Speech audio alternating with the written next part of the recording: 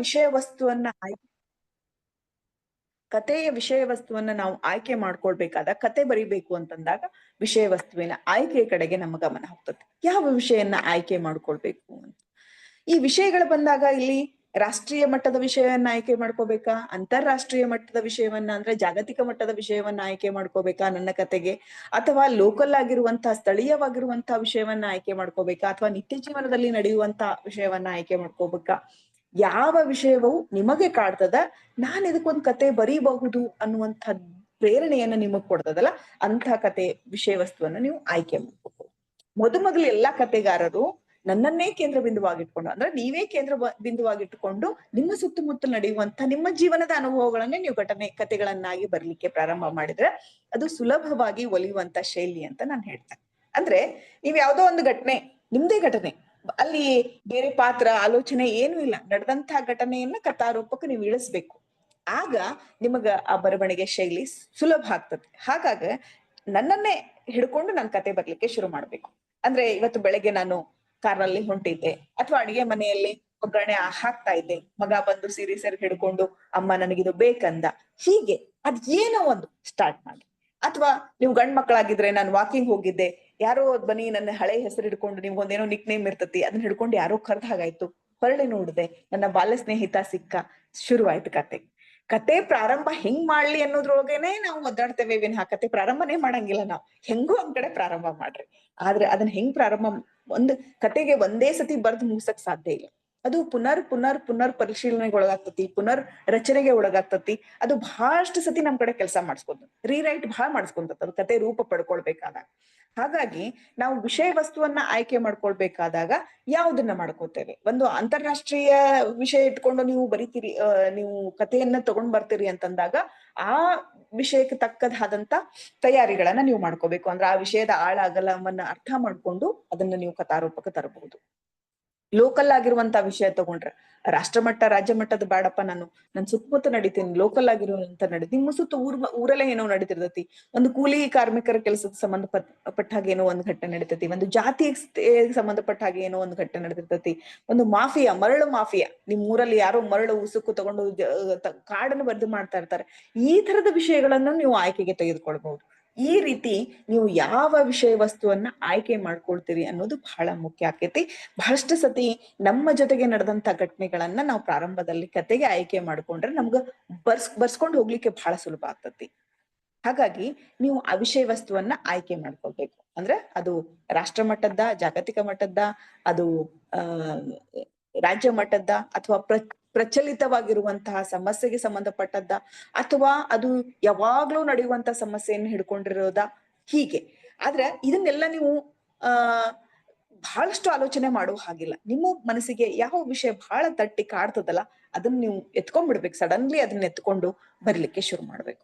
ಆ ಬರವಣಿಗೆ ಒಳಗ ನಾನು ಹೇಳಿದ್ದಲ್ಲ, ನೀವು ಎಲ್ಲಿಂದ ಶುರು ಮಾಡ್ತೀರಿ, ಹೇಗ್ ಶುರು ಮಾಡ್ಬೇಕು, ಹೇಗೋ ಒಂದ್ ಪ್ರಾರಂಭ ಮಾಡ್ರಿ. ಪ್ರಾರಂಭ ಮಾಡಿದ್ಮೇಲೆ ಕತೆ ತನ್ನಂತಾನ್ ಬರ್ಸ್ಕೊಂಡ್ ಹೋಗ್ತದೆ.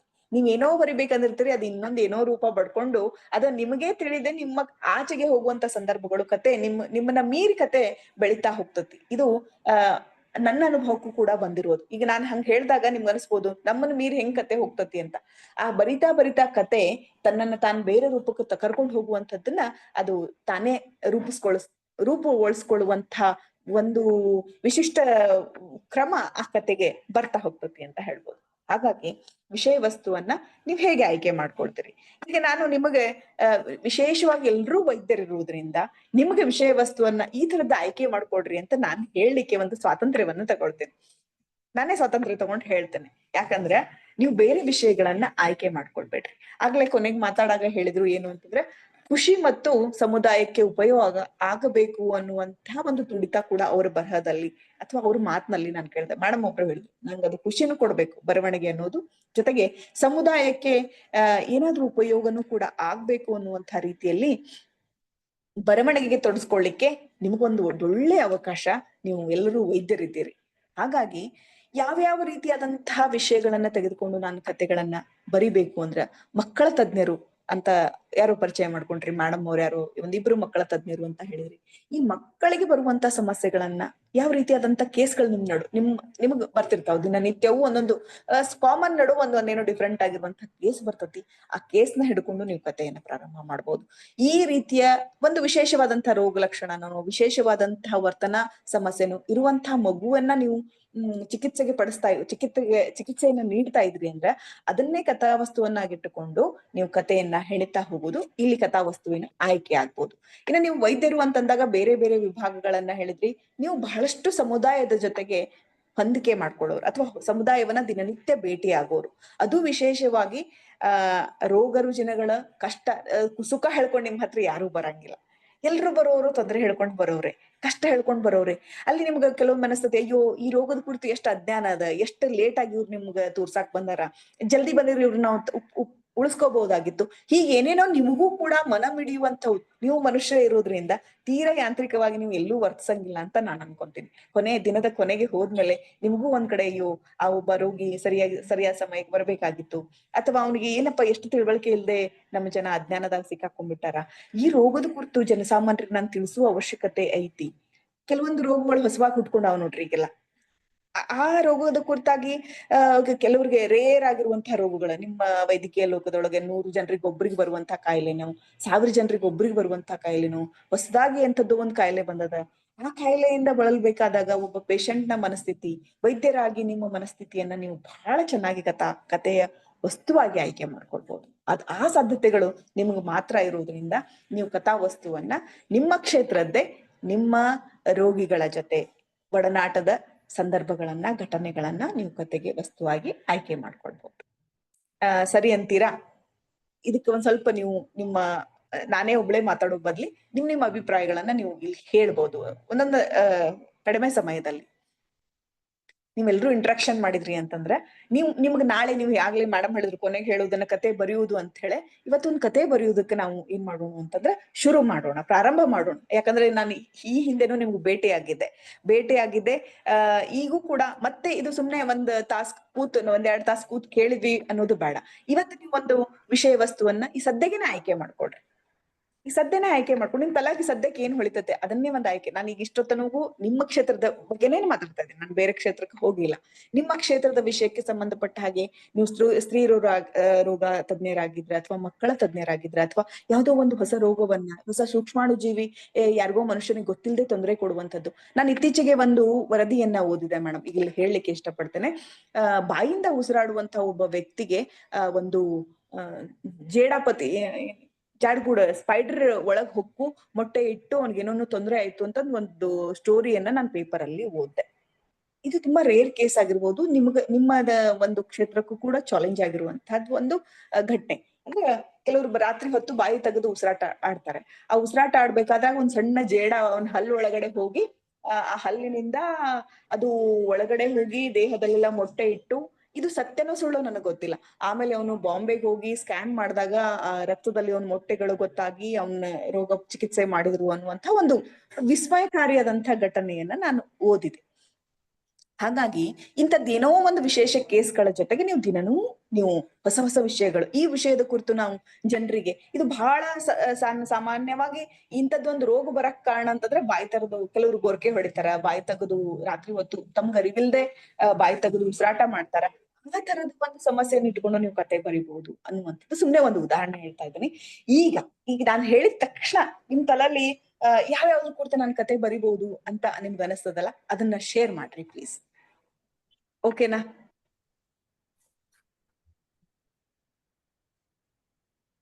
ಮೇಡಮ್ ಮಾಡ್ತೀರಾ? ಇವಾಗ ಮಾತಾಡ್ಬೇಕ ಅವ್ರು ಎಲ್ರು? ಹೌದ್ರಿ ಮೇಡಮ್. ಅಂದ್ರೆ ಅವ್ರಿಗೆ ಈಗ ಒಂದ್ ಕತೆ ವಿಷಯ ವಸ್ತುವನ್ನ ಆಯ್ಕೆ ಮಾಡ್ಕೊಂಡ್ ಬಿಡ್ಲಿ. ಅವರು ನಾಳೆ ಒಂದ್ ವಾರ ಪೂರ ಅವ್ರು ಬರ್ದ್ ಹಾಕ್ತಾರೆ, ಕತೆಗಳನ್ನ ಬರ್ಲಿಕ್ಕೆ ಶುರು ಮಾಡ್ತಾರೆ. ಈಗ ಅವ್ರು ಯೋಚನೆ ಮಾಡಿದ್ರೆ ಸಾಕಲ್ಲ, ಹೇಳ್ಬೇಕಾ ಏನ್ ಟಾಪಿಕ್ ಹೇಳಿದ್ರೆ ಅವ್ರಿಗೂ ಒಂದ್ ಇದು ಬರುತ್ತೆ ಅಂತ ಅಷ್ಟೇ. ಅಲ್ಲ 23 ಜನ ಮಾತಾಡ್ಬೇಕೀಗ. ಅದಕ್ಕೆ ಸಮಯ ಕಡಿಮೆ ತಗೊಳ್ರಿ ಸರ್, ಪಟಾಪಟ್ ಅಂತ ಮಾತಾಡ್ಬಿಡ್ರಿ. ಡಾಕ್ಟರ್ ಪದ್ಮಾ ಪ್ರಕಾಶ್ ಮಾತಾಡೋದು. ಮೇಡಮ್, ಹೇಳಿ. ಒಂದು 12 ಇಯರ್ಸ್ ಮೊದಲು 1.8 kgs ಒಂದು ಚೈಲ್ಡ್ ಟ್ರೀಟ್ ಮಾಡಿದ್ವಿ ನಮ್ ಟೀಮ್ ಆಫ್ ಡಾಕ್ಟರ್ಸ್ ಕೊಲಂಬೇಶ ಹೆಬ್ಬಾಳಲ್ಲಿ. ಸೊ ಈಗ ಅವ್ರ ತಾಯಿಯವರು ಒಂದು ಸ್ಕೂಲ್ ಓಪನ್ ಮಾಡಿದ್ದಾರೆ ದೊಡ್ಡಬಳ್ಳಾಪುರದಲ್ಲಿ. ಸೊ ನನ್ನನ್ನ ಅದಕ್ಕೆ ಆನ್ಯುವಲ್ ಡೇಗೆ ಚೀಫ್ ಗೆಸ್ಟ್ ಕರೆದಿದ್ರು. ಸೊ ಆ ಮಗು ಬಂದು ಅಂದ್ರೆ ಜೊತೆ ಇಂಟ್ರಾಕ್ಷನ್ ಆಯ್ತು. ಮಧ್ಯದಲ್ಲಿ ನಾನು ಕಮ್ಯುನಿಕೇಶನ್ ಇದೆ. ಬಟ್ ಸಮಯದಲ್ಲಿ ತಾಯಿ ಮಗು ವೆಂಟಿಲೇಟ್ ಆದಾಗ ತಾಯಿಗಿದ್ದಂತಹ ಅನುಭವಗಳು ಅಥವಾ ಅವ್ರಿಗೆ ಇದ್ದಿದ್ದಂತಹ ಟೆನ್ಷನ್ಸ್ ಏನೇನಿತ್ತು ಅದನ್ನೆಲ್ಲ ಎಕ್ಸ್ಪ್ರೆಸ್ ಮಾಡಿ ಪಕ್ಕದವ್ರಿಗೆ ಹೇಳ್ತಾ ಇದ್ರು, ಈ ತರ ನಮ್ಮ ಮಗುನ್ ಸೇವೆ ಮಾಡಿದ್ರು ಟೀಮ್ ಆಫ್ ಡಾಕ್ಟರ್ಸ್ ಅಂತ. ಸೊ ಐ ಥಿಂಕ್ ಅದನ್ನ ನಾನು ಬರೆಯಕ್ಕೆ ಇಷ್ಟಪಡ್ತೀನಿ. ಯಾಕಂದ್ರೆ ಆ ತಂದೆ ತಾಯಿಗೆ ಏನು ತುಮುಲ ಇತ್ತು, ಮತ್ತೆ ಅದರಿಂದ ಹೊರಗಡೆ ಹೇಗ್ ಬಂದ್ರು, ಮತ್ತೆ ನಮ್ಮನ್ನ ಕರ್ಕೊಂಡು ಹೋಗಿ ಒಂಥರ ಹೇಳ್ದಾಗ ಈ ತರ ತುಂಬಾ ಡಾಕ್ಟರ್ಸ್ ಅನುಭವ ಆಗಿರುತ್ತೆ. ಬಟ್ ನನಗೆ ಸಡನ್ ಆಗಿ ಫ್ಲಾಶ್ ಆಗಿದ್ದು, ನೀವು ರೋಗಿ ಬಗ್ಗೆ ಬರೀರಿ ಅಂತ ಅಂದಾಗ it was a challenging case and we could get out of it, ಅಂದ್ರೆ ಚೆನ್ನಾಗಿ ಸೇವ್ ಮಾಡಿ ಕಳ್ಸಿದ್ದಕ್ಕೆ. ಸೊ ಐ ಥಿಂಕ್ ಇದ್ರ ಬಗ್ಗೆ ಅಂತೂ ಖಂಡಿತ ಬರೆಯೋಣ ಅಂತ ಡಿಸೈಡ್ ಮಾಡಿದ್ದೀನಿ. ಈ ವೀಕ್ ಪದ್ಮಾ ಅವರು ಅವರ ಅನುಭವವನ್ನ ನೀವು ಬರ್ದ್ಬಿಡ್ರಿ, ಅದನ್ನೇ ಬರೀರಿ. ಆಮೇಲೆ ಅದು ಕತೆಗೆ ನಾವು ಮುಂದೆ ಇನ್ನೊಂದು ಗೂಗಲ್ ಮೀಟ್ ಅಲ್ಲಿ ಡೆಫಿನೆಟ್ಲಿ ಇದನ್ನ ಕಂಟಿನ್ಯೂ ಮಾಡೋಣ. Thank you. Yes ma'am. Next ಬೇಗ ಹೇಳ್ರಿ ಬೇಗ ಹೇಳಿ ಮೇಡಮ್, ನೀವ್ ಹೇಳ್ರಿ. ಯಾರು? ನಾನ್ ಮತ್ತೆ ಹೇಳ್ತಿಲ್ಲ ಅಷ್ಟಿಗೆ. ಉಮಾ ಮೇಡಮ್. ಸರ್ ನಮಸ್ತೆ. ಉಮಾ ಮೇಡಮ್ ಹೇಳಿ. ಯಾರು ರೆಡಿ ಇದ್ದೀರಾ ಹೇಳ್ಬಿಡಿ. ಹಾ ಹೇಳಿ ಮೇಡಮ್. ಮೇಡಮ್ ನಾ ಹೇಳ್ತೀನಿ. ಹೇಳಿ. ಹಲೋ ಹೇಳಿ ಯಾರು? ಮೇಡಮ್ ನಾ ಸುರೇಶ್ ಮಾತಾಡೋದು. ಹೇಳಿ, ಬೇಗ ಹೇಳಿ ಸರ್. ಈಗ ಈಗ ಇತ್ತೀಚೆಗೆ ಒಬ್ರು ಓಲ್ಡ್ ಏಜ್ ಬಂದ್ರು, ದೊಡ್ಡ ಸ್ಟೋನ್ ಅಂತ ಹೇಳಿ, ಅಂದ್ರೆ ಸ್ಟ್ಯಾಗಾನ್ ಸ್ಟೋನ್ ಅಂತ ಹೇಳಿ. ಇಷ್ಟು ವರ್ಷ ಆಯ್ತು, ಯಾರು ಏನೋ ಅವನಿಗೆ ಗೊತ್ತೇನೇ ಇಲ್ಲ. ಸೊ ಇಮಿಡಿಯೇಟ್ ಆಗಿ ನಾವು ಹೇಳಿದಾಗ ಅದು ಅವನಿಗೆ ಆಶ್ಚರ್ಯ, ಹೇಗೆ ಈ ತರ ಒಂದು ಸ್ಟೋನ್ ಬಂದಂತೇಳಿ. ಸೊ ಅದ್ರ ಕುರಿತಾಗಿ ವೈದ್ಯರ ಸಲಹೆ ಬಿಟ್ಟು ಅವ 1 ವರ್ಷ ಮತ್ತೆ ವಾಪಸ್ ಹೋದ ಅದನ್ನ ಚಿಕಿತ್ಸೆ ತಗೊಳ್ಳಿಕ್ಕೆ. ಅಂದ್ರೆ ಅವನಿಗೆ ಗೊತ್ತೇ ಇಲ್ಲ. ಸೊ ಅವನಲ್ಲಿ ಎಷ್ಟು ಮಾನಸಿಕ ಸಮಸ್ಯೆಗಳು ಉಂಟಾದವು, ಮತ್ತು ಎಲ್ಲೆಲ್ಲಿ ಹೋಗ್ಬೇಕನ್ನೋದು ಹೋಗಿ ಮತ್ತೆ 1 ವರ್ಷ ಅಂತ ಮತ್ತೆ ನಮ್ಮ ಹತ್ರನೇ ಬಂದ ವಾಪಸ್. ಸೊ ಆ ಒಂದು ಮಾನಸಿಕ ಘಟನೆಗಳನ್ನು ಮತ್ತು ಆತ ಯಾವ ಒಂದು ಆಶ್ಚರ್ಯ ಒಂದು ಘಟನೆ ಆಯ್ತು ಅದನ್ನು ಕೂಡ ನಾವು ಬರ್ಲಿಕ್ಕೆ ಒಂದು ಇಂಟ್ರೆಸ್ಟ್ ಆದಂತ ಒಂದು ಸಾರಾಂಶ ಅಂತ ಹೇಳ್ತೀನಿ ಇವತ್ತಿನ ದಿನ. ಎಸ್ ಸರ್, ನೀವು ಅದನ್ನೇ ಆಯ್ಕೆ ಮಾಡ್ಕೊಡ್ರಿ, ಪ್ರಾರಂಭ ಮಾಡ್ರಿ ಕತೆ ಬರ್ಲಿಕ್ಕೆ. ಅದನ್ನ ಬರ್ದ್ ಬಿಡ್ರಿ, ಒಂದ್ ಕಡೆ ನೋಟ್ ಮಾಡ್ಬಿಡ್ರಿ. ಆಮೇಲೆ ನಿಮ್ಗೆ ಅದ್ ಮರ್ತ್ ಹೋಗ್ಬಿಡ್ಬೇಕು. ಮತ್ತೆ ನೀವು ಬೇರೆ ಮತ್ತೇನಾದ್ರು ಆಯ್ಕೆ ಮಾಡ್ಕೋಬೇಕು ಅನ್ನೋದು ಬೇಡ. ಇವತ್ತೇನ್ ಹೇಳ್ತಾ ಇದ್ರಿ ಅದೇ ನಿಮ್ ಕತೆ ಮೂಲ ಬೀಜ ಅಂತ ಅನ್ಕೊಡ್ರಿ. ಶುರು ಮಾಡೋಣ. ನೆಕ್ಸ್ಟ್ ಸೌಮ್ಯ ಮೇಡಮ್. ಮೇಡಮ್, ಈಗ ತಾವು ಹೇಳ್ದಂಗೆ ಒಬ್ಬ ರೋಗಿ ನಮ್ ಚೇಂಬರ್ ಒಳಗೆ ಬರ್ತಾ ಇದ್ರೆ ಒಬ್ಬ ರೋಗಿ ಅಷ್ಟೇ ಬರ್ತಾ ಇಲ್ಲ, ಒಂದು ಕತೆ ನಮ್ಮೆಡೆಗೆ ಬರ್ತಾ ಇದೆ ಅಂತ ನನ್ಗೆ ಅನಿಸ್ತು ತಮ್ಮ ಮಾತಿನ ಇದ್ರಿಂದ. ಸೊ ನಮ್ಗೆ ಪ್ರತಿದಿನ ನಾವ್ ಎಷ್ಟೊಂದು ರೋಗಿಗಳನ್ನ ಭೇಟಿ ಮಾಡ್ತೀವಿ, ಅಷ್ಟೊಂದು ಹೊಸ ಕಥೆಯ ವಿಷಯಗಳನ್ನ ನಾವು ಅದ್ ಪಡ್ಕೋಬಹುದು ಅದ್ರಿಂದ. ಸೊ ನನ್ಗೆ ಅದ್ರಲ್ಲಿ ನಾನು ನೇತ್ರತಜ್ಞ ಆಗಿರೋದ್ರಿಂದ ಇತ್ತೀಚೆಗೆ ನಡೆದಂತ ಒಂದು ಘಟನೆ ನೆನಪಾಯ್ತು ಸಡನ್ ಆಗಿ. ಏನಂತಂದ್ರೆ, ಒಬ್ಬ ವೃದ್ಧ ಮಹಿಳೆ, ಕಣ್ ಕಾಣಿಸ್ತಾ ಇಲ್ಲ, ಅವ್ರ ಮಕ್ಕಳು ತುಂಬಾ ರಿಚ್ ಇದಾರೆ, ಆದ್ರೂ ಕೂಡ ಅವ್ರಿಗೆ ಚಿಕಿತ್ಸೆ ಕೊಡ್ಸಕ್ಕೆ ಅವ್ರಿಗೆ ಹೇಗೂ ವಯಸ್ಸಾಯ್ತಲ್ಲ, ಇನ್ ಎಷ್ಟ್ ದಿನ ಇರ್ತಾರೆ, ಆಪರೇಷನ್ ಯಾಕೆ ಮಾಡ್ಸೋದು ಅಂತ ಅವ್ರು ಯಾವ್ದಕ್ಕೂ ಕೂಡ ರೆಡಿ ಇರ್ಲಿಲ್ಲ. ಅಂದ್ರೆ ಎಷ್ಟು ತಾವು ಶ್ರೀಮಂತರು ಇದ್ರು ಕೂಡ ವೃದ್ಧ ತಾಯಿಯ ಬಗ್ಗೆ ಅವ್ರು ಎಷ್ಟು ನಿಷ್ಕಾಳಜಿ ಮಾಡ್ತಾ ಇದ್ರು, ಅದು ತುಂಬಾ ಫೀಲ್ ಆಗ್ತಾ ಇತ್ತು. ಬಹುಶಃ ಅದನ್ನ ಒಂದು ಕಥೆಯ ರೂಪಕ್ಕೆ ಇಳಿಸಿದ್ರೆ ಇದು ಚೆನ್ನಾಗಿ ಬರ್ಬೋದೇನೋ ಅಂತ ನನ್ಗೆ ಅನಿಸ್ತಾ ಇದೆ. ನಿಮ್ಮ ಕಥೆಯೊಳಗೆ ಒಂದಷ್ಟು ಆಯಾಮಗಳನ್ನ ಹೇಳ್ತೇನೆ. ನಿಮ್ದು ಅದು ಕಣ್ಣಿನ ಸಮಸ್ಯೆ ಕುರಿತಾಗಿ ನೀವ್ ಹೇಳಿದ್ರೆ, ಇವತ್ತು ವೃದ್ಧರನ್ನ ನಾವ್ ಹೇಗ್ ನೋಡ್ಕೋತಾ ಇದೀವಿ ಅನ್ನುವಂತ ಸಾಮಾಜಿಕ ಕಳಕಳಿನೂ ಬಂತು, ಆರೋಗ್ಯದ ಕಳಕಳಿನೂ ಬಂತು. ಅಂದ್ರೆ ಒಂದು ವಿಷಯ ನಾವು ಎತ್ಕೊಂಡಾಗ ಅದು ತನಗೇ ಗೊತ್ತಿಲ್ಲದೆ ಬೇರೆ ಬೇರೆ ಆಯಾಮಗಳನ್ನ ಅದು ತಾನಾಗೆ ಹುಡುಕೊಳ್ಳುತ್ತೆ. ಸೊ ಹಾಗಾಗಿ ನೀವು ಆಯ್ಕೆಯನ್ನು ಮಾಡಿಕೊಡ್ರಿ. ಒಳ್ಳೇದು, ಶುರು ಮಾಡ್ರಿ. ಅದ್ ಹೆಂಗ್ ಮಾಡ್ತಿರೋ ಮಾಡ್ರಿ, ಅದೇ ಕಥೆಯನ್ನ ನೀವು ಶುರು ಮಾಡ್ರಿ. ಆಮೇಲೆ ಅದು ಬರವಣಿಗೆ ರೂಪ ಪಡ್ಕೊಂಡಾಗ ತಾನ್ ಕತೆ ರೂಪಕ್ಕೆ ಅದು ಬರ್ತದೆ. ತಮ್ಮ ಸಜೆಷನ್ಗೆ ತುಂಬಾ ಧನ್ಯವಾದಗಳು madam. Thank you. Uma madam. ಇನ್ನೂ ವಿಚಾರ ಮಾಡ್ಬೇಕು ಮೇಡಮ್, ಇನ್ನು ಹೊಳಿತಾ ಇಲ್ಲ ಸದ್ಯಕ್ಕೆ. ದಿವ್ಯಾ ಮೇಡಮ್. ನಮ್ ಡಿಪಾರ್ಟ್ಮೆಂಟ್ ಅಲ್ಲಿ ಒಬ್ರು ಟೆಕ್ನಿಷಿಯನ್ ಇದ್ರು, ಅವ್ರಿಗೆ ಕ್ಯಾನ್ಸರ್ ಬಂತು. ತುಂಬಾ ಅದನ್ನ ನಾವೇ ಅವ್ರಿಗೆ ಸಮಾಧಾನ ಮಾಡಕ್ ಹೋದ್ರೆ ಅವ್ರು ನಮಗ್ ಸಮಾಧಾನ ಮಾಡ್ತಿದ್ರು, ಅಷ್ಟು ಧೈರ್ಯವಾಗಿ ಅದನ್ನ ಎದುರಿಸಿದ್ರು. ಮೇ ಬಿ ಅದೊಂದು ಒಳ್ಳೆ ಕಥಾವಸ್ತು ಆಗ್ಬೋದು ಅಂತ ನಾನು ಅನ್ಕೊಂಡೆ.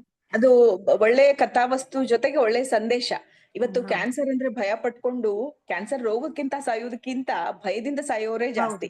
ಆದ್ರೆ ಆಯುಷ್ಯಕ್ಕಿಂತ ಅಂದ್ರೆ ಅದು 20% ಇದ್ರೆ ನಾವು 40% ಭಯದಿಂದ ಸಾಯೋರೇ ಜಾಸ್ತಿ ಇರೋದ್ರಿಂದ ಅದನ್ನ ನೀವು ಕೊಟ್ರೆ ಸಮಾಜಕ್ಕೊಂದು ಒಳ್ಳೆ ಸಂದೇಶ.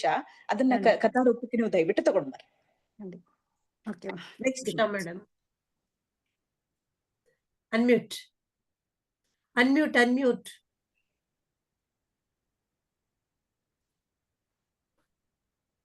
ಕುಬ್ಸತ್ ಸರ್ ಇದ್ರು, ಗಡ್ಡೆ ಸರ್ ಇದ್ರು, ಕೇಳೋಣ ರಾಯಚೂರಿಂದ ಸರ್ ಇದ್ರು, ಅನ್ಮ್ಯೂಟ್ ಆಗ್ತಿಲ್ಲ. ಪಾಟೀಲ್ ಸರ್ ರಾಯಚೂರಿಂದ, ರಾಯಚೂರಲ್ಲ ಮೇಡಮ್, ಅವ್ರು ಬಳ್ಳಾರಿ ಅವರು. ಅರವಿಂದ್ ಪಟೇಲ್ ಸರ್. ಹೌದು, ಕೇಳಿಸ್ತಾ ಇದ್ಯಾ? ಹಾ ಕೇಳಿಸ್ತಿದೆ. ಬಳ್ಳಾರಿ ಬಾಳ ಇಲ್ಲಿ ಮಾತಾಡಿ ವಿಷಯ ಮೇಡಮ್. ಮೇಡಮ್, ಈಗ ನಮ್ಮ ವೈದ್ಯಕೀಯ ವಿಚಾರಕ್ಕೆ ಸಂಬಂಧಪಟ್ಟಂಗೆ ನನ್ಗೇನು ಸದ್ಯಕ್ಕೆ ಅರ್ಜೆಂಟಿಗೆ ಹೊಳ್ದಿಲ್ಲ. ಬಟ್ ಮನೇಲಿ ಇತ್ತೀಚೆಗೆ ಒಂದ್ ಘಟನೆ ಆಯ್ತು. ಅದೆಂತ ಅಂದ್ರೆ, ನಮ್ಮ ಹೋಮ್ ಮೇಡ್ ಸರ್ವೆಂಟ್ ಒಂದು 3-4 ಡೇಸ್ ಬಂದಿರ್ಲಿಲ್ಲ. ಅವಳಿಗೆ ಮೇಲೆ ಮೇಲೆ ಫೋನ್ ಹಚ್ಚಿದ್ವಿ, ರಿಸೀವ್ ಮಾಡ್ಲಿಲ್ಲ. ಮತ್ತೆ ಬಂದ ದಿನ ನನ್ಗೆ ಸಿಟ್ಟು ನೆತ್ತಿಗೇರಿತ್ತು. ಸ್ವಲ್ಪ ಜೋರಾಗಿ ಮಾತಾಡಿದ್ದೆ ನಾನು. ಆಮೇಲೆ ಆವತ್ತು ನನ್ಗೆ ಸ್ವಲ್ಪ ಬ್ಯಾಕ್ ಏಕ್ ಇತ್ತು, ಹಾಗಾಗಿ ನನ್ಗೆ ಹೆಚ್ಚಿಗೆ ಮಾಡಕ್ ಆಗ್ಲಿಲ್ಲ ಅನ್ನೋದನ್ನ ನಾನ್ ಜಾಸ್ತಿ ಎಕ್ಸ್ಪ್ರೆಸ್ ಮಾಡಿದೆ. ಮತ್ತೆ ಅವಳ ಪಾಪ ಬಿಡಿ ನಾ ಮಾಡ್ತೀನಿ, ಹೆಲ್ಪ್ ಮಾಡ್ತೀನಿ ಅಂತ ಅಂದ್ಲು. ಮತ್ತೆ ಎಲ್ಲ ಸ್ವಲ್ಪ ತಣ್ಣಗಾದ್ಮೇಲೆ ಅವಳನ್ನ ನಿಧಾನಕ್ಕೆ ಕೇಳಿದೆ ನಾನು, ಯಾಕೆ ಬರ್ಲಿಲ್ಲ, 4-5 ದಿನ ಫೋನ್ ಕೂಡ ತೆಗಿಲಿಲ್ಲ. ಮತ್ತೆ ಅವಳ ಪಾಪ ಮೆಲ್ಲಕ್ಕೆ ಹೇಳಿದ್ಲು, ಮೇಡಮ್ ನಾನ್ ಮನೆಯಲ್ಲಿ ಬಟ್ಟೆ ತೆಗಿಬೇಕಾಗಿತ್ತು, 2 months ಪ್ರೆಗ್ನೆಂಟ್ ಇದ್ದೆ. ಅದು ನಮ್ಗೆ ಹೇಳಿರ್ಲಿಲ್ಲ ಅವಳು, ಮುಂಚೆ ವಿಚಾರ ನನಗೆ ಗೊತ್ತಿರ್ಲಿಲ್ಲ. ಅವ್ರ ಮನೇಲಿ ಕೂಡ ಬಟ್ಟೆ ತೆಗಿಲಿಕ್ಕೆ ಏನೋ ಮೆಟ್ಲತ್ತಿ ಹೋಗುವಾಗ ಮೆಟ್ಲು ಜಾರಿ ಬಿದ್ದು ಕೆಳಗ್ ಬಿದ್ದು ಅಬಾರ್ಷನ್ ಆಗಿ she has come back in 4-5 days. This was her story. Then I felt little bit there ಎಷ್ಟೊಂದು ಅನಿವಾರ್ಯತೆ ಇದೆ ಅವ್ರಿಗೆ. In spite of their health problems, they are ready to work and she has resume to work very fast.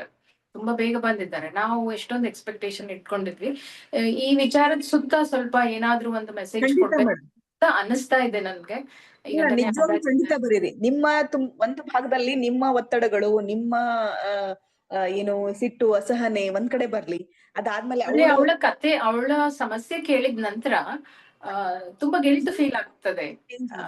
ಆಮೇಲೆ ಅವಳ ಸಮಸ್ಯೆಗಳು ಏನು, ಅವಳಿಗೆ ಎಷ್ಟು ಅನಿವಾರ್ಯತೆ ಇದೆ. 4 ದಿವಸದಲ್ಲಿ ಒಬ್ಳು ಅಬಾರ್ಷನ್ ಆಗಿರುವಂತ ಹೆಣ್ಮಗಳು ಮತ್ತೆ ಕೆಲ್ಸಕ್ಕೆ ಬರ್ತಾಳೆ ಅಂತಂದ್ರೆ ಅವಳಿಗಿರುವ ಅನಿವಾರ್ಯತೆಗಳು, ಅಲ್ಲಿ ನಿಮ್ಮ ಮನ ಮಿಡಿಯುವಂತ ಈಗ ನೀವು ಬಹಳ ಫೀಲ್ ಮಾಡ್ಕೋತಾ ಇದ್ರಿ, ಇದೆಲ್ಲವೂ ಅಲ್ಲಿ ಬರ್ತೀವಿ. ಬಹಳ ಸುಂದರವಾದಂತ ಕತೆ ಆಗ್ತತಿ. ಬಹಳಷ್ಟು ಜನ ನಾವು ಡಿಪೆಂಡ್ ಆಗಿರುವುದೇ ಸರ್ವೆಂಟ್ ಮೇಲೆ. ಅವ್ರು ಬರ್ಲಿಲ್ಲ ಅಂದ್ರೆ ನಮ್ ಕೈ ಮುರಿದು ಹೋಗಾಗ್ಬಿಡ್ತೈತಿ, ನಮ್ಗೆಲ್ಲ ಡಿಸ್ಟರ್ಬ್ ಆಗ್ಬಿಡ್ತೈತಿ. ಹಾಗಾಗಿ ನಾವು ಅವ್ರನ್ನ ಬಹಳ ಮರ್ಯಾದೆ ಕೊಟ್ಟು ಅವ್ರನ್ನ ಹೇಳ್ಬೇಕು. ಮತ್ತ ಅವ್ರು ನಮ್ ಸಿಟ್ಟಿಗೆ ಸಿಗೋರು ಅವ್ರೆ ಬರ್ಲಿಲ್ಲ ಅಂತಂದ್ರೆ. ಮತ್ ನಮ್ ಜೊತೆಗೆ ಬಹಳ ಒಳ್ಳೆ ರೀತಿ ನಡ್ಕೊಳ್ಳೋರು, ನಮ್ ಸಹಾಯ ಮಾಡೋವ್ರೆ ಅವ್ರು. ಸೊ ಆ ರೀತಿಯಲ್ಲಿ ನೀವು ಕತೆ ನಾವು ಬೆಳವಣಿಗೆ ಮಾಡ್ಬೋದು. ಬಹಳ ಒಳ್ಳೆ ಸಬ್ಜೆಕ್ಟ್ ಇದೆ, ಆಯ್ಕೆ ಮಾಡ್ಕೊಡ್ರಿ. ಪರ್ಸಪ್ಪ ಸರ್. ನಮಸ್ತೆ ಮೇಡಮ್. ಅದೇ ನಾನು ನಮ್ಮ ಕಣ್ಣಿನ ವಿಚಾರಕ್ಕೆ ಬರೀಬೇಕು. ತುಂಬ ಪೇಷಂಟ್ಸ್ ಎಷ್ಟೊಂದು ಲೇಟಾಗಿ ಪ್ರೆಸೆಂಟ್ ಮಾಡ್ತಾರೆ. ಒಂದು ಎರಡನೇದು, ನಾವು ತುಂಬ ಸಲ ಏನು ನೋಡ್ತೀವಿ ಅಂದರೆ, ಈ ಕಣ್ಣು ಫಸ್ಟ್ ಏನಾದ್ರು ಒಂದು ಹರಳು ಬಿತ್ತು ಅಥವಾ ಟ್ರಾಮಾ ಆಯಿತು ಅಂದರೆ ಫಸ್ಟ್ ಬೇರೆ ಎಲ್ಲೋ ಒಂದು ಹಳ್ಳಿಗಳಿಗೆ ಹೋಗಿ ಅವ್ರಿಗೆ ನಾಲ್ಗೇನೋ ಮತ್ತೆ ಏನೇನೋ ಹಾಕಿ ತೆಗೆಸ್ಕೊಂಡು ಬರ್ತಾರೆ. ಬಂದು ಪೂರ್ತಿ ಅಲ್ಸರ್ ಆಗಿ ಅಂದರೆ ಹುಣ್ಣಾಗಿ ವಾಪಸ್ ಬರ್ತಾರೆ. ಅವರಿಗೆ we really find it difficult to treat. ಆಮೇಲೆ most of the times they lose their vision. So ಅದನ್ನ ಒಂದು ಕಥಾ ರೂಪದಲ್ಲಿ ತರಬೇಕು ಅಂತ ಅನ್ಕೊಂಡಿದ್ದೀನಿ. ಅದನ್ನ ಇಷ್ಟೊಳಗೆ ಆ್ಯಕ್ಚುಲಿ ಮನೆಗಳಿಗೆಲ್ಲ ಹೋಗ್ಬೇಕು ಅನ್ಕೊಂಡಿದ್ದೆ. ಯಾರು ನಾಲ್ಗೆ ಆಗಿ ತೆಗಿತಾರೆ, ಯಾರು ಕಲ್ಲುಗಳನ್ನ ಕಣ್ಣಿಂದ ಏನೇನೋ ಬೇರೆ ಬೇರೆ ವಸ್ತುಗಳನ್ನ ತೆಗೆದು ಇನ್ಫೆಕ್ಷನ್ ಮಾಡಿ ಕಳಿಸ್ತಾರೆ, ಅವ್ರ ಮನೆಗಳಿಗೆಲ್ಲ ಹೋಗ್ಬೇಕು ಅಂತ ನನಗೆ ಒಂದು ಆಸೆ ಇದೆ. ಎಲ್ಲ ನಮ್ಮ ಪೀಸ್ ಕರ್ಕೊಂಡು ಒಂದು ರೌಂಡ್ ಎಲ್ಲ ಇಡೀ ನಮ್ಮ ತಾಲೂಕಲ್ಲಿ ಹೋಗ್ಬಿಡೋಣ ಇಲ್ಲಿ ಪಕ್ಕದಲ್ಲಿ ಅಂತ ಅನ್ಕೊಂಡಿದ್ದೀನಿ. ಅದನ್ನೊಂದು ಕಥಾ ರೂಪದಲ್ಲಿ ತರಬೇಕು ಅಂತ ಅನ್ಕೊಂಡಿದ್ದೀನಿ. ನೋಡೋಣ. ಖಂಡಿತ ಸರ್. ನಾನು ನಿಮ್ಗೆ ವಿಷಯ ವಸ್ತುವನ್ನ ಇನ್ನ ಸ್ವಲ್ಪ ಹೇಳ್ತೇನೆ. ಈ ಒಂದು ಕಣ್ಣಿನ ಟ್ರೀಟ್ಮೆಂಟ್ ಬಗ್ಗೆ ಎಷ್ಟು ನಮ್ಮ ಜನರಿಗೆ ಒಂದು ಅಜಾಗರೂಕತೆ ಇದೆ ಅನ್ನೋದಕ್ಕೆ, ಆ ಕಣ್ಣಲ್ಲಿ ಹಳ್ಳಗಳನ್ನ ತೆಗಿಯೋರು, ಹಳ್ಳ ಹಾಕಿ ಕಣ್ಣಲ್ಲಿ ಕ್ಲೀನ್ ಮಾಡ್ತಾರ ಅಂತ ಒಂದು ವೈದ್ಯರು ಇಟ್ಕೊಂಡು ಅಲ್ಲಿ ನಂಬರ್ ಆಫ್ ಕ್ಯೂಸ್ ಎಲ್ಲ ಸಿಕ್ಕಾಪಟ್ಟೆ ಜನ ನಿಂತ್ಕೊಂಡು ಅಲ್ಲಿ ಹೋಗಿ ಟ್ರೀಟ್ಮೆಂಟ್ ತಗೊಳ್ತೀನಿ ಅಂತೆಲ್ಲ ಹೇಳ್ತಾರೆ. ನಾವು ಒಂದು ಕಣ್ಣಿನ ರಚನೆಯನ್ನ ನೋಡಿದಾಗ, ಅದರ ಕಾರ್ಯನಿರ್ವಹಣೆಯ ಕ್ರಮಗಳನ್ನೆಲ್ಲ ನೋಡಿದಾಗ, ಆ ರೀತಿಯಾದಂತ ಒಂದ್ ಸಣ್ಣ ಹೋಗ್ಬೇಕಾದಾಗ ಹಾರು ಹುಳ ಬಿದ್ರು ಕಣ್ಣಿಗೆ ತಡ್ಕೊಳಕ್ ಆಗಲ್ಲ ಅಂತದ್ರಲ್ಲಿ ಉಸುಕೆಲ್ಲ ಕಣ್ಣಲ್ಲಿ ಹಾಕಿ, ಹರಳೆಲ್ಲ ಕಣ್ಣಲ್ಲಿ ಹಾಕಿ, ಅದೇನೇನೋ ಇನ್ಸ್ಟ್ರೂಮೆಂಟ್ಸ್ ಗಳನ್ನ ಹೈಜಿನಿಕ್ ಇಲ್ದೇ ಇರುವಂತ ಇನ್ಸ್ಟ್ರೂಮೆಂಟ್ಸ್ ಬಳಸಿ ಟ್ರೀಟ್ಮೆಂಟ್ ಮಾಡಿ ಸ್ವಲ್ಪ ಕ್ಷಣಿಕ ತಾತ್ಕಾಲಿಕವಾಗಿ ಅವ್ರು ಏನ್ ಮ್ಯಾಜಿಕ್ ಮಾಡ್ತಾರೋ ಗೊತ್ತಿಲ್ಲ, ನೆಕ್ಸ್ಟ್ ಅವರು ಆ ಜನರ ಕಣ್ಣನ್ನೇ ಹಾಳು ಮಾಡ್ಬಿಡ್ತಾರೆ. ಸೊ ಇವರು ಕೂಡ ಸಮಾಜಕ್ಕೆ ಮಾರಕ. ನೀವು ಈ ತರದ ಮೇಲೆ ಹೇಗೆ ನೀವು ತಗೊಳ್ಬೇಕು ಅನ್ನುವಂಥದ್ದು ಒಂದು. ಇನ್ನೊಂದು, ಕೆಲವರು ನನ್ನ ಕಣ್ಣಲ್ಲಿ ಮಕ್ಕಳು ವಿಶೇಷವಾಗಿ ಡಿಫೆನ್ಸ್ ಮೆಕ್ಯಾನಿಸಮ್ ಮಾಡ್ಲಿಕ್ಕೆ ಅಥವಾ ಅಟೆನ್ಷನ್ ತಮ್ಮ ಕಡೆ ತಗೊಳ್ಳಿಕ್ಕೆ ಏನ್ ಮಾಡ್ತಾರಂದ್ರೆ, ಕಣ್ಣಿಂದ ಹರಳು ಬಿತ್ತು, ನೀವು ಪೇಪರ್ ಎಲ್ಲ ಈ ತರದ ಘಟನೆಗಳನ್ನ ಓದಿದ್ರಿ, ಕಣ್ರೆಪ್ಪೆಯಿಂದ ಹರಳು ಬೀಳ್ತಾ ಇದೆ, ಅದು ಇದು ಅಂತ ಹೇಳಿ. ಸೊ ಇದನ್ನು ಕೂಡ ನೀವು ಕಥಾವಸ್ತುವನ್ನಾಗಿ ಆಯ್ಕೆ ಮಾಡ್ಕೊಂಡು, ಕಣ್ಣಿನ ಬಗ್ಗೆ ತಪ್ಪು ಕಲ್ಪನೆಗಳು ಅಥವಾ ಕಣ್ಣನ್ನು ಸರಿಯಾಗಿ ತೋರಿಸದೇ ಇದ್ದಾಗ ಏನ್ ಅನಾಹುತಗಳಾಗ್ತಾವು ಅನ್ನುವಂಥದ್ದನ್ನ ನೀವು ಕಥಾವಸ್ತುವನ್ನಾಗಿ ಆಯ್ಕೆ ಮಾಡ್ಕೊಳ್ಬಹುದು ಸರ್. ನೀವು ದಯವಿಟ್ಟು ಇದನ್ನ ಬೇಗ ಶೀಘ್ರ ಈ ಒಂದು ವಾರದಲ್ಲಿ ಕತೆ ಕಟ್ಟುವ ಕೆಲಸವನ್ನ ಮಾಡ್ರಿ ಅಂತ ನಿಮ್ಗೆ ಹೇಳ್ತೇನೆ. ಟೀಚರ್ ಸರ್ ಮೇಡಮ್ ಸರ್ ಹೇಳ್ರಿ. ಟೀಚರ್ ಇದು ವೈದ್ಯಕೀಯ ಸಂಬಂಧಪಟ್ಟದ್ದಲ್ಲ, ಇದು ಈ ತರಬೇತಿಗೆ ಸಂಬಂಧಪಟ್ಟದ್ದು. ಇಲ್ಲಿ ಕಥೆನಲ್ಲಿ ಏನಾಗ್ತದೆ ಅಂದ್ರೆ, ನಮ್ಮ ಕಥಾನಾಯಕ ಕತೆ ಬರ್ತಕ್ಕಂತ ಒಂದು ಹುಚ್ಚು ಅವನಿಗೆ. ಇದುವರೆಗೂ ಅವ್ನು ಬರ್ದಿಲ್ಲ, ಆದ್ರೆ ಆ ಹುಚ್ಚಿದೆ. ಅದಕ್ಕಾಗಿ ಅವನು ಒಂದು ಶಿಬಿರಕ್ಕೆ ಹೋಗ್ತಾನೆ. ಅಲ್ಲಿ ನಮ್ಮ ನಿರ್ಮಲಾ ಭಟ್ಲ ಅಂತ ಅವ್ರು ಟೀಚರ್ ಇರ್ತಾರೆ, ಒಂದು 20 ಜನ ಸಹವರ್ತಿಗಳು ಇರ್ತಾರೆ. ಅವ್ರ ಜೊತೆ ಯಾವ ರೀತಿಯಾಗಿ ಅಲ್ಲಿ ನಡೀತದೆ, ಅದಾದ ನಂತರ ಅವನು ಯಾವ ರೀತಿಯಾಗಿ ಒಬ್ಬ ಯಶಸ್ವಿ ಕಥೆಗಾರ ಆಗಿ ಹೊರಹೊಮ್ತಾನೆ ಅನ್ನೋದನ್ನ ಬರ್ಲಿಕ್ಕೆ ಪ್ರಯತ್ನ ಬೆಸ್ಟ್ ಮಾಡ್ತೀನಿ. ಎಸ್ ಸರ್, ಇದು ಕೂಡ ಒಂದು ಬೆಸ್ಟ್ ಕಥಾವಸ್ತುನೇ. ಕಥಾವಸ್ತುವನ್ನ ನೀವು ಬಹಳ ಚೆನ್ನಾಗಿ ಹುಡುಕಾಡ್ಕೊಂಡ್ರಿ. ನೀವು ಬಹಳ ಜಾಣಕತೆಗಾರರು. ಓದದ ಬರೆಯದ ಜಾಣ ಕಥೆಗಾರ. ಹೌದು. ನೆಕ್ಸ್ಟ್. ಓಕೆ, ಜ್ಯೋತಿ ಮೇಡಮ್. ಮೇಡಮ್ ಆಕ್ಚುಲಿ ನನಗೆ ಒಂದೆರಡು ವಿಷಯಗಳು ತಲೆಗೆ ಬರ್ತಾ ಇತ್ತು. ಒಂದು, ಈಗ ಬಂಜತನ ಟ್ರೀಟ್ಮೆಂಟ್ಗೆ ಬರ್ತಾರೆ ಆ ಕಪಲ್ಗಳು, ತುಂಬಾ ಕಷ್ಟದಿಂದ ಏನೇನೋ ಒತ್ತಿ ಇಟ್ಟು ಏನೇನೋ ಮಾಡಿ ಸಾಲ ಎಲ್ಲ ಮಾಡ್ಕೊಂಡು ಬಂದು ಟ್ರೀಟ್ಮೆಂಟ್ ತಗೊಳ್ಬೇಕು ಅಂತ ಬರ್ತಿರ್ತಾರೆ. ಅವರು ಕೆಲವೊಂದು ಕತೆಗಳು ನೆನಪಿಗೆ ಬರ್ತಾ ಇದ್ವು. ಸೊ ಅದ್ರ ಮೇಲೆ ಏನಾದ್ರೂ ಕತೆ ಕಟ್ಬೋದಾ ಅಂತ. ಮೇಡಮ್ ಖಂಡಿತ ಅದ್ರ ಬಗ್ಗೆನೂ ಕೂಡ ಸಮಾಜದಲ್ಲಿ ಬಹಳಷ್ಟು ತಪ್ಪು ಕಲ್ಪನೆಗಳಿದಾವು. ಬೇರೆ ರೀತಿಯ ಕ್ಲಿನಿಕ್ಗಳು ಕೂಡ, ದಾರಿ ತಪ್ಪಿಸುವಂತ ಕ್ಲಿನಿಕ್ಗಳು ಅದಾವು. ಅದ್ರ ಮೇಲೆ ಬೆಳಕು ಚೆಲ್ಲುವಂತ ಕಥೆಗಳನ್ನ ನೀವು ಸಮಾಜಕ್ಕೆ ಕೊಟ್ಟಿದ್ದೆ ಆದ್ರ ಎಷ್ಟೋ ಏನು ಸಮಸ್ಯೆಯಲ್ಲಿ ನೇರವಾಗಿ ನೀವು ಅವ್ರಿಗೆ ಸಹಾಯ ಮಾಡಿದ್ರೆ, ಪರೋಕ್ಷವಾಗಿ ನೀವು ಗ್ರೂಪ್ ಕೌನ್ಸಿಲಿಂಗ್ ಮಾಡ್ದ ಹಾಗ ಆಗ್ತತಿ. ದಯವಿಟ್ಟು ಆ ಕೆಲಸವನ್ನ ಮಾಡ್ರಿ. ಅಥವಾ ಆ ಟ್ರೀಟ್ಮೆಂಟ್ ತಗಲುವಂತಹ ವೆಚ್ಚಗಳು, ಹೋಗ್ಬೇಕಾದಂತ ರೀತಿ, ಅಥವಾ ನಿಮ್ಮ ಆ ಕಥೆ ನಾಯಕಿಗೆ ಆತರ ಬಂಜತನ ಅಂತ ತಗೊಳ್ರಿ. ಅವ್ರಿಗೆ ಹೇಗೆ ಅವ್ರು ಮುಂದುವರಿಬೇಕು, ಏನ್ ಮಾಡಿದ್ರೆ ಅವ್ರಿಗೆ ಮಕ್ಕಳಾಕೈತಿ, ಅಥವಾ ಅದು ಯಾವ ಕ್ರಮ. ಈಗ ಎಷ್ಟೋ ಜನ ದೇವ್ರ ದಿಂಡ್ರು ಅಂತ ಹೋಗ್ತಾರ, ಎಲ್ಲೆಲ್ಲೋ ಹೋಗ್ತಾರ. ಯಾವ ನಿಜವಾದ ಸಮಸ್ಯೆಗಳು ಏನು ಅನ್ನುವಂಥದ್ದನ್ನ ನೀವು ತಗೊಳ್ಬಹುದು ಮೇಡಮ್. ಆಮೇಲೆ ಈಗ ಲೇಟ್ ಪ್ರೆಗ್ನೆನ್ಸಿ ಎಲ್ಲ ಇವಾಗ ಮುಟ್ಟು ನಿಲ್ಲುವ ಸಮಯಕ್ಕೆ ಗರ್ಭಿಣಿ ಆಗುವಂತ ಸಂದರ್ಭಗಳು ಕೂಡ ಕೆಲವೊಂದು ಹೆಣ್ಮಕ್ಳಿಗೆ ಗೊತ್ತಿಲ್ದೇನೆ ಆಗ್ತಾವು. ಆ ತರದ ಸಂದರ್ಭಗಳನ್ನ ಅವಾಗ ಬಹಳ ಮಾನಸಿಕ ಒತ್ತಡ, ಸಮಾಜ ಏನನ್ನತ್ತೋ, ಮನೇಲಿ ಮಕ್ಳು ಏನಂತಾರೋ, ಹಾಗಿರ್ಬೇಕಾದಾಗ ಆ ತಾಯ್ತನವನ್ನಕ್ಕೆ ಅನುಭವಿಸಕ್ ಆಗಂಗಿಲ್ಲ. ಬಹಳಷ್ಟು ಕೇಸ್ಗಳನ್ನ ನೋಡ್ತೇವೆ. ಗೊತ್ತೇ ಇರಂಗಿಲ್ಲ, ಪ್ರೆಗ್ನೆನ್ಸಿ ಆಗ್ಬಿಟ್ಟಿರ್ತಿ, ಮುಟ್ ನಿಂತೈತಿ ಅಂತ ಅನ್ಕೊಂಡಿರ್ತಾರ, ಅವಾಗ ಕನ್ಸೀವ್ ಆಗಿರ್ತಾರ. ಆ ತರದ ತುಮುಲಗಳನ್ನ ನೀವು ಹೇಗೆ ನಿಭಾಯಿಸ್ಬೇಕು, ಅಥವಾ ಅವ್ರಿಗೆ ಯಾವ ರೀತಿಯಾದಂತ ಮಾರ್ಗದರ್ಶನ ಮಾಡ್ಬೇಕು ಅನ್ನೋದು ಕೂಡ ನೀವು ಕಥೆಯಲ್ಲಿ ಆಯ್ಕೆ ಮಾಡ್ಕೊಂಡ್ರೆ ಬಹಳ ಚೆನ್ನಾಗಿರ್ತೈತ್ರಿ ಮೇಡಮ್.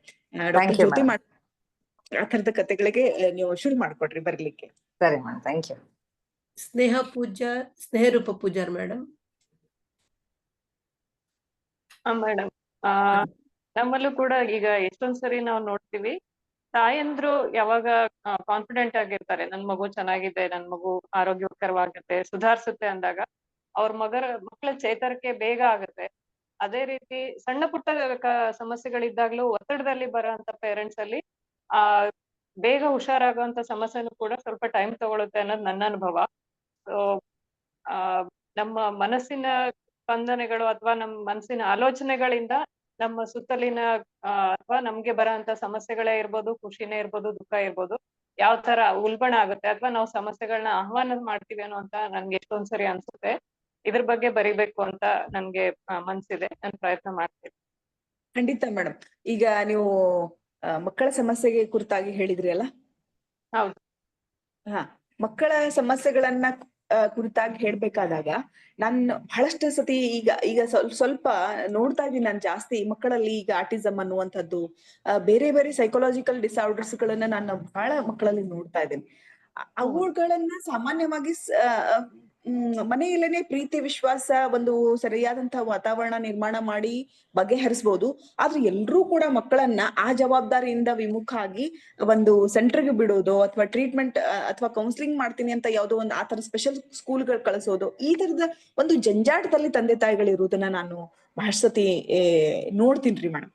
ಸೊ ಇದನ್ನು ಕೂಡ ನೀವು ವಿಷಯ ವಸ್ತುವನ್ನಾಗಿ ಆಯ್ಕೆ ಮಾಡ್ಕೋಬಹುದು. ಒಂದು ಆಟಿಸಮ್ ಇರುವಂತಹ ಮಗುವನ್ನ, ಅಥವಾ ಒಂದು ಪ್ರೈಮರಿ ಏನೋ ಒಂದು ಎರೋಗೆಂಟ್ ಬಿಹೇವಿಯರ್ ಮಾಡುವಂತಹ ಮಗುವನ್ನ ಒಬ್ಬ ತಾಯಿ ಹೇಗ್ ಸಂಭಾಳಿಸ್ಬೇಕು, ಅಥವಾ ಹೇಗ್ ಸಂಭಾಳಿಸ್ತಾಳ, ಅಥವಾ ಆ ತಾಯಿ ಸಂಭಾಳಿಸದೆ ಹೋದ್ರೆ ಆ ಮಗು ಏನಾಗ್ಬೋದು, ಅಥವಾ ಅವ್ನಿಗೆ ಯಾವ ರೀತಿಯಾದಂತ ಒಂದು ಸಮಸ್ಯೆ ಬರ್ಬಹುದು ಅನ್ನೋದು ಕೂಡ ನೀವು ಆಯ್ಕೆ ಮಾಡ್ಕೋಬಹುದು.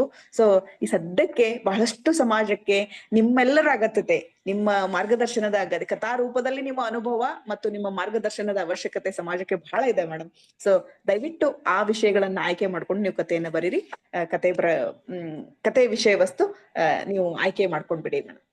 ವಸುಧೇಂದ್ರ ವಸುಧೇಂದ್ರ ಸರ್. ಹಾ ಮೇಡಮ್, ಯಾ ಅದು ನನಗೆ ಇತ್ತೀಚಿನ ದಿನಗಳಲ್ಲಿ ಅಂದ್ರೆ ಆಧುನಿಕ ಜನಜೀವನದಲ್ಲಿ ಸರ್ ನಿಮ್ ವಿಡಿಯೋ ಆನ್ ಸಂಬಂಧಗಳ ಮಾಡ್ರಿ. ಬಗ್ಗೆ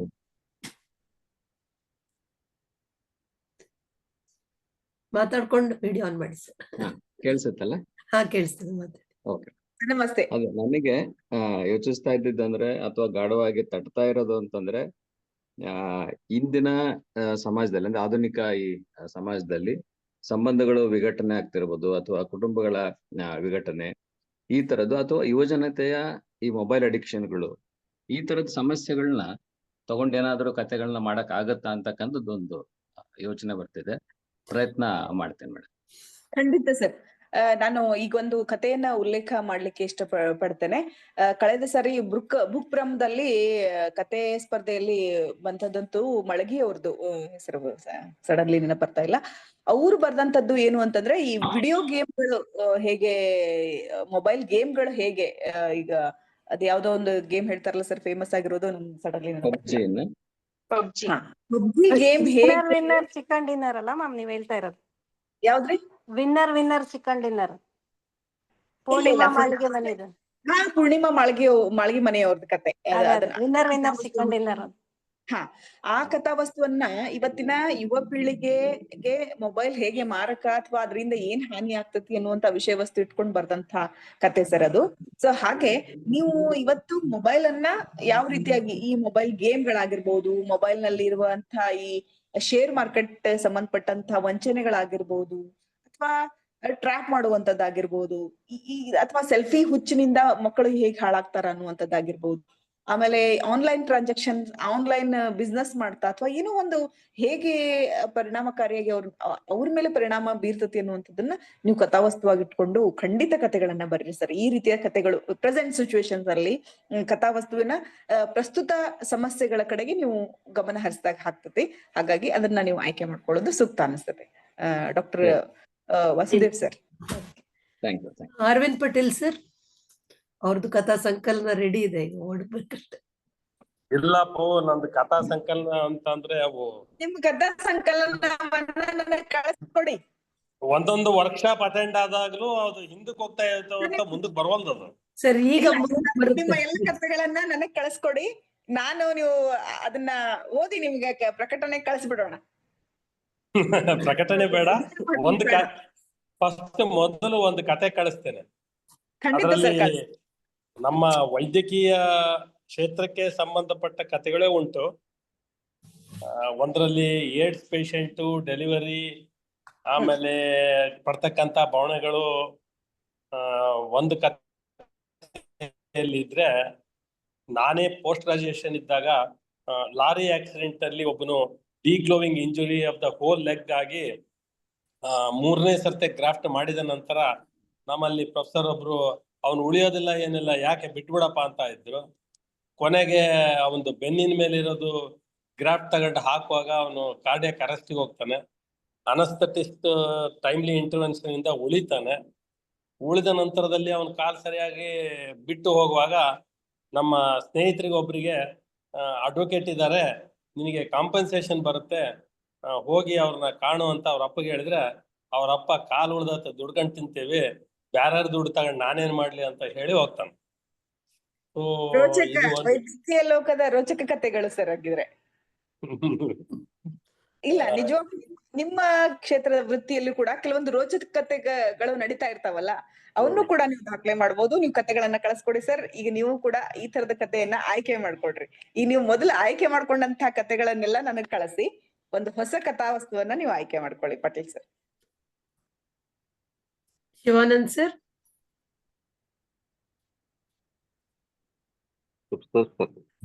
ಮೇಡಮ್, ಏನೂ ಇಲ್ಲ, ನಾನು ಪ್ರೇಕ್ಷಕ ಮತ್ತು ವೀಕ್ಷಕ ಅಂತ ಮೊದಲೇ ಹೇಳಿಬಿಟ್ಟಿದ್ದೀನಿ. ವೈದ್ಯಕೀಯ ಅನುಭವದಲ್ಲಿ ಬರುವಂತಹ ಅನೇಕ ಘಟನೆಗಳು ಕಥೆಗಳಿಗಿಂತಲೂ ಕೂಡ ರೋಚಕವಾದಂತಹ ಅನೇಕ ಘಟನೆಗಳನ್ನು ನಾನು ನೋಡಿದ್ದೆ. ಸುಮಾರು 22 ಘಟನೆಗಳ ಒಂದು ಅನುಭವ ಕಥೆಗಳ ಸಂಕಲನ ನಾನು ಬರೆದಿದ್ದೆ. ಮೇಡಮ್ ನಿರ್ಮಲಾ ಮೇಡಮ್, ಕಳಿಸ್ತೇನೆ, ತಮಗೆ ಪುಸ್ತಕಕ್ಕೆ ಕಳಿಸ್ತೇನೆ. ಒಂದ್ಸಲ ಬಿಡುವಿದ್ದಾಗ ಓದ್ರಿ ಮೇಡಮ್. ಆಮೇಲಿನ ಅನುಭವಗಳು ಸರ್, ಅದನ್ನ ವೈದ್ಯಕೀಯ ಕಥನಗಳು, ಮಾತನಾಡಿದ ವೈದ್ಯಕೀಯ ಅನುಭವಗಳನ್ನ ಬಿಟ್ಟು ಅನುಭವ, ಹೊಸ ಅನುಭವ.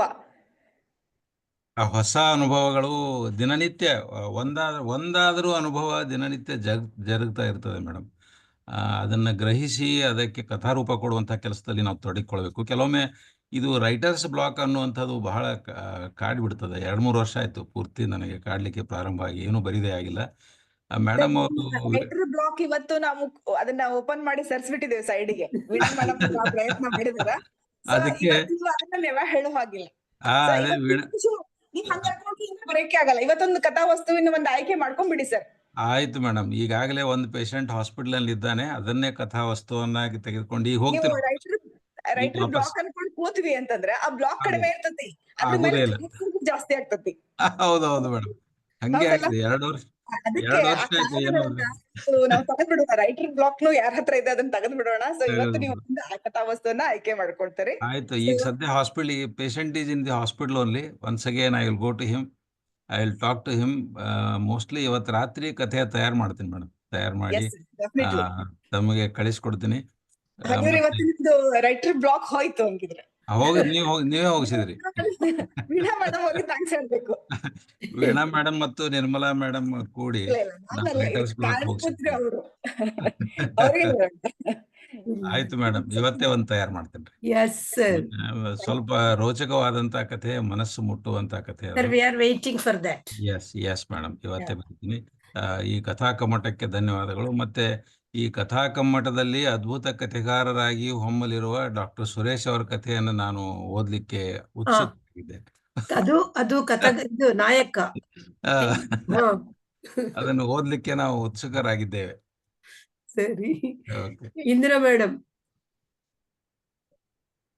ನೂತನ ಕಥಾ ಲೋಕಕ್ಕೆ ಎಂಟ್ರಿ. ಇಂದಿರಾ ಮೇಡಮ್ ಎಲ್ಲಿದ್ದಾರೆ? ಹಾ, ಇಂದಿರಾ ಮೇಡಮ್, iPhone 4 ಅಂತ ಬರ್ದಿದ್ದೀರಲ್ಲ, ಯಾರು ಅವರು ಅನ್ಮ್ಯೂಟ್ ಮಾಡ್ಕೊಂಡು ಮಾತಾಡಿ. ರೀನೇಮ್ ಮಾಡ್ಕೊಳ್ಳಿ ಪ್ಲೀಸ್. ಮಾತಾಡಿ, ಅನ್ಮ್ಯೂಟ್ ಆಗಿದೆ, ಮಾತಾಡಿ. ಡಾಕ್ಟರ್ ಜ್ಯೋತಿ ಪ್ರಕಾಶ್. ಹಾ, ಮಾತಾಡಿ. ಹಾ ಮೇಡಮ್, ಥ್ಯಾಂಕ್ ಯು. ನಾನು ನನ್ನ ಕಥಾನಾಯಕ ಒಂದು ಬಂದಿದೆ. ಕಥಾನಾಯಕ ತನ್ನ ಜೀವನದಲ್ಲಿ ತನ್ನ ಕೆಲಸನೇ ಇಂಪಾರ್ಟೆಂಟ್ ಅಂತ ತನ್ನ ಫ್ಯಾಮಿಲಿನ ಮರ್ತ್ಬಿಟ್ಟು ಕೆಲಸ ಮಾಡ್ತಾ ಇರ್ತಾನೆ. ಹಾಗೆ ಇದ್ದಾಗ ಅವನು ಬೇಗ ಒತ್ತಡದಲ್ಲಿ ತೀರ್ಕೊಂಡು ಹೋಗ್ತಾನೆ. ಅವನಿಗೆ ಏನ್ ಅನ್ಸ್ತದೆ, ನನ್ನ ಅವಶ್ಯಕತೆ ಬಹಳ ಇದೆ ಜನಕ್ಕೆ ಅಥವಾ ಸುತ್ತಮುತ್ತಲರಿಗೆ ಅನ್ಕೊಂತಾನೆ. ಕೊನೆಗೆ ಅವ್ನು ಸತ್ ಮೇಲೆ ಅವನ ಆತ್ಮ ಬಂದು ಮತ್ತೆ ನೋಡ್ತಾ ಹೋಗ್ತದೆ ವಾಪಸ್ಸು ಎಲ್ಲ ಅವನ ಸಂಗಡಿಗಾರನು ಅವನ ಜೊತೆಗಾರನು ನೋಡ್ತಾನೆ. ಕೊನೆಗೆ ಅವನಿಗೆ ಅರ್ಥ ಆಗ್ತದೆ ಅವನ ಅವಶ್ಯಕತೆ ಇಲ್ದೇನೆ ಈ ಪ್ರಪಂಚ ನಡೀತದೆ ಅಂತ. ಇದ್ರ ಬಗ್ಗೆ ಒಂದ್ ಸ್ವಲ್ಪ ಬರೆಯೋಣ ಅಂತ ಅನ್ಕೊಂಡಿದ್ದೀನಿ. ಖಂಡಿತ ಸರ್, ಬಹಳ ಸೂಕ್ತವಾದಂತ ವಿಷಯ. ಇವತ್ ನಾವ್ ಅನ್ಕೊಂಡ್ಬಿಟ್ಟಿದ್ವಿ ನಾವಿಲ್ದೆ ಜಗತ್ ನಡೆಯಲ್ಲ ಅಂತ ಹೇಳಿ. ನಾವಿಲ್ದೇನು ಕೂಡ ಜಗತ್ ನಡೀತೈತಿ ಎನ್ನುವಂತ ವಾಸ್ತವ ಸ್ಥಿತಿ, ಸತ್ಯ, ಅಲ್ಟಿಮೇಟ್ ಟ್ರೂತ್ ಅಂತ ಇವಲ್ಲ, ಅದು ನಮಗ್ ಗೊತ್ತಾಗ್ಬೇಕಾಗ್ಯದ. ಸೊ ನಿಮ್ ಕಥೆಯ ಮೂಲಕ ಅದು ಬರ್ಲಿ. ಬಹಳ ಚೆನ್ನಾಗಿ ನೀವು ಆ ಕಥೆಯನ್ನ ರಚಿಸಿ ಅಂತ ನಿಮ್ಗೆ ಶುಭ ಹಾರೈಸ್ತೇನೆ. Thank you madam, thank you. ಎಲ್ಲಾರು ಆಯ್ತು ಅಂದ್ಕೊಳ್ತೀನಿ. ಇಂದಿರಾ ಮೇಡಮ್ ಒಬ್ರು ಅವರು ಅನ್ಮ್ಯೂಟ್ ಮಾಡ್ಕೊಂಡಿಲ್ಲ. ಮೇಡಮ್ ಮುಂದುವರಿಸಿ, ನೋಡೋಣ ಮತ್ತೆ ಮಾತಾಡೋಣ. ಯಾರು? ಪ್ರಕಾಶ್. ನಂದಾಗಿಲ್ಲ. ಆಯ್ತಾಯ್ತು, ಅನ್ಮ್ಯೂಟ್ ಮಾಡ್ಕೊಂಡು ಮಾತಾಡಿ. ಪ್ರಕಾಶ್ ಮೇಡಮ್, ಧನ್ಯವಾದಗಳು ಮತ್ತೊಮ್ಮೆ. ಡಾಕ್ಟರ್ ಉಷಾ ಮೇಡಮ್ನಿಗೆ ನಾನು ನನ್ನ ಧನ್ಯವಾದ ಅರ್ಪಿಸಕ್ಕೆ ಇಷ್ಟ ಮಾಡ್ತೀನಿ. ಕಳೆದ ವರ್ಷ ಯಯಾತಿ ಒಂದು ರಿವ್ಯೂನ ಬರ್ಕೊಟ್ಟೆ ವೈದ್ಯ ಸಾಹಿತ್ಯ ಸಂಪಾದಕ್ಕೆ. ಆ ಸಂಪಾದಕ್ಕೆ ಬರ್ಕೊಡೋದಕ್ಕೆ ಮುಖ್ಯ ಪ್ರೇರಣೆ ಡಾಕ್ಟರ್ ಉಷಾ ಮೇಡಮ್ ಅವರು. ಅದೇ ನನ್ನ ಪ್ರಥಮ ಕಥಾ ಒಂದು ಪರಿಚಯ. ಸರಿ, ಈಗ ಹೊಸ ಕತೆ ಬರಲಿಕ್ಕೆ ಒಂದು ವಿಷಯ ವಸ್ತುವನ್ನ ಆಯ್ಕೆ ಮಾಡ್ಕೊಂಡ್ಬಿಡಿ. ಯಾವ್ದಾದ್ರು ಒಂದು ನಿಮ್ ಮನಸ್ಸಲ್ಲಿ ಇದ್ದದೊಂದು ಟಾಪಿಕ್ ಹೇಳಿ ಸರ್. ಈಗ ಕತೆ ಬರೆಯೋದಕ್ಕೆ ಒಂದು ಉತ್ಸಾಹ ತೋರಿಸಿದ್ದು ಅದು ತದನಂತರ ನಿನ್ನೆ ಏನು ನಾನು ಕಳಿಸ್ಕೊಟ್ನಲ್ಲ ವಿಮರ್ಶೆ ಅಳಿದನೇದು ಅಂತ ಹೇಳ್ಬೋದು. ಹೊಸ ಕತೆ ಸರ್ ಕೇಳಿಸ್ತಾ ಮೇಡಮ್? ಕೇಳಿಸ್ತಿದೆ. ಓಕೆ ಮೇಡಮ್, ಹೊಸ ಕತೆ. ಇತ್ತೀಚೆಗೆ ಮೇಡಮ್ ಕೋವಿಡ್ ಸಮಯದಲ್ಲೇ ನಾನು ನನ್ನ ಡ್ಯೂಟಿಯಲ್ಲಿ ಇರ್ಬೇಕಾದ್ರೆ ಒಂದು ಸರ್ಕಾರಿ ಆಸ್ಪತ್ರೆ ಮತ್ತೆ ನಮ್ಮ ಪ್ರೈವೇಟ್ ಬಾಪೂಜಿ ಆಸ್ಪತ್ರೆ ಎರಡರಲ್ಲೂ ಒಂದು ಸನ್ನಿವೇಶ ನನಗೆ ಮನಮುಟ್ಟುವಂತ ಸನ್ನಿವೇಶ ಎದುರಾಗುತ್ತೆ. ಸರ್ಕಾರಿ ಆಸ್ಪತ್ರೆಯಲ್ಲಿ ತನ್ನ ತಂದೆಗೆ ಕೋವಿಡ್ ಆಗಿದ್ದನ್ನ ಮಗ ಕರ್ಕೊಂಬಂದ್ಬಿಟ್ಟು ಅಡ್ಮಿಟ್ ಮಾಡಿಸ್ತಾರೆ. ಆದ್ರೆ ತಾನೇ ಕೋವಿಡ್ಗೆ ತುತ್ತಾಗಿ ಮಗ ಸಾಯುವಂತ ಪರಿಸ್ಥಿತಿ ಬರುತ್ತೆ, ತಂದೆ ಗುಣಮುಖವಾಗಂತ ಪರಿಸ್ಥಿತಿ. ಇದೊಂದು ಸನ್ನಿವೇಶ ಸರ್ಕಾರಿ ವೈದ್ಯಕೀಯ ಕಾಲೇಜಿನಲ್ಲಿ. ಇನ್ನೊಂದು ಎರಡನೇದು ಮೇಡಮ್, ಹೇಳಿ ಸರ್, ಹೇಳಿ. ಸನ್ನಿವೇಶ ಬಾಪೂಜಿ ಆಸ್ಪತ್ರೆಯಲ್ಲಿ. ಹಲೋ, ಹೇಳಿ ಸರ್, ಕೇಳಿಸ್ತಿದೆ.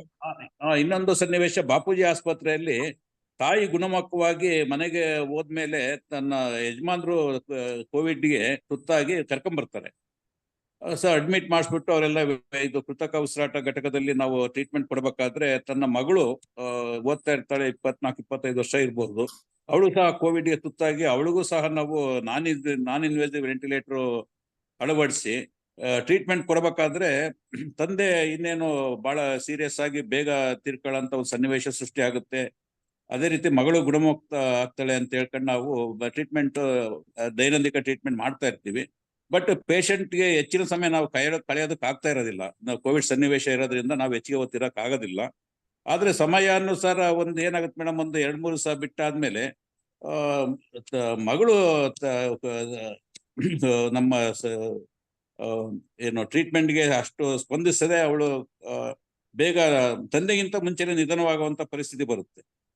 ಆಮೇಲೆ ತಂದೆ ಗುಣಮುಖನಾಗಿ ತನ್ನ ಕುಟುಂಬ ಸಲಹೆ ಮಾಡ್ಕೊಂಡು ಹೋಗ್ತಾರೆ ಅನ್ನೋ ಒಂದು ಸನ್ನಿವೇಶ ನಾವು ಯೋಚನೆ ಮಾಡ್ಬೇಕಾದ್ರೆ ತಂದೆನೂ ಸಹ ತಿಳ್ಕೊಳ್ತಾರೆ. ಹಾಗಾಗಿ ಆ ಒಂದು ಸಣ್ಣ ಕುಟುಂಬ ಅತಿ ಸಣ್ಣ ಕುಟುಂಬ ಆಗೋದು ಒಂಥರ ಮಾನಸಿಕವಾಗಿ ಒಂಥರ ಬಹಳ ಬೇಸರ ಆಗಿ ಅದು ನನ್ನ ಮನಸ್ಸಿಗೆ ಯಾವಾಗ್ಲೂ ಯೋಚನೆ ಇತ್ತು ಮೇಡಮ್. ಈ ಸನ್ನಿವೇಶದಲ್ಲಿ ನೀವು ಹೇಳಿದ್ದಕ್ಕೆ ಆ ಕತೆ ಎರಡು ಇದು ಪ್ರಸಂಗಗಳು ನನಗೆ ನೆನಪಾಗ್ತವೆ ಮೇಡಮ್ ಈ ಟೈಮಲ್ಲಿ. ಖಂಡಿತ ಸರ್, ಇದನ್ನ ಕಥಾರೂಪಕ್ಕೆ ತಗೊಂಡ್ ಬರ್ರಿ. ಅಂದ್ರೆ ನಾವು ಇಲ್ಲಿ ಯಾಕೆ ಪವರ್ ಜಾಸ್ತಿ ಇತ್ತು ಅಥವಾ ಏನಾಯ್ತು ಅನ್ನುವಂಥದ್ದನ್ನ ನೀವು ಕತೆ ರೂಪಕ್ಕೆ ತಗೊಂಡ್ ಬರ್ಬೋದು.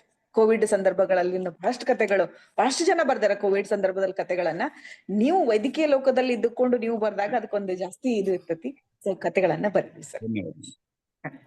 ಸುಲೋಚನಾ ಮೇಡಮ್, ಸುಲೋಚನಾ ಮೇಡಮ್, ಗಡ್ಡಿ ಸರ್ ಹೇಳಿ. ಅಷ್ಟೊತ್ತಿಗೆ ಅದು ಫ್ರೀಸ್ ಆಗಿದೆ ಅವ್ರದ್ದು. ಮಾಮೂಲಾಗಿ ನನ್ನ ಮಕ್ಕಳಲ್ಲಿ ಆಪರೇಷನ್ ಮಾಡಿದಾಗ ನಾವೇನೇ ಆಪರೇಷನ್ ಮಾಡ್ಲಿ, ನಾವ್ ಎಷ್ಟೇ ಹೇಳಿ ಮಗು ಸೀರಿಯಸ್ ಇದೆ ಎಲ್ಲ ಆದ ನಂತರ ತಂದೆ ತಾಯಿಗಳದ್ದು ಒಂದೇ ಪ್ರಶ್ನೆ, ಏನು ಪ್ರಾಬ್ಲಮ್ ಇಲ್ವಲ್ಲ ಸರ್ ಅಂತಂದು ಹೇಳ್ಬಿಟ್ಟು. ಸೊ ಇದ್ರ ಬಗ್ಗೆ ಒಂದು ಆಲೋಚನೆ ಬರ್ತಾ ಇದೆ ಮೇಡಮ್, ಏನಾರು ಅದಕ್ಕೆ ಕತೆ ಕಟ್ಬಿಟ್ಟು ಬರೆಯೋಣ ಅಂತ. ಶೀರ್ಷಿಕೆ ಮಾತ್ರ ಏನು ಪ್ರಾಬ್ಲಮ್ ಇಲ್ಲ ಸರ್ ಅಂತ ಶೀರ್ಷಿಕೆ ಯೋಚನೆ ಮಾಡಿದೀನಿ ಆಗ್ಲಿ. ಸೊ ಇದು ಅರ್ಧ ಕೆಲಸ ಮುಗಿದ ಹಾಗೆ ಸರ್. ಕತೆ ಪ್ರಾರಂಭ ಮಾಡುವುದು ಅಥವಾ ಶೀರ್ಷಿಕೆ ಕೊಡುವುದೇ ಅರ್ಧ ಕೆಲಸ ಮುಗಿದ ಹಾಗೆ. ಅದು ತಾನೇ ನೆಕ್ಸ್ಟ್ ಬರ್ಸ್ಕೊಂಡು ಹೋಗ್ತತಿ. ಖಂಡಿತವಾಗೂ ಬರ್ರಿ ಸರ್. ಮಕ್ಕಳಿಗೆ ಸಂಬಂಧಪಟ್ಟ ಹಾಗೇನೆ ಅಂದ್ರೆ ಅವ್ರಿಗೊಂದ್ ಎಂತ ಭರವಸೆ ಅಂದ್ರೆ ನೀವೇ ಹೇಳ್ತೀರಿ ಅದನ್ನ ರಿಸೀವ್ ಮಾಡ್ಕೊಳಕ್ ತಂದೆ ತಾಯಿಗಳು ತಯಾರಿರಂಗಿಲ್ಲ. ನೀವು ತುಂಬಾ ಸೀರಿಯಸ್ ಅದಂದ್ರೂ ಕೂಡ ಏನು ಪ್ರಾಬ್ಲಮ್ ಇಲ್ಲ ಅಂತ ಕೇಳೋದು ಯಾಕೆ ಅವ್ರು ಅಂತಂದ್ರ ಅವ್ರು ನನ್ ಮಗನಿಗೆ ಏನೋ ಆಗ್ಯದ ಉಳಿಯಂಗಿಲ್ಲ ಅಂತ ಅದನ್ನ ಸ್ವೀಕಾರ ಮಾಡ್ಕೊಳಕ್ ಅವ್ರು ತಯಾರಿಲ್ಲ ಅನ್ನುವಂತ ತಂದೆ ತಾಯಿಗಳ ಮನಸ್ಥಿತಿಯನ್ನ ನೀವು ಬಹಳ ಚೆನ್ನಾಗಿ ಕಥೆಯಲ್ಲಿ ಹಿಡಿದಿಡ್ಬಹುದು. ಸೊ ಅದನ್ನ ದಯವಿಟ್ಟು ಪ್ರಾರಂಭ ಮಾಡ್ರಿ sir. Sulochana madam, Sulochana madam,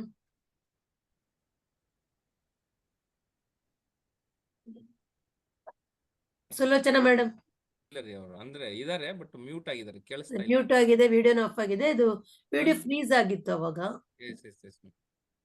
Veena madam. ನಾನು MD ಫಿಸಿಯಾಲಜಿ ಮಾಡಿದ್ರಿಂದ ಟೀಚಿಂಗ್ ಸೈಡ್ ಅಲ್ಲಿ ಇದ್ದೀನಿ. ಅಬ್ಸರ್ವರ್ ಆಗಿ ಒಂದು ಫಾರ್ಮಸಿ ಕಾಲೇಜ್ಗೆ ಅಬ್ಸರ್ವರ್ ಆಗಿ ಡ್ಯೂಟಿಗೆ ಹೋದಾಗ ಅಲ್ಲೊಬ್ಬ ಹುಡುಗ ಬ್ಲೈಂಡ್, ಅವನ್ಗೆ ಬೇರೆ ಹುಡುಗನ್ನ ಕೊಟ್ಟಿದ್ರು ಎಕ್ಸಾಮ್ ಬರೀಲಿಕ್ಕೆ. ಅಂದ್ರೆ ಅವ್ನು ಆರ್ಟ್ಸ್ ಸ್ಟೂಡೆಂಟ್ ಇದ್ದ, ಇವನು ಫಾರ್ಮಸಿ ಸಬ್ಜೆಕ್ಟ್ ಬರೀತಾ ಇದ್ದ. ಅವ್ನು ಹೇಳಿದ್ದನ್ನ ಆ ಹುಡುಗ ಬರಿತಾ ಇತ್ತು. ಆ ಕಾನ್ಫಿಡೆನ್ಸ್, ಆ ಮಗುಗೆ ರೆಟಿನೈಟಿಸ್ ಪಿಗ್ಮೆಂಟೋಸ್ ಆಗಿತ್ತು. ಅದು ಕಾಲೇಜ್ಗೆ ಹೋಗಕ್ ಮುಂಚೆ PUC ವರ್ಗು ಪರವಾಗಿಲ್ಲ, PUC ಅಲ್ಲಿ ಬ್ಲರಿಂಗ್ ಓದಿ ಅಂತ ಅನ್ಕೊಂಡ್ರು ಮನೆಯವರು. ಅಷ್ಟರಲ್ಲಿ ಪೂರ್ತಿ ಬ್ಲೈಂಡ್ ಇದ್ದ ಅವನು. ಆ ಹುಡುಗನಲ್ಲಿ ಕಾನ್ಫಿಡೆನ್ಸ್, ಅವ್ನು ಎಷ್ಟು ಚೆನ್ನಾಗಿ ಹೇಳ್ತಾ ಇದ್ದ ಅಂದ್ರೆ ಡ್ರಾಯಿಂಗ್ ಅನ್ನ ಬರೆಯೋದನ್ನು ಸಹ ಬಾಯಲ್ಲಿ ಹೇಳ್ತಾ ಇದ್ದ. ಬಟ್ ಆ ಮಗುಗೆ ಪಾಪ ಅದನ್ನ ಆರ್ಟ್ಸ್ ಹುಡುಗನ್ಗೆ ಅದನ್ನ ಕ್ಯಾಚ್ ಮಾಡಕ್ ಆಗ್ತಿರ್ಲಿಲ್ಲ. ಅದ್ರಕ್ಕಿಂತ ಅದ್ಭುತವಾದ ಇದು ಇನ್ಸಿಡೆನ್ಸ್ ಆ ವಿಚಾರದಲ್ಲಿ ಅಂದ್ರೆ, ಅಲ್ಲಿ ಒಬ್ರು ಅವ್ರ ತಂದೆ ಕರ್ಕೊಬಂದ್ ಬಿಟ್ಬಿಟ್ಟು ಕೆಳಗಡೆ ಕಾಯ್ತಾ ಇದ್ರು. ಅವತ್ತು ಅಟೆಂಡರ್ಗಳು ನಮಗೆ ಕಾಫಿ ತರಕ್ ಹೋದಾಗ ಕೆಳಗಡೆ ಕ್ಯಾಂಟೀನ್ ಹೋದಾಗ ಅವ್ರ ತಂದೆ ಆ ಅಟೆಂಡರ್ನ ಕೇಳ್ತಿದ್ದು, ನನ್ ಮಗ ಹೇಳಿದ್ದನ್ನ ಆ ಹುಡ್ಗ ಬರಿತಾ ಇದ್ದಾನಮ್ಮ ಚೆನ್ನಾಗಿ ಅಂತ. ಅಂದ್ರೆ ಅವ್ರ ತಂದೆ ಆ ಮಗುಗೆ ಎಷ್ಟು ಕಾನ್ಫಿಡೆನ್ಸ್ ಕೊಟ್ಟಿರ್ಬೋದು ಅಂತ. ಅವ್ರ ತಂದೆಗೆ ಅವ್ರ ಮಗ ಚೆನ್ನಾಗ್ ಬರ್ಸಂದ್ರೆ ಅವ್ರ ಮಗನ್ ಎಲ್ಲಾ ಓದಿದಾನೆ, ಚೆನ್ನಾಗ್ ಗೊತ್ತು ಅಂತ ಗೊತ್ತು. ಅದನ್ನ ಆ ಮಗು ಬರೀತಿದಾನ ಅಂತ ಕೇಳ್ತಿದ್ರಲ್ಲ. ಮತ್ತೆ ನಮ್ ತಂದೆ ತಾಯಿ ರೋಲ್ ಮಕ್ಕಳಲ್ಲಿ ಎಷ್ಟ್ ಜನ ಮಕ್ಕಳಲ್ಲಿ ಈ ತರ ಏನೋ ಒಂದು ವೀಕ್ನೆಸ್ ಇದ್ದಾಗ ತಂದೆ ತಾಯಿಗಳು ಅದನ್ನ ಪಾಸಿಟಿವ್ ಆಗಿ ತಗೊಂಡು ಅದನ್ನ ಅವ್ರನ್ನ ಮುಂದೆ ತರಕ್ಕೆ ಪ್ರಯತ್ನ ಮಾಡ್ತಾರೋ ಇಲ್ವೋ ಅಂತದ್ರಲ್ಲಿ ಇದು ಒಂದು ಉತ್ತಮವಾದ ಉದಾಹರಣೆ ಆಗಿತ್ತು ಮ್ಯಾಮ್.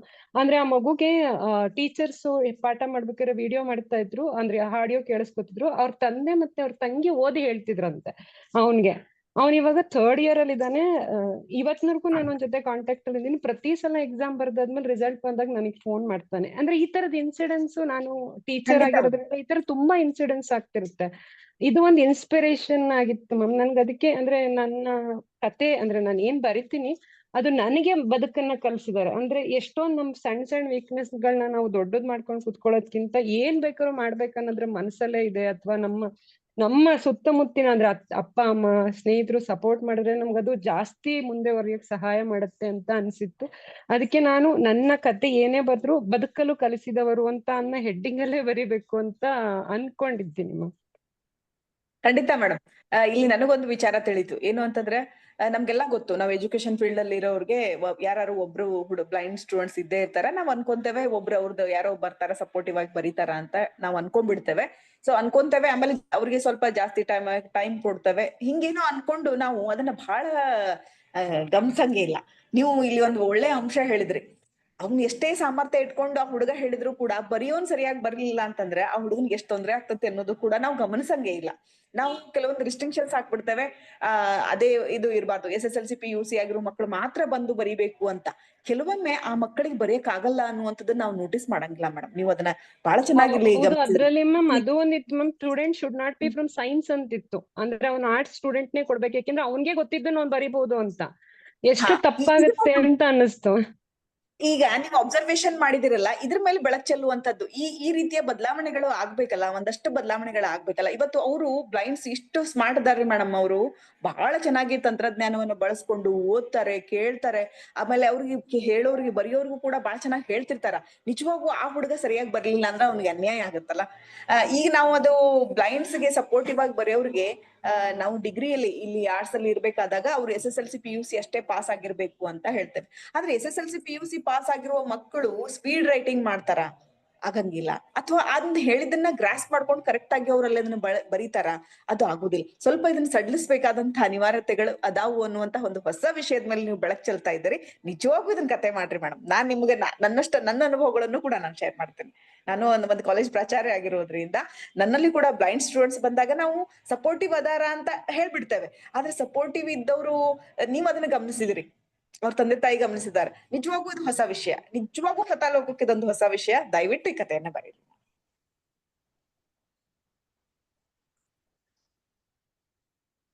ಮೇಡಮ್. ನೆಕ್ಸ್ಟ್ ಚಿನ್ವಾಲ್ ಮೇಡಮ್ ಅವರಿದ್ದಾರೆ.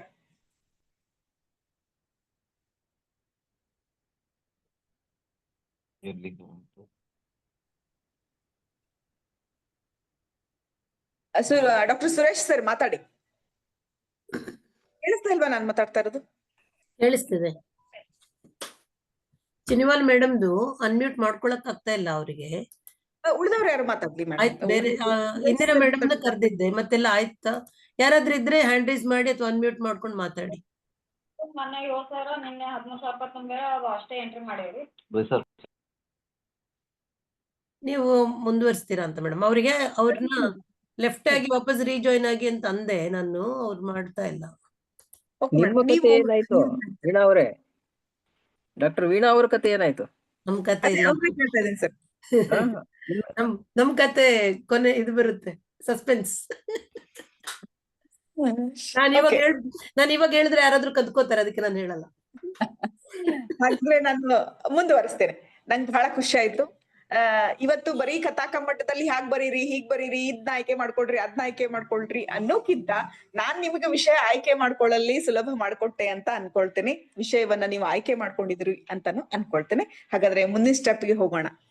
ಏನ್ ಮಾಡ್ಬೇಕು? ಕತೆ ವಿಷಯ ವಸ್ತುವನ್ನ ಆಯ್ಕೆ ಕೊಂಡಾದ್ಮೇಲೆ ನಾವು ಕಥೆಯಲ್ಲಿ ಬಳಸುವ ಭಾಷೆಯ ಶೈಲಿಯ ಕುರಿತಾಗಿ ಆಲೋಚನೆ ಮಾಡ್ಬೇಕು.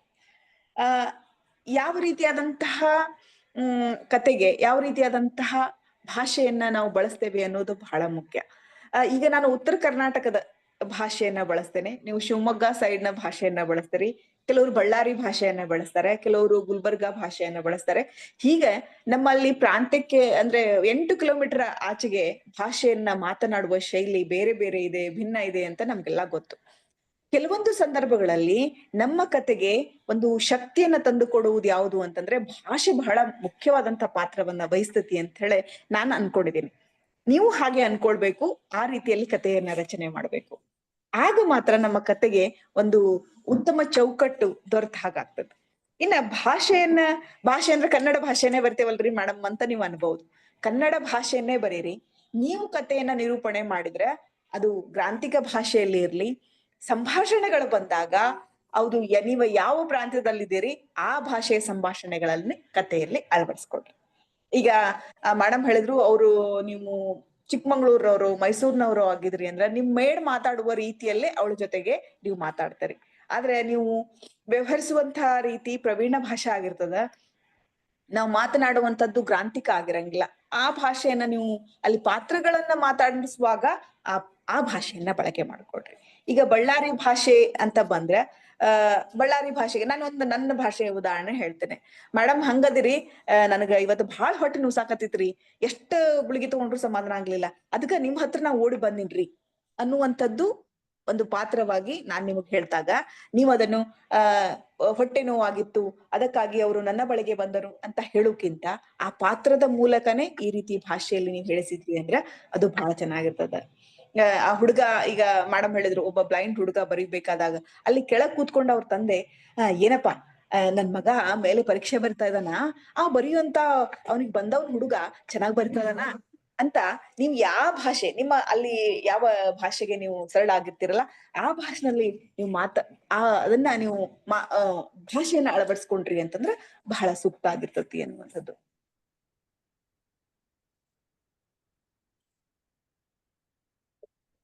ಓಕೆ ಸರ್, ಕಳ್ಸೀನಿ. ಇಲ್ಲಿ ಭಾಷೆಯನ್ನ ಬಳಸ್ಕೊಳ್ಬೇಕಾದಾಗ ನಾನು ನಿಮ್ಗೆ 2 ಭಾಷೆ ಅಂತ ಹೇಳಿದೆ. ನೀವು ರೂಢಿಯಾಗಿ ಮಾತನಾಡುವಂತಹ ಭಾಷೆ, ಇನ್ನೊಂದು ಬರವಣಿಗೆಯ ಭಾಷೆ, ಗ್ರಾಂಥಿಕ ಮತ್ತು ಇನ್ನು ಆಡು ಭಾಷೆಯನ್ನ ನೀವು ಬಳಸ್ಕೊಳ್ತೀರಿ. ಇಲ್ಲಿ ಯಾರಿಗೆ ಯಾವಾಗ ಯಾವ ಭಾಷೆಯನ್ನ ಬಳಸ್ಕೊಳ್ಬೇಕು ಅಂತ ಬಂದಾಗ, ನೀವು ಕಥೆಯ ಪಾತ್ರವಾಗಿದ್ರ, ನೀವು ಕಥೆಯನ್ನ ಹೇಳ್ತಾ ಇದ್ರಿ ಅಂದ್ರ ನೀವು ನಿಮಗೆ ಅನುಕೂಲಕರವಾದಂತಹ ಎಲ್ಲರೂ ಓದಬಹುದಾದಂತಹ ಭಾಷೆಯನ್ನ ಬಳಕೆ ಮಾಡ್ಕೊಡ್ರಿ. ಯಾವಾಗ ಪಾತ್ರಗಳು ಬರ್ತಾವಲ್ಲ ಆ ಪಾತ್ರಗಳಲ್ಲಿ ಆ ಭಾಗದ ಭಾಷೆಯ ಶೈಲಿಯನ್ನ ಅಳವಡಿಸ್ಕೊಂಡು ನೀವು ಸಂಭಾಷಣೆಯನ್ನ ಬರೀರಿ. ನಿಮ್ಮ ಕತೆಗೆ ಗಟ್ಟಿತನ ಅದು ಕೊಡ್ತದೆ. ಒಂದು ವೇಳೆ ನೀವು ಎಲ್ಲವನ್ನೂ ನೀವೇ ಹೇಳ್ತಾ ಹೋದ್ರಿ ಅಂತಂದ್ರೆ ಅಲ್ಲಿ ಪಾತ್ರಗಳು ಬೇಕಾಗಿಲ್ಲ. ಅದು ಒಂದು ನಿರೂಪಣೆ ಶೈಲಿಯ ಒಳಗೆ ಹೋದಾಗ ಅಲ್ಲಿ ನೀವು ಪ್ರವೀಣ ಭಾಷೆಯನ್ನ ಬಳಕೆ ಮಾಡ್ಕೊಂಡ್ರೆ ಸಾಕು. ಇಲ್ಲಿ ಕಥೆಯನ್ನ ನಾವು ಕಟ್ಟುವಾಗ ಇಲ್ಲಿ ಕಥೆಯ ಪಾತ್ರಗಳು ಮತ್ತು ಕತೆಗೆ ವಿಷಯ ವಸ್ತುವನ್ನ ಆಯ್ಕೆ ಮಾಡ್ಕೊಂಡ ಆದ್ಮೇಲೆ ನಾವು ಭಾಷೆಯನ್ನು ಯಾವ್ದು ಬಳಸ್ಕೋಬೇಕು ಅನ್ನೋದನ್ನ ಆಲೋಚನೆ ಮಾಡ್ಬೇಕು. ಆಲೋಚನೆ ಮಾಡೋದು ಅನ್ನುವಂಥದ್ದು ಯಾಕೆ ಇಲ್ಲಿ ಹೇಳ್ತಾ ಇದ್ದೀನಿ ಅಂತಂದ್ರೆ, ನೀವು ಕತೆ ಶುರು ಮಾಡ್ತೀರಿ, ಕೆಲಸದವಳು ಪಾತ್ರ ಬರ್ತದ, ಅವಾಗ ಏನ್ ಬರೀಲಿ ಅಂತ ನಿಮಗ ಕೈ ಹಿಡ್ಕೊಂಡ್ ಬಿಡ್ತದೆ. ಅಂದ್ರೆ ಹೆಂಗ್ ಬರಿಬೇಕು ಅಂತ ಆಕಿ ನಿಮ್ಗ ನಿತ್ಯ ಹೆಂಗ್ ಮಾತಾಡ್ತಾಳಲ್ಲ ಹಂಗೆ ಭಾಷೆಯನ್ನ ಬರೀರಿ. ಯಾಕಂದ್ರೆ ಕನ್ನಡಕ್ಕೆ ಒಂದು ವೈಶಿಷ್ಟ್ಯ ಇದೆ, ನಾವ್ ಹೆಂಗ್ ಮಾತಾಡ್ತೇವೆ ಅದನ್ನ ಹಂಗ ಬರೀಲಿಕ್ಕೆ ಅವಕಾಶ ಕನ್ನಡದಲ್ಲಿ ಇರೋದ್ರಿಂದ ಆ ಭಾಷಾ ಸೊಗಡನ್ನ ನೀವು ಆಯ್ಕೆ ಮಾಡ್ಕೊಡ್ರಿ. ಮೇಡಮ್ ಮಾತಾಡುವಂಥದ್ದು ಶಿವಮೊಗ್ಗ ನಿಮ್ ಸೈಡ್ ಭಾಷಾ ಶೈಲಿಯಲ್ಲಿ ನೀವು ಮಾತಾಡ್ತೀರಿ, ಅದನ್ನೇ ಒಕ್ಕಣಿಕೆ ಒಳಗ ಇಳಿಸ್ರಿ. ಅದೇ ರೀತಿಯ ಶೈಲಿಯಲ್ಲಿ ನೀವು ಭಾಷೆಯನ್ನ ಬಳಸ್ಕೊಳ್ಳಿಕ್ಕೆ ಪ್ರಯತ್ನ ಮಾಡ್ರಿ. ಈಗ ನಾನು ಇಲ್ಲಿ ಕೂತ್ಕೊಂಡು ಬೆಂಗಳೂರು ಭಾಷೆಯನ್ನ ಬರಿತೀನಿ ಅಂತಂದ್ರೆ ಅದು ಅಸಂಬದ್ಧನೂ ಆಗ್ತತಿ, ಆ ಭಾಷೆಯ ಬಗ್ಗೆ ನನಗೆ ತಿಳುವಳಿಕೆ ಇರಂಗಿಲ್ಲ. ವೀಣಾ ಮೇಡಮ್ ಓದಿದ್ರು ಅಂತಂದ್ರೆ ಏನಪ್ಪಾ ಇದು ಯಾತ್ ರೀತಿ ಬರ್ದಾರ ಅಂತ ಅನ್ಕೊಂಡ್ಬಿಡ್ತೀರಿ. ಈಗ ನನ್ ಮನೆ ಕೆಲಸದವಳು ಚೆನ್ನಾಗಿಲ್ಲಮ್ಮ ಅಂತ ಹೇಳಂಗಿಲ್ಲ, ಚೆನ್ನಾಗಿಲ್ರಿ ಅಂತಾಳಕ್ಕಿ. ಚಲೋ ಇಲ್ರಿ ಅಂತಾಳಕ್, ಚೆನ್ನಾಗಿನೂ ಅನ್ನಂಗಿಲ್ಲಕ್ಕಿ, ಚಲೋ ಇಲ್ರಿ ಇದ ಅಂತಾಳ. ಆದ್ರೆ ಬೆಂಗಳೂರು ಏನಮ್ಮ ಇದು ಚೆನ್ನಾಗಿಲ್ಲ ಅಂತ ಅವ್ರು ಹೇಳ್ತಾರೆ. ನಾನ್ ಇಲ್ಲಿ ಕೂತ್ಕೊಂಡು ಕಟ್ತಾ ಇರುವಂತ ಕತೆಗೆ ಭಾಷೆ ಜೀವಾಳ. ಹಾಗಾಗಿ ನಾನು ಯಾವ ಭಾಷೆಯನ್ನ ಯಾವ ಭಾಷಾ ಶೈಲಿಯನ್ನ ಅಳವಡಿಸ್ಕೊತೀನಿ ಅನ್ನೋದನ್ನ ನಿಮ್ಮ ಪ್ರಾಂತ್ಯ, ನೀವು ಬಳಸುವಂತ ಭಾಷೆ, ನೀವು ಒಡನಾಡುವಂತಹ ಭಾಷಾ ಶೈಲಿಯನ್ನ ನೀವು ಅಳವಡಿಸ್ಕೊಂಡ್ರೆ ಬಹಳ ಚೆನ್ನಾಗಿರ್ತತಿ ಅನ್ನುವಂಥದ್ದು ಇದು 2ನೆಯ ಮುಖ್ಯವಾದಂತ ಅಂಶ. ಇದು ಎಲ್ಲರಿಗೂ ಅರ್ಥ ಆಯ್ತು ಅನ್ಕೊಂತೀನಿ. ಸಪೋಸ್ ನಿಮ್ಗೆ ಏನಾದ್ರು ಪ್ರಶ್ನೆಗಳಿದ್ರೆ ಕೇಳ್ರಿ. ನೀವು ನಿಮ್ಮದೇ ಆದಂತಹ ಭಾಷಾ ಶೈಲಿಯನ್ನ ಬಳಕೆ ಮಾಡ್ಕೊಡ್ರಿ. ನೀವು ಶಿವಮೊಗ್ಗನೋ ಉತ್ತರ ಕರ್ನಾಟಕದವ್ರಾಗಿದ್ರೆ ಜವಾರಿ ಭಾಷೆ, ನಿಮ್ ಜನರು ನಿಮ್ ಪೇಷಂಟ್ ಬಂದು ನಿಮಗ ಹೆಂಗ್ ಹೇಳ್ತಾರೆ, ಅವರು ಬಹಳ ಸೂಕ್ಷ್ಮವಾಗಿ ಹಲೋ ಡಾಕ್ಟರ್ ಹೇಗಿದ್ದೀರಿ, ಚೆನ್ನಾಗಿದ್ದೀರಾ, ನನ್ಗೆ ಹೀಗಾಯ್ತು ಹಾಗಾಯ್ತು ಅಂತ ಅವರೆಲ್ಲ ಹೇಳಂಗಿಲ್ಲ. ಯಪ್ಪ ಹಿಂಗಾತ್ರಿ ಹಂಗಾತ್ರಿ, ಅವ್ರೆಲ್ಲ ಆ ಭಾವನೆಗಳು ಕಥೆಯಲ್ಲಿ ಸಂಭಾಷಣೆ ಒಳಗ್ ಬರು ಹಾಗೆ ನೀವು ನೋಡ್ಕೋಬೇಕು. ಯಾವಾಗ ಸಂಭಾಷಣೆಗಳು ಗಟ್ಟಿ ಆಗ್ತಾವು ಅಂತಂದ್ರೆ ಅಲ್ಲಿ ಭಾವನೆ ಬರ್ಬೇಕು. ಓದುಗ ತಾನೇ ಆ ಪಾತ್ರ ಅನ್ನುವಂಥ ರೀತಿಯಲ್ಲಿ ಕಟ್ಟಿಕೊಡುವಂತ ಶಕ್ತಿ ಭಾಷೆಗಿರೋದ್ರಿಂದ ಅದನ್ನ ನೀವು ಎಂಜಾಯ್ ಮಾಡ್ತಾರ್ರಿ. ಭಾಷೆನ ನೋಡ್ರಿ, ನಾನು ಈ ಕಡೆ ಭಾಷೆ ಹೇಳ್ಬೇಕಾದ್ರೆ ನೀವು ಖುಷಿ ಪಡ್ತೀರಿ.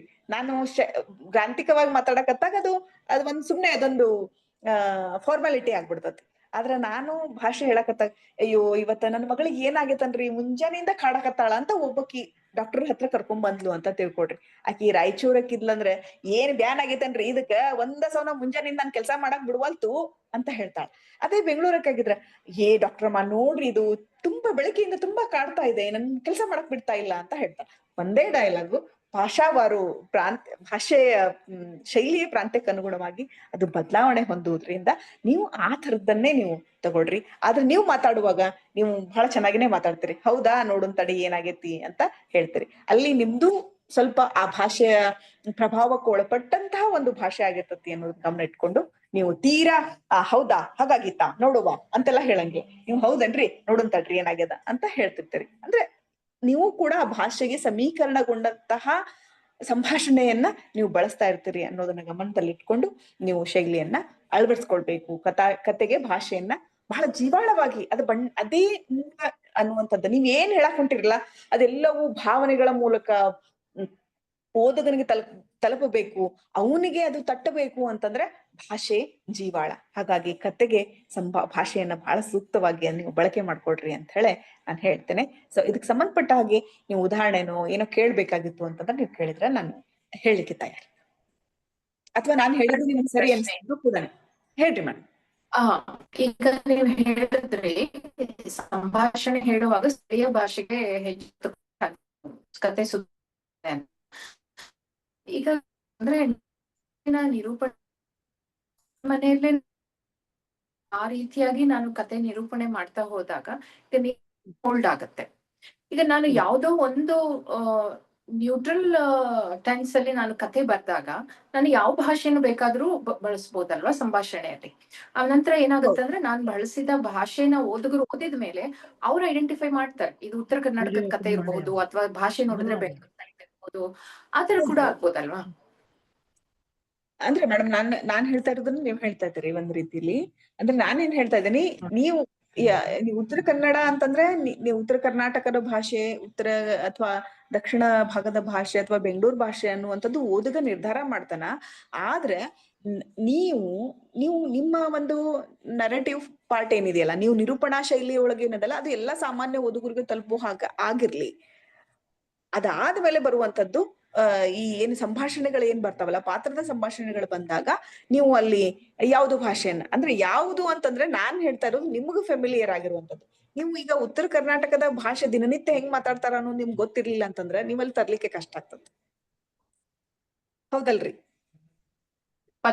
ಪದಗಳು ಸುಲಭವಾಗಿ ಬರಲಾರೋ ಅಂತ ನೀವು ಹೇಳ್ತಾ ಇದ್ದೀರಿ. ಅಲ್ಲ, ಅದ್ರ ಜೊತೆಗೆ ಈಗ ಯಾವ ಪಾತ್ರ ಮಾತಾಡ್ತಾ ಇದೆ ಅದ್ರ ಮೇಲೆ ಹೋಗುತ್ತೆ. ಸಪೋಸ್ ಅವನು ಫಾರಿನ್ ರಿಟರ್ನ್ ಇದ್ನಂದ್ರೆ ಅವ್ನ್ ಮಾತಾಡ್ತಕ್ಕಂತ ಶೈಲಿ ಬೇರೆ ಆಗ್ಬಿಡುತ್ತೆ. ಸೊ ಅಲ್ಲಿ ಪಾತ್ರ ಮೇಲೇನು ನೀವು ಏನ್ ಬರಿಬೇಕೆಂಬುದು ಹೋಗುತ್ತೆ. ಈಗ ನಾನು ವೈದ್ಯನಾಗಿ ಏನ್ ಮಾತಾಡ್ಬೇಕು, ನಮ್ ಪೇಷಂಟ್ ಏನ್ ಮಾತಾಡ್ಬೇಕು, ಮತ್ತು ಆ ಬೇರೆ ಪಾತ್ರಗಳು ಎಲ್ಲಿಂದ ಬಂದಿದ್ದಾವೆ, ಯಾವ ರೀತಿಯಾಗಿ ಅವು ಎವಾಲ್ವ್ ಆಗ್ತಾ ಇದಾವೆ, ಅವೆಲ್ಲ ಕೌಂಟ್ ಆಗುತ್ತೆ. ಹೌದು, ಅದಕ್ಕೆ ನಾನು ಹೇಳಿದ್ದು. ಅಂದ್ರೆ ಈಗ ಒಂದು ಸಂಭಾಷಣೆಯನ್ನ ಬೇರೆ ಬೇರೆ ರೀತಿ ಹೇಳಿದಾಗ ಹೇಗಿರ್ತತಿ ಅನ್ನೋದಕ್ಕ ಅದಕ್ಕ ನೀವು ಯಾವ ಭಾಗದ ಭಾಷೆಯನ್ನ ಅದ್ರಲ್ಲಿ ಅಳವಡಿಸ್ಕೊಳ್ಳಿಕ್ಕೆ ಪ್ರಯತ್ನ ಪಡ್ತೀರಿ ಅನ್ನೋದು ನೀವು ಆಯ್ಕೆ ಮಾಡ್ಕೊಳ್ಬೇಕು. ಆಮೇಲೆ ಪಾತ್ರದ ಮೇಲೆ ಹೋಗ್ತತಿ. ಕೆಲಸ ಮಾಡುವವಳ ಭಾಷೆ ಬೇರೆ, ಮಾತಾಡುವಂತ ಶೈಲಿ ಬೇರೆ ಅದ, ಕಲ್ತಂತವ್ರು ಮಾತಾಡೋ ಶೈಲಿ ಬೇರೆ ಅದ. ಹಿಂಗ್ ಬೇರೆ ಬೇರೆ ಶೈಲಿಗಳನ್ನ ನಾವು ಅಳವಡಿಸ್ಕೊಳ್ಬಹುದು. ಅಲ್ಲಿ ತಗೊಂಡ್ ಬಂದ್ರೆ ಗಟ್ಟಿತನ ಬರ್ತತಿ ಅನ್ನುವಂಥದ್ದು. ಮೇಡಮ್, ನಿಮ್ ಪ್ರಶ್ನೆಗೆ ಉತ್ತರ ಸಿಕ್ತಾ ಅಥವಾ ನಿಮ್ ಪ್ರಶ್ನೆ ನಾನು ಸರಿಯಾಗಿ ಅರ್ಥ ಮಾಡ್ಕೊಳ್ಳಿಲ್ಲ ನನ್ ತಿಳಿಲಿಲ್ಲ. ಉಷಾ ಮೇಡಮ್, ಅಂದ್ರೆ ನಾನ್ ಏನ್ ಹೇಳಲಿಕ್ಕೆ ಹೊರಟಿದ್ದೆ ಅಂದ್ರೆ, ಕಥೆಗಾರ ಯಾವುದೇ ಊರಲ್ಲೂ ಇರಬಹುದು. ಅವರು ತನ್ನ ಮನೆಯಲ್ಲಿ ನಡೆದಿದ್ದು ಅಥವಾ ನಾವೇನ್ ಹೇಳ್ತೇವೆ ಇಂಗ್ಲಿಷ್ ಅಲ್ಲಿ ಫಸ್ಟ್ ಪರ್ಸನ್ ಅಂತ ಒಂದ್ ಇಟ್ಕೊಂಡ್ ಬರಿತೀವಲ್ಲ, ಹಂಗೆ ಬರ್ದಾಗ ಇದನ್ನ ಕಟ್ನಿಟ್ಟಾಗಿ ಪಾಲಿಸ್ಬೇಕಾಗತ್ತೆ. ಕತೆಗಾರ ಹೊರಗಿಳಿದು ಬರೀ ಈಗ ಒಂದ್ ಕಾದಂಬರಿ ಹೇಳೋ ತರನೋ ಅಥವಾ ಒಂದ್ ಕತೆ ನಿರೂಪಣೆ ಮಾಡಕ್ ಹೊರಟಾಗ ಯಾವ ಭಾಷೆನ್ ಬೇಕಾದ್ರೂ ಬಳಸ್ಬೋದು. ಅದು ಸಂದರ್ಭದ ಮೇಲೆ ಹೋಗುತ್ತೆ, ಕತೆಲಿ ಬರೋ ಸಂದರ್ಭದ ಮೇಲೆ ಹೋಗುತ್ತೆ ಅಷ್ಟೇ. ಈಗ ನೆಕ್ಸ್ಟ್ ಮುಂದುವರಿಲ್ಲ? ಎಸ್ ಮುಂದುವರಿರಿ ಮೇಡಮ್. Hello madam. ಹಾ ಹಲೋ, ಕೇಳ್ತಾ ಇದೆಯಾ? ಹೇಳಿ. ಡಾಕ್ಟರ್ ಸುಲೋಚನಾ ಚಿನ್ನಿ. ಸುಲೋಚನಾ ಮೇಡಮ್ ಹೇಳಿ. ಅವ್ರದ್ದು ಟಾಪಿಕ್. ನನಗೆ ಸ್ತ್ರೀ ಶಕ್ತಿಯ ಮೇಲೆ ಅಪಾರ ಗೌರವ ಮತ್ತು ಇದು ಒಬ್ಬ 18 ವರ್ಷದ ಯುವತಿಯನ್ನು 35 ವರ್ಷದ ಹಿರಿಯನಿಗೆ 2ನೇ ಮದುವೆ ಮಾಡಿಕೊಡ್ತಾರೆ. ಅವಳಿಗೆ 4 ಮಕ್ಕಳಾಗ್ತವೆ. ಮೊದಲನೇ ಹಿರಿಯ ಮಗ ಇನ್ನು SSLC ಓದ್ತಾ ಇರ್ತಾನೆ. ಆವಾಗ ಅವರು ಸ್ಮೋಕಿಂಗ್ ಹ್ಯಾಬಿಟ್ಲಿಂದ CA ಲಂಗಾಗಿ ತೀರ್ಕೊಂತಾರೆ. ತೀರ್ಕೊಂಡ್ಮೇಲೆ ಆಕೆ SSLC ಓದಿರ್ತಾಳೆ ಅಷ್ಟೇ. ಆದ್ರೆ 4 ಮಕ್ಕಳನ್ನು ಬೆಳೆಸಿ 3 ಮಂದಿ ಮಕ್ಕಳನ್ನು ಇಂಜಿನಿಯರ್, ಒಬ್ಬ ಮಗನಿಗೆ CA ಮಾಡಿ ಅವರಿಗೆ ಒಳ್ಳೆಯ ಒಂದು ಜೀವನ ನೀಡಿ ಒಳ್ಳೆಯ ಸೊಸೆಯಂದಿರನ್ನು ತಂದು ಬಾಳ ಕೊಟ್ಟಿದ್ದಾಳೆ. ಅವಳ ಬಗ್ಗೆ ಬರೀಬೇಕು ಅಂತ ನನಗೆ ಆಶೆ. ಹಾಗಾದ್ರೆ ನಾನು ಖಂಡಿತ ಇದು ಕೂಡ ಏನು ಅಂತಂದ್ರೆ ನನಗೆ ಸ್ತ್ರೀ ಶಕ್ತಿ ಬಗ್ಗೆ ಬಹಳ ಗೌರವ ಮತ್ತು ಅಪಾರ ಇದು ನಿಲುವು. ಅದಕ್ಕಾಗಿ ನಾನು ಭಾಷೆಯನ್ನ ನೀವು 2ನೇ ಪಾಯಿಂಟ್ ಅಲ್ಲಿ ಭಾಷೆಯನ್ನ ಬಳಸ್ಕೊಳ್ಳುವುದು ಪಾತ್ರಕ್ಕೆ ಅನುಗುಣವಾಗಿ, ಕಥಾವಸ್ತುವಿಗೆ ಅನುಗುಣವಾಗಿ ಭಾಷೆಯನ್ನ ನೀವು ಬಳಕೆ ಮಾಡ್ಕೊಳ್ರಿ ಅಂತ ಕೂಡ ನಾನು ಹೇಳಿದೆ. ಸೊ ನೀವು ಯಾವ ಶೈಲಿಯನ್ನ ಅಳವಡಿಸ್ಕೊಳ್ತೀರಿ ಅದು ನಿಮ್ಮ ಪಾತ್ರ ಕತೆ ಕಥಾವಸ್ತುವನ್ನ ಆಧರಿಸಿರ್ತತಿ. ಸರಿ ಮೇಡಮ್, ನೆಕ್ಸ್ಟ್ ಮುಂದುವರಿಸಿ ಮೇಡಮ್. ಓಕೆ, ಇನ್ನ ಮುಂದಿನದಾಗಿ ಈಗ ಭಾಷೆಯನ್ನ ಅಳವಡಿಸ್ಕೊಡ್ಬೇಕು, ಆಮೇಲೆ ಕತೆ ವಿಷಯ ವಸ್ತುವನ್ನ ಆಯ್ಕೆ ಮಾಡ್ಕೊಂಡ್ವಿ. ನಮ್ ತಲೆ ಒಳಗ ಇಂತ ಒಂದ್ ಯಾವ್ದೋ ಒಂದು ಘಟನೆ ಐತಿ ಅಥವಾ ನಮ್ಗ್ ಕಾಡ್ತಾ ಇದೆ, ಬಹಳಷ್ಟು ಕಾಡ್ತಾ ಇದೆ, ನಮ್ಗ್ ಬರೀಲಿಕ್ಕೆ ಪ್ರೇರಣೆ ಕೊಡುವಂತದ್ದು, ಅಥವಾ ನಾನು ಇದನ್ನ ಬರೀಲೇಬೇಕು ಅನ್ನುವಂತ ವಿಷಯವನ್ನ ನಾವು ಆಯ್ಕೆ ಮಾಡ್ಕೊಂಡಾಯ್ತು. ಭಾಷೆಯನ್ನ, ಪಾತ್ರಗಳು, ವಿಷಯ ವಸ್ತುವನ್ನ ಆಯ್ಕೆ ಮಾಡ್ಕೊಂಡಾಗ ಒಂದಷ್ಟು ನಮ್ ಕಣ್ಮುಂದ್ ಬರ್ತಾ ಹೋಗ್ತತಿ, ಆ ಪಾತ್ರಗಳು ಬರ್ತಾವು. ಆಮೇಲೆ ಸನ್ನಿವೇಶವನ್ನ ಸೃಷ್ಟಿ ಮಾಡ್ಕೊಳ್ಬೇಕು, ಎಲ್ಲಿಂದ ಪ್ರಾರಂಭ ಮಾಡ್ಬೇಕು, ಎಲ್ಲಿಗೆ ಅಂತ್ಯ ಮಾಡ್ಬೇಕು ಅನ್ನುವಂಥದ್ದು ನೆಕ್ಸ್ಟ್ ನಮ್ಮ ಮುಂದಿನ ಹಂತದ ಒಂದು ನಮ್ಮನ್ನ ತಡೆ ಹಿಡಿಯುವಂತ, ಬರವಣಿಗೆಗೆ ನಮ್ಮನ್ನ ಹಿಂದೆ ಜಗ್ಗುವಂತ ಒಂದು ಏನು ಅಂತಂದ್ರ ಕಥೆಯ ಪ್ರಾರಂಭ ಹೇಗೆ ಮಾಡೋದು ಮತ್ತೆ ಹೇಗೆ ಮುಕ್ತಾಯಗೊಳಿಸುವುದು ಅಂತ. ಸ್ಟಾರ್ಟಿಂಗ್ ಟ್ರಬಲ್, ಇದು ಕತೆ ಹೆಂಗ್ ಶುರು ಮಾಡ್ಬೇಕು ಅಂತ ನಾನ್ ಮುಂಚೆನೆ ಹೇಳಿದೆ, ಮೊದ್ಲ ಸ್ಟಾರ್ಟಿಂಗ್ ಅಲ್ಲೂ ಕೂಡ ಹೇಳಿದೆ. ಹೇಗೋ ಪ್ರಾರಂಭ ಮಾಡ್ರಿ. ಬೆಳಗಿನ ಜಾವ ಅಂತನೋ, ಮಧ್ಯಾಹ್ನ ಅಂತನೋ, ವರ್ಣನೆ ಮೂಲಕನ ಹೇಳ್ಬೇಕಾ, ಇನ್ನು ಕೆಲವು ಕಥೆಗಳನ್ನ ನೋಡಿದಾಗ ಸೂರ್ಯೋದಯವಾಗಿತ್ತು, ಕೆಂಪಾಗಿತ್ತು, ಆಗಸ ಎಲ್ಲ ಕೆಂಪಾಗಿತ್ತು, ಆ ಮನೆಯಿಂದ ಹೊಗೆ ಬರ್ತಾ ಇತ್ತು, ಕೋಳಿ ಕೂಗ್ತಾ ಇತ್ತು, ಮಕ್ಕಳು ಆಡ್ತಾ ಇದ್ವು ಅಂತಾನು ಶುರು ಮಾಡ್ಬೋದು. ಅದು ನಿಮ್ಮ ಶೈಲಿಗೆ, ಅದು ನೀವು ಬೆಳವಣಿಗೆ ಮಾಡ್ತಾ ಹೋದ ಹಾಗೆ ನೀವು ಅದನ್ನ ಬದಲಾಯಿಸ್ಕೊಳ್ಬಹುದು. ಆದ್ರೆ ನನ್ಗೆ ಏನ್ ಹೇಳ್ಬೇಕಾಗೈತಿ, ಬೆಳಗಿನ ಜಾವ ಯಾರೋ ಬಂದು ನನ್ನ ಮನೆ ಮುಂದೆ ನನ್ನನ್ನ ಜೋರಾಗಿ ಕರೆದ್ರು ಅನ್ನುವಂಥದ್ದು ಬರ್ಬೇಕಾಗಿದೆ, ಅಥವಾ ಬೆಳಗಿನ ಚಿತ್ರಣವನ್ನ ನಾವು ಕೊಡ್ಬೇಕಾಗಿದೆ. ಸೊ ಇದನ್ನ ಗಮನದಲ್ಲಿ ಇಟ್ಕೊಂಡು ನೀವು ಕಥೆಯನ್ನ ಪ್ರಾರಂಭ ಮಾಡ್ರಿ. ನಾನು ಬೆಳಗಿನ ಜಾವ ವಾಕಿಂಗ್ ಹೊಂಟಿದ್ದೆ ಅಂತ ಹೇಳ್ಬೇಕಾಗಿದೆ. ವಾಕಿಂಗ್ ಹೋಗುವಾಗ ನೀವು ಅಬ್ಸರ್ವ್ ಮಾಡ್ತೀರಿ, ಚಳಿಗಾಲ ಇತ್ತಂದ್ರೆ ಮಂಜ್ ಹಾಕಿರ್ತತಿ, ಆಮೇಲೆ ಗಿಡಗಳೆಲ್ಲ ಎಲೆ ಉದುರಿಸ್ಬಿಟ್ಟಿರ್ತಾವು, ಕಡ್ರ ಅಂತ ಆವಾಜ್ ಮಾಡ್ತಿರ್ತತಿ, ಆಮೇಲೆ ಮುಂದೇನು ಕಾಣಿಸ್ತಾ ಇರಂಗಿಲ್ಲ, ಚಳಿ ಜಾಸ್ತಿ ಆಗ್ತಿರ್ತತಿ, ನೀವು ಮಾತಾಡಿದ ತಕ್ಷಣ ಬಾಯಿಂದ ಉಘಾ ಬರ್ತಿರ್ತತಿ. ಇವೆಲ್ಲ ಸೂಕ್ಷ್ಮತೆಗಳನ್ನ ಗಮನಿಸ್ಕೊಂಡು ಅಲ್ಲಿ ವರ್ಣನೆಗೆ ನೀವು ಸೇರಿಸ್ಕೊಂಡ್ರಿ ಅಂತಂದ್ರೆ ನೀವು ಕತೆ ಪ್ರಾರಂಭದಲ್ಲಿ ಆ ವರ್ಣನೆಯನ್ನು ನೀವು ಸೇರಿಸ್ಕೋಬಹುದು. ಹೀಗೆ ಸನ್ನಿವೇಶವನ್ನ ಪ್ರಾರಂಭ ಮಾಡುವಾಗ ನಿಮ್ಮ ಸುತ್ತಮುತ್ತಲಿರುವಂತಹ ವಾತಾವರಣವನ್ನ ನೀವು ಅಲ್ಲಿ ತಂದು ಕೊಟ್ರಿ ಅಂತಂದ್ರೆ ನಿಮ್ಮ ಕಥೆಯ ಪ್ರಾರಂಭ ಚೆನ್ನಾಗಿರ್ತದೆ. 9 ಗಂಟೆಯ ಸಮಯ, ಒಂದೇ ಸಮನ ಮೊಬೈಲ್ ರಿಂಗ್ ಆಗ್ತಾ ಇತ್ತು, ಕಾಲೇಜಿಗೆ ಹೋಗ್ಬೇಕು ಹೊರಟಿದ್ದೆ ಅಂತ ಶುರು ಮಾಡ್ರಿ.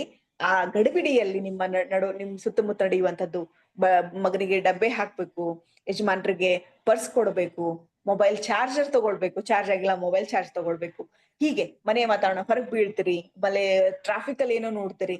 ನಿಮ್ಮ ಕಥೆಯ ಪ್ರಾರಂಭ ಮನೆಯಿಂದ ಹೊರ ಹೋಗುವುದು. ಆದ್ರೆ ಅದ್ರ ಜೊತೆಗೆ ನೀವು ಇಷ್ಟೆಲ್ಲವನ್ನ ಗಮನಿಸ್ತೀರಿ, ಸಾಧ್ಯ ಆದ್ರೆ ಅದನ್ನ ಕಥೆಯಲ್ಲಿ ತಗೊಂಡ್ ಬರಕ್ಕೆ ಟ್ರೈ ಮಾಡ್ರಿ. ಸ್ವಲ್ಪ ರಿಚ್ನೆಸ್ ಸಿಗ್ತತಿ ನಿಮ್ಗೆ. ಇಲ್ಲಪ್ಪ ನಂಗೆ ಇದೇನು ಬರೀದು ಬೇಡ, ನಾನು ನೇರವಾಗಿ ಕತೆಗೆ ಹೋಗ್ತೀನಿ ಅಂದ್ರೂ ಏನ್ ಸಮಸ್ಯೆ ಇಲ್ಲ. ನೀವು ನೇರವಾಗಿ ನಾನು 10 ಗಂಟೆಗೆ ಕಾಲೇಜಿಗೆ ಹೋಗ್ಬೇಕಾದ್ರು 9 ಗಂಟೆಗೆ ಮನೆಯ ಬೀಗವನ್ನು ಜಡ್ದು ಹೊರಗ್ ಬಂದೆ, ಮೆಟ್ಲು ಇಳಿಬೇಕಾದಾಗ ಅನಿಸ್ತು ನಾನು ಗ್ಯಾಸ್ ಆಫ್ ಮಾಡಿದಿನೋ ಇಲ್ಲೋ, ಹಿತ್ತಲ ಬಾಗ್ಲ ಹಾಕಿದಿನೋ ಇಲ್ಲೋ, ಅಯ್ಯೋ ಈಗೆಲ್ಲ ಹೋಗಿ ನೋಡ್ಲಿಕ್ಕೆ ಸಮಯ ಇಲ್ಲ, ನಾನು ಹೋಗ್ಬಿಡ್ಬೇಕು ಅಂತ ನೀವು ಬೈಕ್ ಚಾಲೂ ಮಾಡ್ಕೊಂಡು ನಾನು ಬಂದೆ. ಹೀಗೆ ನೀವು ಶುರು ಮಾಡಿದ್ರಿ ಅಂತಂದ್ರೆ ಪ್ರಾರಂಭ ಆಯ್ತು, ಅದ್ ಮುಂದ್ ಕರ್ಕೊಂಡು ಹೋಗುತ್ತಿರುತ್ತೆ, ತಾನೇ ಕರ್ಕೊಂಡು ಹೋಗ್ತದೆ.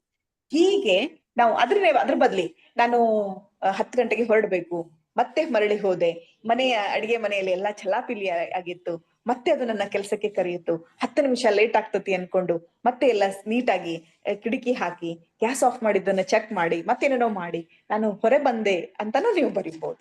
ಸೊ ಪ್ರಾರಂಭ ಹೇಗ್ ಮಾಡ್ತೀರಿ ಅದು ನಿಮಗ್ ಬಿಟ್ಟದ್ದು. ಒಟ್ಟಿನಲ್ಲಿ ನೀವು ಪ್ರಾರಂಭ ಮಾಡ್ಬೇಕು.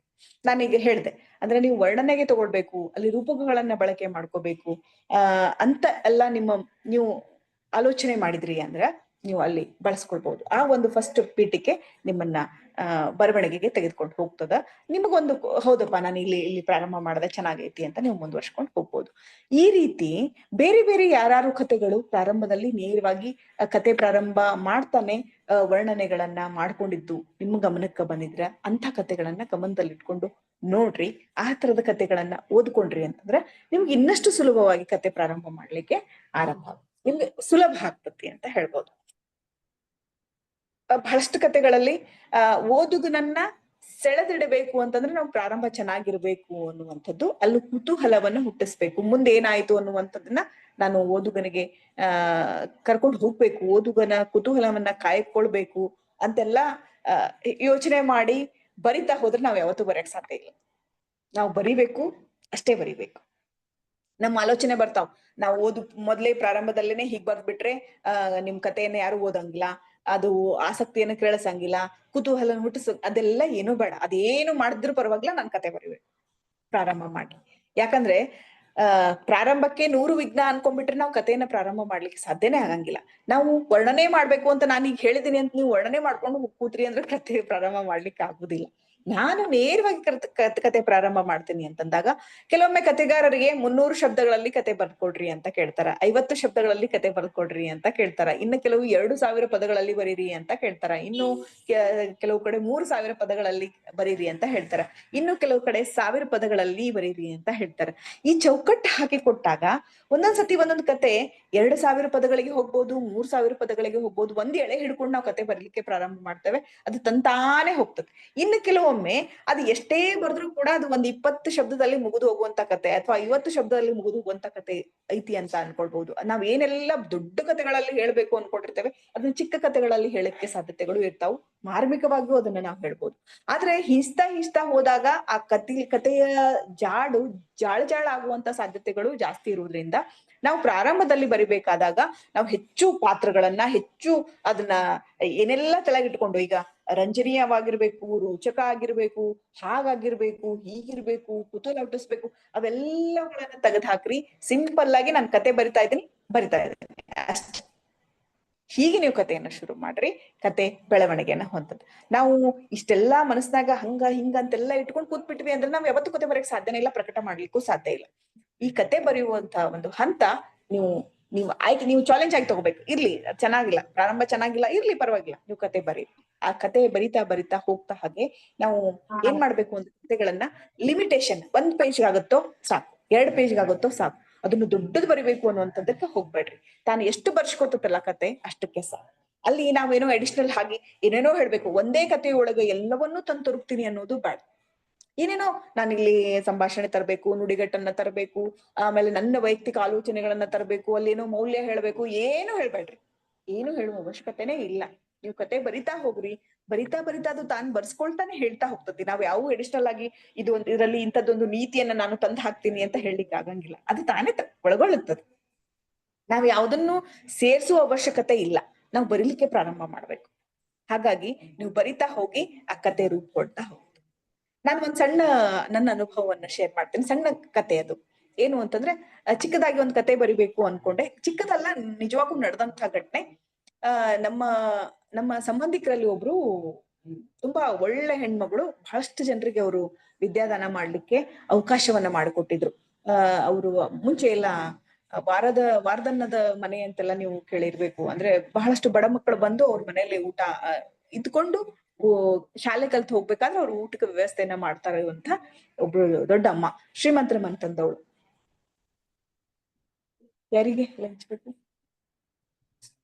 ಆ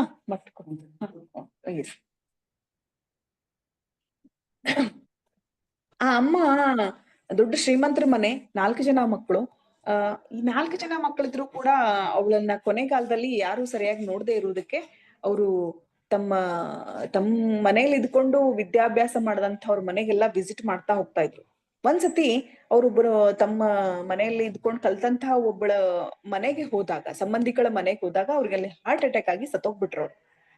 ಸತ್ತು ಹೋದಾಗ ಆ ಮಗನಿಗೆ ಫೋನ್ ಮಾಡಿ ಆ ಹೆಣ್ಮಗಳು, ಅವಳಿದ್ದು ಬಾಡಿಗೆ ಮನೆ, ಆ ಹೆಣವನ್ನ ಸತ್ತಾದ್ಮೇಲೆ ಅವ್ರ ಬಾಡಿಗೆ ಮನೆಯವರು ಒಳಗಿಟ್ಕೊಳ್ಬೇಡ, ಇದನ್ನ ಹೆಣ ಸಾಕ್ಸು ಅಂತ ಕಟ್ಟೆ ಮೇಲೆ ಹಾಕ್ಬಿಟ್ರು, ಒಳಗ್ ತರ್ಬೇಡ ನಮ್ಮ ಮನೆಯಲ್ಲಿ ಅಂತ. ಆವಾಗ ಮಗನಿಗೆ ಅವಳು ಫೋನ್ ಮಾಡ್ತಾ ಇದ್ಲು. ಮಗಳಿಗೆ ಫೋನ್ ಮಾಡಿದ್ರೆ ಮಗ ಏನ್ ಹೇಳ್ದ ಅಂತಂದ್ರೆ, ನಾನ್ ಮೀಟಿಂಗ್ ಅಲ್ಲಿ ಇದೀನಿ, ನನ್ಗೆ ಫೋನೇ ಎತ್ತಲಿಲ್ಲ. ಅವ್ನು ಸಾಕಷ್ಟು ಸತಿ ಫೋನ್ ಮಾಡ್ದಾಗೂ ಫೋನ್ ಎತ್ತಲಿಲ್ಲ. ಅವಳು ಬಿಡ್ಲಿಲ್ಲ. ಫೋನ್ ಮಾಡಿ ನಿಮ್ ತಾಯಿ ಸತ್ತೋದ್ಲು, ಆಮೇಲೆ ಮುಂದಿನ ಕಾರ್ಯಕ್ಕೆ ಏನ್ ಮಾಡುದು ಅಂದ್ರೆ, ನಾನೆಲ್ಲ ಬಿಸಿ ಇದೀನಿ, ನನ್ಗೆ ಆಗಂಗಿಲ್ಲ, ಶಾರದಕ್ಕ ನೀನೇ ಮಾಡಿ ಮುಗಿಸ್ಬಿಡು ಅಂತ ಹೇಳಿದ್ನಂತವ್ನು. ಕೊನೆಗೆ ಅಲ್ಲಿ ಅವಳು ಮುಗಿಸಿದ್ಲೋ ಅವ್ರು ಮುಗಿಸಿದ್ರೋ ಗೊತ್ತಿಲ್ಲ. ಇದನ್ನ ನಾನು ಸಸ್ಪೆನ್ಸ್ ಆಗಿ ಇಡ್ತೀನಿ. ನೆಕ್ಸ್ಟ್ ಡೇ ಪೇಪರ್ ಅಲ್ಲಿ ದೊಡ್ಡದು ಇಂತ ಒಂದು ಫ್ಯಾಮಿಲಿಯಿಂದ ಇಂಥವ್ರು ತೀರ್ ಹೋದ್ರು ಅಂತ ಅವ್ರದೊಂದು ಪೇಪರ್ ಅಲ್ಲಿ ಒಂದು ಆಡ್ ಕೊಡ್ತಾರ ಅವ್ರು. ಅದನ್ನ ನೋಡಿ ಅವಳು ಬೀಸಿ ಒಗಿತಾಳೆ. ಇದು ಇಷ್ಟೇ ಕತೆ. ಇದನ್ನ ನಾನು ಬರ್ದಿದ್ದೆ. ಅದನ್ನ ಬಹಳಷ್ಟು ಜನ ಮೆಚ್ಕೊಂಡ್ರು. ಏನು ಅಂತಂದ್ರೆ ಪೇಪರ್ ಅಲ್ಲಿ ದೊಡ್ಡದಾಗಿ ಸಂತಾಪ ಸೂಚಿಸಿ ಅಥವಾ ದುಃಖ ತಪ್ತರು ಅಂತೆಲ್ಲ ಹಾಕೊಳ್ಳೋರು ನಿಜವಾಗೂ ಅವ್ರಿಗೆ ಸರಿಯಾಗಿ ನೋಡ್ಕೊಂಡಿರ್ತಾರ ಅನ್ನುವಂಥದ್ದು. ಅಂದ್ರೆ ಓದುಗ ಅದನ್ನ ಬೇರೆ ಬೇರೆ ರೀತಿಯಲ್ಲಿ ಆಲೋಚನೆ ಮಾಡ್ಬೇಕು. ನನಗೆ ಅಷ್ಟು ತಿಳಿದಿತ್ತು, ನಾನು ಅಷ್ಟು ಬರ್ದೆ. ಓದುಗ ಏನೇನ್ ಆಲೋಚನೆ ಮಾಡ್ಕೊಂಡು ಏನೇನ್ ಅದಕ್ಕೆ ಹೇಳ್ತಾನ ಗೊತ್ತಿಲ್ಲ. ಇದು ತುಂಬಾ ಚಿಕ್ಕ ಕತೆ. ಈ ವಿಷಯವನ್ನೇ ನಾವು ದೊಡ್ಡದಾಗಿ ತಗೊಂಡು ಹೋದಾಗ ಅಲ್ಲಿ ಆ ಶಾರದತ್ತೆ ಪಾತ್ರನ ಹಿಗ್ಗಿಸ್ಬಹುದು, ಅವ್ರ ಅತ್ತೆ ಮಾವರ ಮಕ್ಕಳ ಸೊಸೆಯಂದ್ರ ಪಾತ್ರ, ಅಥವಾ ಅವ್ರ ಮನೆಯಲ್ಲಿ ಯಾವ ರೀತಿಯಾದಂತ ಹಿಂಸೆ ಅನುಭವಿಸಿ ಅವರು ಆ ರೀತಿ ಹೊರಗೆ ಹೋದ್ರು. ಆಮೇಲೆ ಇವ್ರ ಮನೆಯಲ್ಲಿ ಅನ್ನ ತಿಂದು ಶಾಲೆ ಕಲ್ತು ಒಂದು ಸುಸ್ಥಿತಿಗೆ ಬಂದಂತ ಮಕ್ಕಳು ಇವ್ರನ್ನ ಎಷ್ಟು ಪ್ರೀತಿಯಿಂದ ನೋಡ್ಕೊತಾ ಇದ್ರು. ಯಾಕೆ ಅವ್ರ ಮನೆಗೆ ಹೋದ್ರು ಅವರು? ಇಲ್ಲಿ ಸಿಗದಿರುವಂತ ಪ್ರೀತಿ ಅಲ್ಲಿ ಸಿಕ್ತು ಅನ್ನೋ ಕಾರಣಕ್ಕೆ ಅವ್ರಲ್ಲಿ ಹೋದ್ರ? ಈ ಎಲ್ಲಾ ಪ್ರಶ್ನೆಗಳನ್ನ ಇಟ್ಕೊಂಡು ಆ ಕಥೆಯನ್ನ ನಾವ್ ಹಿಗ್ಸಿದ್ರೆ ಇನ್ನೂ ಚೆನ್ನಾಗಿರುವಂತ ಕತೆ ಆಗ್ತತಿ ಅನ್ನೋದು. ಹೀಗೆ ಕಥೆಯನ್ನ ಬರೆಯುವಾಗ ನಾವು ಆರಂಭ ಮತ್ತು ಅಂತ್ಯದ ಕಡೆಗೆ ಹೆಚ್ಚು ಗಮನ ಹರಿಸಬಾರ್ದು, ಬರ್ಲಿಕ್ಕೆ ಶುರು ಮಾಡ್ಬಿಡ್ಬೇಕು. ಅಲ್ಲಿ ಅದು ಐತೇನು ಇದು ಐತೇನು ಹಂಗಾಗ್ಬೇಕಾಗಿತ್ತ ಏನಿಲ್ಲ, ನಿಮ್ಗೆ ಏನ್ ತಿಳಿತೋ ಅದನ್ನ ಬರೀರಿ. ಸೊ ಒಂದು ಹಂತಕ್ಕೆ ಕತೆ ಪೂರ್ಣಗೊಳ್ತತಿ. ಇನ್ನ ಅಂತ್ಯ ಹೆಂಗ್ ಮಾಡ್ಬೇಕು ಅಂತಂದಾಗ ಅದು ಯಕ್ಷ ಪ್ರಶ್ನೆ. ನೀವ್ ಹೇಗಾರು ಅಂತ್ಯ ಮಾಡ್ರಿ, ಅದ್ ಅಂತ್ಯ ಮಾಡ್ಬೇಕು ಅಂತಾನೂ ಇಲ್ಲ. ಓದುಗರಿಗೆ ಬಿಟ್ಬಿಟ್ರೆ ಸಾಕು. ಕೆಲವೊಮ್ಮೆ ಓದುಗರೇ ಬಿಡ್ಬೇಕಾ, ಅದು ಮುಕ್ತಾಯ ಮಾಡ್ಬಾರ್ದ, ಹಂಗೇನೂ ಇಲ್ಲ. ನಿಮ್ಗೇನ್ ಅನಿಸ್ತದ ಅದನ್ನ ಮಾಡ್ರಿ. ನಾವು ಬಹಳಷ್ಟು ಪೂರ್ವಾಗ್ರಹ ಪೀಡಿತರಾಗಿನೇ ಕೆಲವೊಮ್ಮೆ ನಮ್ಮ ಬರವಣಿಗೆಗೆ ಹಿಂದುಳಿಲಿಕ್ಕೆ ಈ ಪೂರ್ವಾಗ್ರಹಗಳೇ ನಮಗ ಅಡೆತಡೆಗಳಾಗ್ಬಿಡ್ತಾವ್. ಸೊ ಆ ಪೂರ್ವಾಗ್ರಹಗಳನ್ನ ಎಲ್ಲವನ್ನೂ ತೆಗೆದು ಹಾಕ್ರಿ. ನಿಮಗ್ ಹೆಂಗೆ ಸಾಧ್ಯದೋ ಹಂಗ ನೀವ್ ಆ ಕಥೆಯನ್ನ ಮುಗಿಸ್ರಿ. ಅಥವಾ ನೀವು ಆ ಆಲೋಚನೆಗೆ ಬಿಟ್ಬಿಡ್ರಿ. ನೀವು ಕೆಲವೊಮ್ಮೆ ನಾವು ಎಲ್ಲವೂ ಕತೆ ಮುಗಿಸ್ತೇವೆ ಅಂತ ಹೇಳಿಕ್ ಆಗಂಗಿಲ್ಲ. ಯಾಕಂದ್ರೆ ಕಣ್ಣು ಮುಂದೆ ನಡೆದಂತ ಘಟನೆಗೆ ನಾವು ಕಥಾರೂಪ ಕೊಟ್ಟಿದೀವಿ ಅಂದ್ರೆ ಅಲ್ಲಿ ಅದಕ್ಕ ಶೃಂಗಾರ ಮಾಡ್ತೇವೆ ವಿನಃ ಅದನ್ನ ಜಜ್ಮೆಂಟ್ ನಾವು ಕೊಡಕ್ ಸಾಧ್ಯ ಇಲ್ಲ, ಅಥವಾ ನಾವು ಕೊಡ್ಲೂಬಾರ್ದು. ಅಥವಾ ಆ ಕತೆ ತಾನಾಗಿ ಜಜ್ಮೆಂಟ್ ಕೊಡ್ತು ಅಂದ್ರೆ ಓಕೆ, ಕೊಡ್ಲಿಲ್ಲ ಅಂತಂದ್ರೆ ಬೇಡ. ಸೊ ಅದಕ್ಕೆ ನಾವು ಭಾಷೆಯನ್ನ ಭಾವನೆಯನ್ನ ಒಂದು ಘಟನೆಗೆ ತುಂಬಿ ಆ ಕಥಾಹಂದರವನ್ನ ಹೆಣಿತೇವೆ. ಒಂದು ಘಟನೆಗೆ ನಾವು ಹಿಡಿಯುವಂತ ಕಥಾಹಂದರಕ್ಕೆ ಮುಖ್ಯ ಭಾಷೆ ಮತ್ತು ಭಾವನೆ. ಅಲ್ಲಿ ಅಲ್ಲಿ ಭಾಷೆಗೆ ಸಂಬಂಧಪಟ್ಟ ಹಾಗೆ, ಭಾವನೆಗೆ ಸಂಬಂಧಪಟ್ಟ ಹಾಗೆ ಸಂಘರ್ಷಗಳಿರ್ಬೇಕು, ತುಮುಲಗಳಿರ್ಬೇಕು, ಹೊಯ್ದಾಟಗಳಿರ್ಬೇಕು. ಕೊನೆಗೆ ನಿರ್ಣಯ ಆಗುತ್ತೋ ಇಲ್ಲೋ ಓದುಗ ನಿರ್ಣಯಿಸ್ತಾನ. ನಮಗೆ ಎಲ್ಲಿ ಅದನ್ನು ಮುಗಿಸ್ಬೇಕನ್ನಿಸ್ತದ ಮುಗಿಸ್ಬಿಟ್ರಿ. ಸೊ ಹಾಗಾಗಿ ಕಥೆಯ ಆರಂಭ ಮತ್ತು ಅಂತ್ಯ ನಾವು ಹೀಗೆ ಆಗ್ಬೇಕು ಅನ್ನುವಂಥ ಯಾವ ಪೂರ್ವಾಗ್ರಹಗಳನ್ನ ಇಟ್ಕೊಳ್ಳದೇನೆ ನಾವು ಶುರು ಮಾಡೋಣ, ಮುಗಿಸ್ಬಿಡೋಣ. ಸೊ ಇದು ಮೂರನೇ ಹಂತದ ಒಂದು ದೊಡ್ಡ ನಿಮ್ಮ ಕತೆ ಟಾಸ್ಕ್ ಮುಗೀತು. ಕತೆ ಬರೆಯುವ ಟಾಸ್ಕ್ ಇಲ್ಲಿಗೆ ಮುಗೀತು. ಕತೆ ಪ್ರಾರಂಭ ಆಯ್ತು, ಕತೆ ಅಂತ್ಯ ಆಯ್ತು, ಬರವಣಿಗೆ ಕಂಪ್ಲೀಟ್ ಆಯ್ತು. ಇಲ್ಲಿಗೆ ನಮ್ ಕತೆ ಬರೆಯುವುದು ಮುಗೀತು. ಈಗ ನಾವು ಕತೆಯನ್ನ ಓದುಗರಿಗೆ ಬಿಡುಕ್ಕಿಂತ ಮುಂಚೆ ಒಂದು ಜವಾಬ್ದಾರಿಯನ್ನ ನಾವು ನಿರ್ವಹಿಸ್ಕೊಳ್ತೀವಿ. ಏನದು ಜವಾಬ್ದಾರಿ ಅಂತಂದ್ರೆ, ಕತೆಯನ್ನ ನಾನು ಮತ್ತೊಮ್ಮೆ ಪುನರಾವಲೋಕನೆ, ನಾನ್ ಬರೆದಂತ ಕಥೆಯನ್ನು ನಾನು ಮತ್ತೆ ಪುನರಾವಲೋಕನೆ ಓದಿದಾಗ ಏನೇನು ಸರಿ ಮಾಡ್ಕೊಳ್ಬೇಕಪ್ಪ ನಾನಿಲ್ಲೇ, ಏನೇನು ಇನ್ನೊಂದ್ ಸ್ವಲ್ಪ ಡೈಲಾಗ್ಸ್ ಹೇಳ್ಬೇಕಿತ್ತು, ಇನ್ನೊಂದು ಸಿಚುವೇಶನ್ಸ್ ಕ್ರಿಯೇಟ್ ಮಾಡ್ಬೇಕಾಗಿತ್ತು, ಇನ್ನೊಂದ್ ಸ್ವಲ್ಪ ಎಮೋಷನ್ಸ್ ಹಾಕ್ಬೇಕಾಗಿತ್ತು, ಇನ್ನೊಂದ್ ಸ್ವಲ್ಪ ಭಾಷೆಯನ್ನ ಬಳಸ್ಕೋಬೇಕಾಗಿತ್ತು ಅಂತ ನಿಮ್ಗೆ ಏನೇನ್ ಅನಿಸ್ತದಲ್ಲ ಅದನ್ನ ಮತ್ತೆ ಬರ್ಲಿಕ್ಕೆ ಶುರು ಮಾಡ್ರಿ. ಕತೆ ಬರ್ದಿಟ್ಟು ನಿರಾಳ ಆಗ್ರಿ. ಒಂದ್ಸತಿ ಅದ್ ನಮ್ ತಲಾಗಿಂದು ಹೊರಗ್ ಬಂದ್ಬಿಡ್ಬೇಕು. ಬಂತ ಮುಗೀತು. ಅದು ಬಂದಾದ್ಮೇಲೆ ನೀವು 8 ದಿವ್ಸಕ್ಕೆ ಅದನ್ನ ಹೊಳ್ಳೆ ಬರೀತಿರೋ, 10 ದಿವ್ಸಕ್ಕೆ ಹೊಳ್ಳೆ ಬರೀತಿರೋ, 1 ವಾರಕ್ಕೆ ಬರೀತಿರೋ, ಒಂದ್ 4-5 ದಿವ್ಸ ಅಂತೂ ಬಿಟ್ಬಿಡ್ರಿ, ಅದ್ ತಲೆಗಿನ್ ತೆಗೆದ್ ಹಾಕಿರಿ. ಸೊ ನಿಮ್ ತಲೆ ಹಗುರು ನೀವು ಆ ಕತೆಗೆ ನೀವು ಮರುಸ್ಪರ್ಶ ಕೊಡ್ಬೇಕು ಅಂತಂದ್ರೆ ಸದ್ ಮಾಡ್ತದಲ್ಲ, ಕತೆಗೆ ಮರುಸ್ಪರ್ಶ ಕೊಡ್ಬೇಕು ಅಂತಂದ್ರೆ ನೀವು ಇನ್ನೊಮ್ಮೆ ಆ ಕಥೆಯನ್ನ ಓದ್ಬೇಕು, ಇನ್ನೊಮ್ಮೆ ಆ ಕಥೆಯನ್ನ ಬರಿತಾ ಹೋಗ್ಬೇಕು. ಹೀಗೆ ಆ ಕಥೆಯನ್ನ ಬರವಣಿಗೆಯನ್ನ ರಿಪೀಟ್ ಮಾಡ್ತಾ ಮಾಡ್ತಾ ಮಾಡ್ತಾ ನೀವು ಕಥೆಯನ್ನ ತಗೊಂಡ್ ಹೋಗ್ತೀರಿ.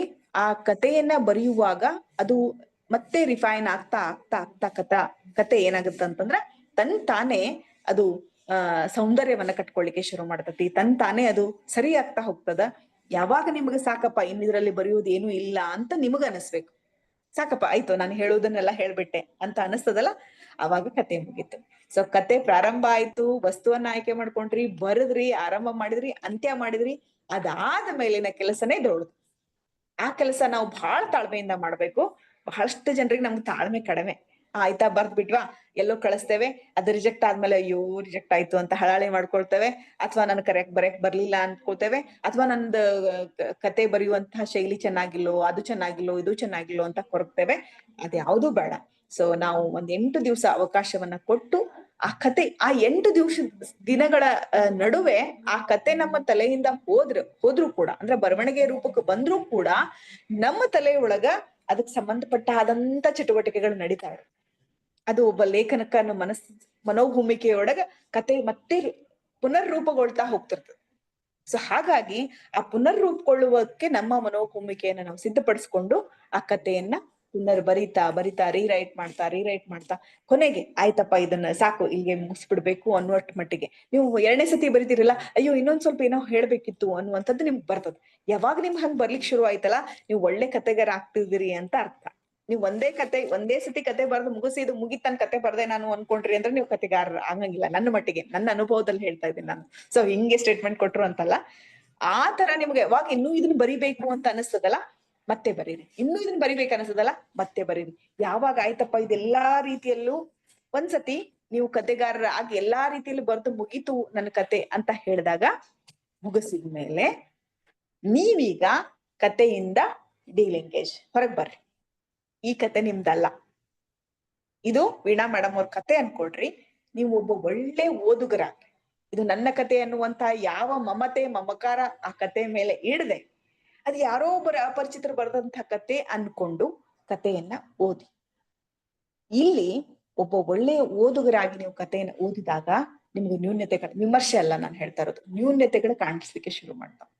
ಎಲ್ಲಿ ನನ್ನ ಕಥೆಯಲ್ಲಿ ಫಿಲ್ ಮಾಡ್ಬೇಕು. ಯಾಕಂದ್ರೆ ನೀವು ಇದಕ್ಕಿಂತ ಮುಂಚೆ ಒಳ್ಳೆಯ ಕಥೆಯ ಓದುಗಾರರು ನೀವೆಲ್ಲ. ಅಂದ್ರೆ ನಾನು ಕತೆ ಬರ್ತಾ ಇದ್ದೀನಿ ಅಂದ್ರೆ ಇದಕ್ಕಿಂತ ಮುಂಚೆ ನಾನು ಒಳ್ಳೆ ಕಥೆಗಳನ್ನ ಓದಿದ ಒಳ್ಳೆಯ ಓದುಗ. ನಾನಿವಾಗ ಆ ಪಾತ್ರವನ್ನ ಮತ್ತೆ ಕ್ರಿಯೇಟ್ ಮಾಡ್ಕೋಬೇಕು. ನಾನು ಒಳ್ಳೆಯ ಓದುಗ ಆಗಿ ಕಥೆಯನ್ನ ಓದ್ಬೇಕು.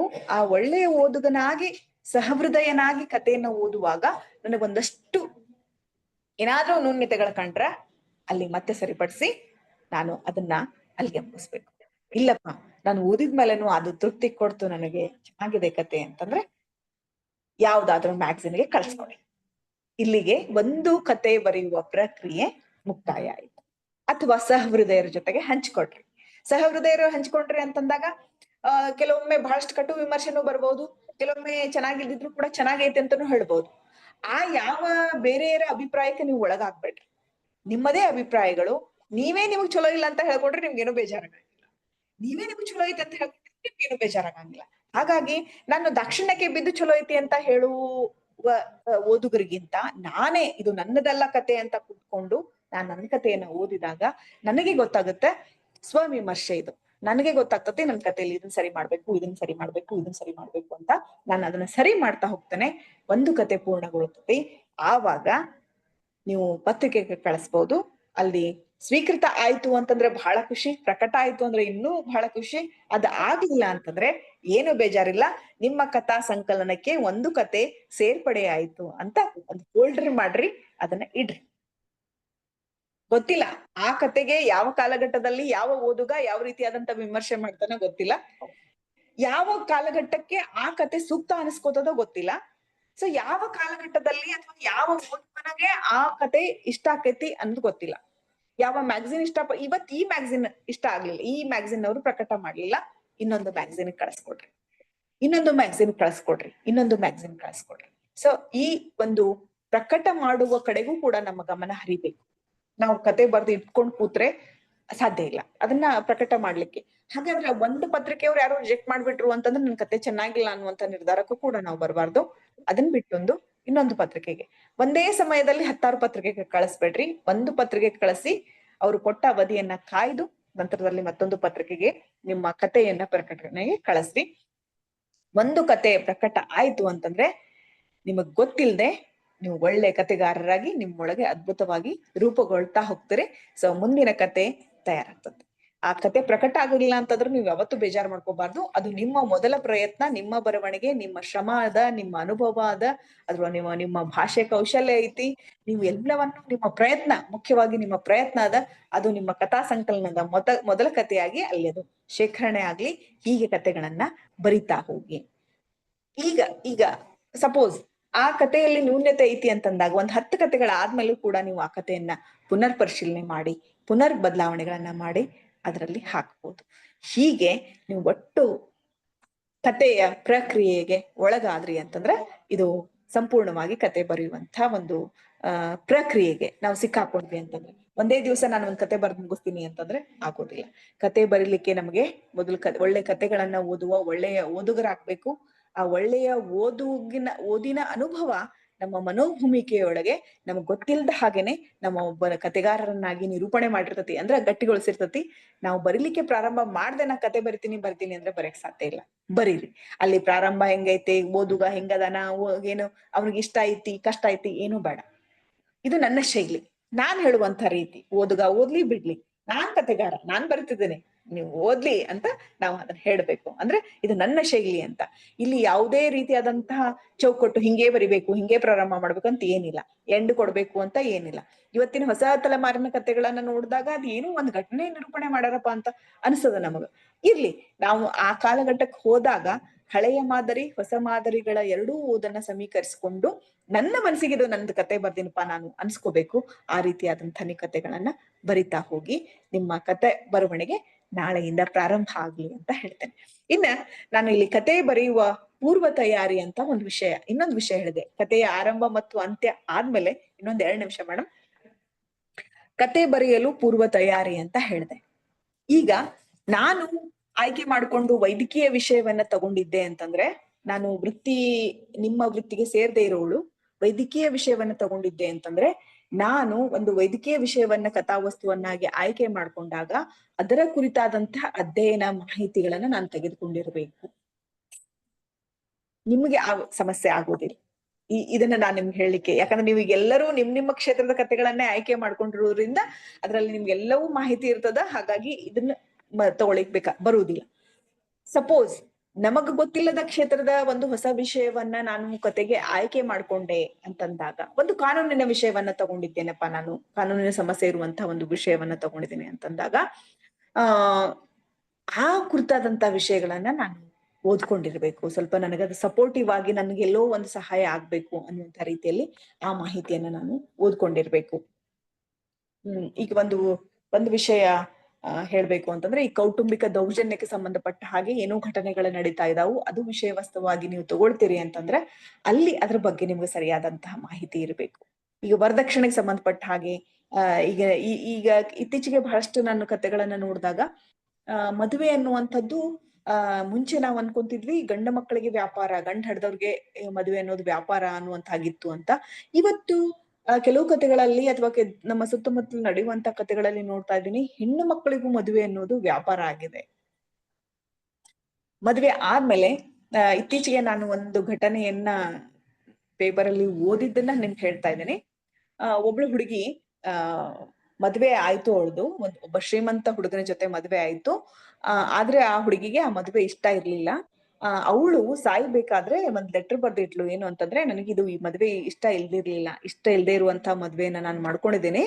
ನನಗೆ ಇನ್ನೊಬ್ಬನ ಜೊತೆ ಪ್ರೀತಿ ಪ್ರೇಮದಲ್ಲಿದ್ದೆ. ಆ ಹುಡುಗನ ಜೊತೆ ನಮ್ ತಂದೆ ತಾಯಿ ಮದ್ವೆ ಮಾಡ್ಲಿಲ್ಲ, ಅದಕ್ಕೆ ಈ ಮದ್ವೆ ನಾನು ಮಾಡ್ಕೊಂಡಿದ್ದೀನಿ. ಬಟ್ ಈ ಹುಡುಗನ ಆಸ್ತಿಯಲ್ಲಿ ನನಗೆ ಬರಬೇಕಾದ ಪಾಲನ್ನ ನನ್ನ ಲವ್ವರ್ಗೆ ಕೊಡಬೇಕು ಅಂತ ಬರ್ದಿಟ್ಟು ಸತ್ತಿರುವಂತದ್ದು. ಇದು ಪೇಪರ್ ಅಲ್ಲಿ ಓದಿರುವಂತ ಘಟನೆ ಇದು. ನಮಗೆ ಒಳ್ಳೆ ವಿಷಯ ವಸ್ತು ಕತೆ ಬರೆಯೋರಿಗೆ ನೋಡ್ರಿ, ಕತೆ ವಸ್ತುವನ್ನ ನಾವು ಹುಡುಕಾಡ್ಕೊಂಡು ಹೋಗೋದ್ ಬೇಕಾಗಿಲ್ಲ. ದಿನನಿತ್ಯ ಪೇಪರ್ನಲ್ಲಿ ಬರುವಂತ 10 ಘಟನೆಗಳನ್ನ ನಾವು ಸಮುದಾಯದ ಜೊತೆಗೆ ವ್ಯವಹರಿಸೋರು ದಿನ ಒಂದೊಂದು ಘಟನೆಗಳು ನಮ್ಗೆ ನಡೀತಿರ್ತಾವು. ಆದ್ರ ಈ ಒಂದು ಕಥೆಯನ್ನ ಚೌಕಟ್ಟಿಗೆ ನಾನ್ ತರಬೇಕು ಅಂತಂದಾಗ ಇಲ್ಲಿ ಸ್ವಲ್ಪ ನನಗ ಕಾನೂನಿನ ಮಾಹಿತಿ ಬೇಕಾಗ್ತೈತಿ. ಒಂದು ವೈದ್ಯಕೀಯ ವಿಷಯವನ್ನ ಇಟ್ಕೊಂಡು ನಾನು ಬರಿಬೇಕಾದಾಗ ನನಗೆ ವೈದ್ಯಕೀಯ ಮಾಹಿತಿ ಬೇಕಾಗ್ತೈತಿ. ಒಂದು ಮನೋವೈಜ್ಞಾನಿಕ ವಿಷಯವನ್ನ ತೆಗೆದುಕೊಂಡು ನಾನು ಬರ್ಬೇಕಾದಾಗ ಸ್ವಲ್ಪ ನನಗೆ ಕೌನ್ಸಿಲಿಂಗ್ ಸಂಬಂಧಪಟ್ಟಂತಹ ಅಥವಾ ಮನೋಚಿಕಿತ್ಸಕ ವಿಷಯಗಳಿಗೆ ಸಂಬಂಧಪಟ್ಟಂತಹ ಮಾಹಿತಿ ನನಗೆ ಬೇಕಾಗ್ತತಿ. ಹೀಗೆ ಈ ಕತೆಗೆ ಪೂರ್ವ ತಯಾರಿ ಅಂತ ಹೇಳ್ಬೋದು. ಅಥವಾ ನಾನು ಒಬ್ಬ ಲೇಬರ್ ಕೆಲಸ ಮಾಡುವಂತ ಕೂಲಿ ಕಾರ್ಮಿಕರ ವಿಷಯ ವಸ್ತುವನ್ನ ಇಟ್ಕೊಂಡು ನಾನು ಕತೆ ಬರಿತಾ ಇದ್ದೀನಿ ಅಂತಂದ್ರೆ ಅದ್ರ ಕುರಿತಾದಂತ ಮಾಹಿತಿ, ಅವರ ದಿನಚರಿ, ಅವ್ರಿಗೆ ಕೊಡುವಂತ ಸಂಬಳ, ಅವರ ಮನೆಯ ಸ್ಥಿತಿಗತಿಗಳು, ಅವರು ಬದುಕುವಂತ ಜೀವನ ಶೈಲಿ, ಇವೆಲ್ಲವೂ ನನಗೆ ಗೊತ್ತಿದ್ದಾಗ ಮಾತ್ರ ನಾನು ಸಮರ್ಥವಾಗಿ ಕಥೆಯಲ್ಲಿ ಬರ್ಲಿಕ್ಕೆ ಸಾಧ್ಯ. ಹಾಗೇನೆ ನಾನೊಬ್ಬಳು ವೇಶ್ಯೆ ಕುರಿತು ಕತೆ ಬರಿತೀನಿ ಅಂತಂದಾಗ ಅದರ ಒಂದು ಅಬ್ಸರ್ವೇಷನ್ ನಮ್ಗೆ ಕತೆಗಾರರಿಗೆ ಏನಿರ್ಬೇಕು ಅಂದ್ರೆ ಮುಖ್ಯವಾಗಿ ಒಳ್ಳೆಯ ಅಬ್ಸರ್ವೇಷನ್ ಮಾಡುವಂತ ಕಣ್ಣಿರ್ಬೇಕು. ಸುತ್ತಮುತ್ತಲು ನಡೆಯುವಂತ ಸಣ್ಣ ಪುಟ್ಟ ಘಟನೆಗಳನ್ನು ಕೂಡ ನಾವು ಸೂಕ್ಷ್ಮವಾಗಿ ಗಮನಿಸಿ ಅದನ್ನ ಕಥೆಯಲ್ಲಿ ಹಿಡಿದಿಡ್ಲಿಕ್ಕೆ ಪ್ರಯತ್ನ ಮಾಡ್ಬೇಕು. ಭಾವನೆಗಳ ಜೊತೆಗೆ ಸಮೀಕರಣ ಮಾಡ್ಲಿಕ್ಕೆ ಪ್ರಯತ್ನ ಮಾಡ್ಬೇಕು. ಹಾಗಾಗಿ ನಾವು ಅವಲೋಕನ ಮಾಡ್ತಾ ಇದ್ವಿ ಅಂತಂದ್ರೆ ಅವರ ಜೀವನ ಶೈಲಿ, ಮಾತನಾಡುವಂತ ಕ್ರಮ, ಅವರ ಬದುಕು, ಅವರ ವ್ಯವಹಾರಗಳು ನಮ್ಗೆ ಅರ್ಥ ಆಗ್ತಾವು. ಅವಾಗ ನಮ್ಗೆ ಬರೀಲಿಕ್ಕೆ ಈಸಿ ಆಗ್ತತಿ. ನಾವು ನಮ್ಮದೇ ಕ್ಷೇತ್ರವಾದಂತ ವಿಷಯವನ್ನ ಇಟ್ಕೊಂಡು ಬರೀವಾಗ ಈ ಒಂದು ತಯಾರಿ ಅವಶ್ಯಕತೆ ಇಲ್ಲ ಅಂತ ಹೇಳ್ಬೋದು. ಹೀಗೆ ನಾವು ವಿಷಯವನ್ನ ಕತೆ ಬರೆಯಲು ಪೂರ್ವ ತಯಾರಿ ಅನ್ನುವಂಥದ್ದು ಓದುನೂ ಆಗಿರ್ಬಹುದು, ನಂತರದಲ್ಲಿ ಕಥೆಯ ವಿಷಯ ವಸ್ತುಗೆ ಆಗಿರುವ ಮಾಹಿತಿ ಸಂಗ್ರಹಣೆ ಕೂಡ ಆಗಿರ್ಬೋದು ಅಂತ ಹೇಳ್ತಾ ಕತೆ ಬರೆಯುವ ಒಂದು ಹುಮ್ಮಸ್ಸನ್ನ ಇವತ್ತಿನಿಂದ ನೀವು ಕಥಾವಸ್ತುವನ್ನ ಆಯ್ಕೆ ಮಾಡ್ಕೊಂಡಿದ್ದೀರಿ. ನಾಳೆ ಎಲ್ರೂ ಒಂದೊಂದು ಕತೆಗಳನ್ನ ಬರೆದು ಹಾಕ್ತಿರಿ ಅಂತ ಹೇಳ್ತಾ ನನಗೆ ಕೊಟ್ಟ ಅವಕಾಶವನ್ನ ನನಗೆ ತಿಳಿದಷ್ಟರ ಮಟ್ಟಿಗೆ ನಿಮ್ಮೊಂದಿಗೆ ಹಂಚ್ಕೊಂಡಿದ್ದೀನಿ ಅಂತ ನಾನು ಅನ್ಕೋತಿದ್ದೀನಿ. ಈ ಒಂದು ಅವಕಾಶವನ್ನ ಕಲ್ಪಿಸ್ಕೊಟ್ಟಂತಹ ವೀಣಾ ಮೇಡಮ್ ಅವ್ರಿಗೆ ನಾನು ಅನಂತ ಧನ್ಯವಾದಗಳನ್ನ ಹೇಳ್ತೇನೆ. ಹಾಗೆ ಕತೆ ಬರೆಯುವ ಹುಮ್ಮಸ್ನಲ್ಲಿ ನಿಮ್ಮ ಅನುಭವಗಳನ್ನ ಹಂಚಿಕೊಂಡು ಬಹಳಷ್ಟು ಜನ ಕತೆ ಬರ್ದವರು ಇದ್ದೀರಿ ಇದ್ರಲ್ಲಿ ಮತ್ತೆ ತಿಳಿಯೋಣ ಅಂತ ಬಂದು ನಾನ್ ನಿಮ್ಮೆಲ್ಲರ ನಡುವೆ ಚಿಕ್ಕವಳು ಅನ್ಕೊಂತೀನಿ. ನನ್ನ ಮಾತುಗಳನ್ನ ಎಷ್ಟು ಪ್ರೀತಿಯಿಂದ ಆಲಿಸಿದಿರಿ. ನಿಮ್ಮೆಲ್ಲರಿಗೂ ನಾನು ಧನ್ಯವಾದಗಳನ್ನ ಹೇಳ್ತೇನೆ. ಮತ್ತೆ ಏನಾದ್ರೂ ವಿಷಯಗಳ ಕೇಳೋದಿದ್ರು ನಾವು ಅದನ್ನ ಮುಂದುವರ್ಸೋಣ ಅಂತ ಹೇಳ್ತಾ ನಾನೀಗ ವೀಣಾ ಮೇಡಮ್ ಅವ್ರಿಗೆ ನನ್ನ ಮಾತನ್ನ ಮೊಟಕುಗೊಳಿಸಿ ಅವ್ರಿಗೆ ಹಸ್ತಾಂತರ ಮಾಡ್ತೇನೆ. ಅವ್ರು ಮಾತಾಡ್ಲಿ ಅಂತ. ಇಲ್ಲ, ತುಂಬಾ ಚೆನ್ನಾಗಿ ಮೂಡಿ ಬಂತು. ಗಂಟೆ 1 ಆಗ್ತಾ ಬಂತು, 1 ಆಗಿದೆ. ಯಾರಿಗಾದ್ರು ಅನ್ಮ್ಯೂಟ್ ಮಾಡ್ಕೊಂಡು ಮಾತಾಡಿ, ಪ್ರಶ್ನೆ ಕೇಳೋರಿದ್ರೆ. ಮೇಡಮ್, ಒಂದು ಇದು ಕೇಳೋದಿತ್ತು ಅಷ್ಟೇನೆ. ತುಂಬಾ ಚೆನ್ನಾಗಿ ಮೂಡ್ ಬಂತು ಮ್ಯಾಮ್. ಎಲ್ಲಾನು ಸರಿಯಾಗಿ ನೀಟಾಗಿ ಎಲ್ಲ ಒಂದೊಂದು ಸ್ಟೆಪ್ಸ್ ಹೇಳ್ತಾ ಬಂದ್ರಿ. ತುಂಬಾ ಇನ್ಫಾರ್ಮೇಟಿವ್ ಆಗಿತ್ತು. ಧನ್ಯವಾದಗಳು. ನನಗೆ ಏನ್ ಬೇಕಾಗಿತ್ತಂದ್ರೆ ನೀವು ಟಾಸ್ಕ್ ಕೊಟ್ಟಿದ್ರಲ್ಲ ಅದರದ್ದು ನಮ್ಗೆ ಟೀಕೆ ಟಿಪ್ಪಣೆ ಬೇಕಾಗಿತ್ತು ಅಷ್ಟೇ. Thank you. ಇಲ್ಲ, ನೀವು ಬರೀರಿ ಮೇಡಮ್. ಬರ್ದು ಗ್ರೂಪ್ ಅಲ್ಲಿ ಆ ಗ್ರೂಪ್ ಇದೆಯಲ್ಲ, ಆ ಗ್ರೂಪ್ ಅಲ್ಲಿ ನೀವು ಹಾಕ್ತಾ ಹೋಗ್ರಿ. Okay okay. ಎಲ್ರು ಎಲ್ಲರ ಕಥೆಯನ್ನ ಓದೋಣ. ಇಲ್ಲಿ ನಮ್ಗೆ ಬಹಳಷ್ಟು ಕಥೆಗಳು ಓದ್ಲಿಕ್ಕೆ ಸಿಗ್ತಾವು. ಎಲ್ರು ಎಲ್ಲ ಕಥೆಯನ್ನ ಓದೋಣ. ಎಲ್ರು ಎಲ್ಲರಿಗೂ ಫೀಡ್ಬ್ಯಾಕ್ ಗಳನ್ನ ಕೊಡೋಣ. ಓಕೆ. ಒಂದು ಕಂಪ್ಲೀಟ್ ಕಥೆ ರೂಪ ಆಗುವವರೆಗೂ ನಾವು ಈ ಗ್ರೂಪ್ ಅಲ್ಲಿ ಈ ಕಥೆಯನ್ನ ಮುಂದುವರ್ಸ್ಕೊಂತಾ ಹೋಗೋಣ. ನೀವು ಬಹಳ ಒಳ್ಳೊಳ್ಳೆ ಕಥೆಗಳು ಇಲ್ಲಿ ಬರ್ತಾವು ಅನ್ನುವಂತ ಬಹಳ ದೊಡ್ಡ ನಿರೀಕ್ಷೆ ನನಗಿದೆ. ನಾನ್ ಸುಮ್ನೆ ಹೆಂಗೆ ಹೇಳಿಬಿಟ್ಟೆ, ನೀವ್ ಎಲ್ರು ಹಂಗೆ ಕೇಳಿದ್ರಿ ಅಂದ್ರೆ ಇದು 2ನೇ ಗೂಗಲ್ ಮೀಟ್ 2ನೇ ಒಂದು ಕಥಾ ಕಮ್ಮಟ ಆಗೋದ್ ಬೇಡ ಅನ್ನೋ ಕಾರಣಕ್ಕೆ ನಾನು ಬಹಳಷ್ಟು ಮುತುವರ್ಜಿ ವಹಿಸಿ ನಿಮ್ಗೆಲ್ಲಾ ವಿಷಯವನ್ನ ಕೊಟ್ಟಿದ್ದೀನಿ. ನಿಮ್ಗೆ ಒತ್ತಡ ಆಯ್ತೇನೋ, ಪರವಾಗಿಲ್ಲ. ಯಾಕಂದ್ರೆ ಬರೀ ಕೂಡಿದ್ವಿ, ಕೇಳಿದ್ವಿ, ಅದನ್ನ ಮತ್ತೆ ನಾವು ಕಾರ್ಯರೂಪಕ್ಕೆ ತರ್ಲಿಲ್ಲ ಅಂತಂದ್ರ ಅದು ಸಾರ್ಥಕತೆ ಪಡ್ಕೊಳಂಗಿಲ್ಲ. ಈ ಒಂದು ಮೀಟ್ ನ ಸಾರ್ಥಕತೆ ಆಗ್ಬೇಕು ಅಂತಂದ್ರೆ ಒಂದು ಹೊಸ ಕಥೆಗಳು ನಿಮ್ಮೊಳಗೆ ನಾನು ಒಂದು ತುಡಿತ ಕಂಡೆ. ಎಲ್ಲರಲ್ಲೂ ಕೂಡ ನೀವು ನಿಮ್ಮ ಒಂದು ವೃತ್ತಿ ಹೇಗೆ ಅಂತಂದ್ರೆ ಬಹಳ ಒತ್ತಡದಲ್ಲಿ ಇರ್ತೀರಿ. ಆಮೇಲೆ ಆ ಕೂತ ಆಲೋಚನೆ ಮಾಡಿ ಬರ್ಲಿಕ್ಕೆ ಕೆಲವೊಮ್ಮೆ ಸಮಯ ಇರ್ತದೋ ಇಲ್ಲ ಗೊತ್ತಿಲ್ಲ, ಅಷ್ಟು ಬಿಡುವು ಇರ್ತದೋ ಇಲ್ಲ ಗೊತ್ತಿಲ್ಲ. ಎವ್ರಿ ಟೈಮ್ ನೀವು ಜನರನ್ನ ಅಟೆಂಡ್ ಮಾಡ್ಬೇಕಾಗ್ತಿರ್ತದ. ಅಂಥದ್ರ ನಡುವು ಕೂಡ ಭಾವನೆಗಳು ಮನಸ್ಸನ್ನ ನಮ್ಮನ್ನ ತಟ್ತಾವು, ಕಾಡ್ತಾವು, ಘಟನೆಗಳು ನಮ್ಮನ್ನ ಪೀಡಿಸ್ತಾವು. ಅವುಗಳನ್ನಗೆ ಮುಕ್ತಿ ಕೊಡ್ಬೇಕು ಅನ್ನೋದಕ್ಕೆ ನಾವು ಈ ಬರವಣಿಗೆ ಆ ಮುಕ್ತಿ ಕೊಡ್ಬೇಕು, ಖುಷಿ ಪಡ್ಬೇಕು. ಸಮುದಾಯಕ್ಕೆ ಇಲ್ಲೊಂದು ಜವಾಬ್ದಾರಿ, ನಮ್ಗೆಲ್ಲ ಜವಾಬ್ದಾರಿ ಇರೋದ್ರಿಂದ. ಯಾಕಂದ್ರೆ ನಮ್ಮ ವೃತ್ತಿ ಜವಾಬ್ದಾರಿತವಾದಂತಹ ವೃತ್ತಿ. ನಾನು ಶಿಕ್ಷಕಿಯಾಗಿದ್ರು ಕೂಡ, ನೀವು ವೈದ್ಯರಾಗಿದ್ರು ಕೂಡ, ನಮ್ಮ ಎಲ್ಲವೂ ಜವಾಬ್ದಾರಿ ಇರ್ಬೇಕಾದಾಗ ನಾವು ಸಮಾಜದ ಮಾರ್ಗದರ್ಶಕರು ಹೌದು. ಹಾಗಾಗಿ ಒಂದಷ್ಟು ತಿಳುವಳಿಕೆಯನ್ನ ನಮ್ಮ ಕಥೆಯ ಪ್ರಕಾರದ ಮೂಲಕ ಹೇಳಿದ್ರೆ ಎವ್ರಿ ಟೈಮ್ ಎಲ್ಲರಿಗೂ ನಮ್ಗೆ ಹೋಗಿ ಭಾಷಣ ಮಾಡಕ್ ಆಗಂಗಿಲ್ಲ, ಅಥವಾ ಎಲ್ಲರಿಗೂ ಜನಜಾಗೃತಿ ಕಾರ್ಯಕ್ರಮಗಳನ್ನ ಹಮ್ಮಿಕೊಳ್ಳಿಕ್ಕೆ ಆಗುದಿಲ್ಲ.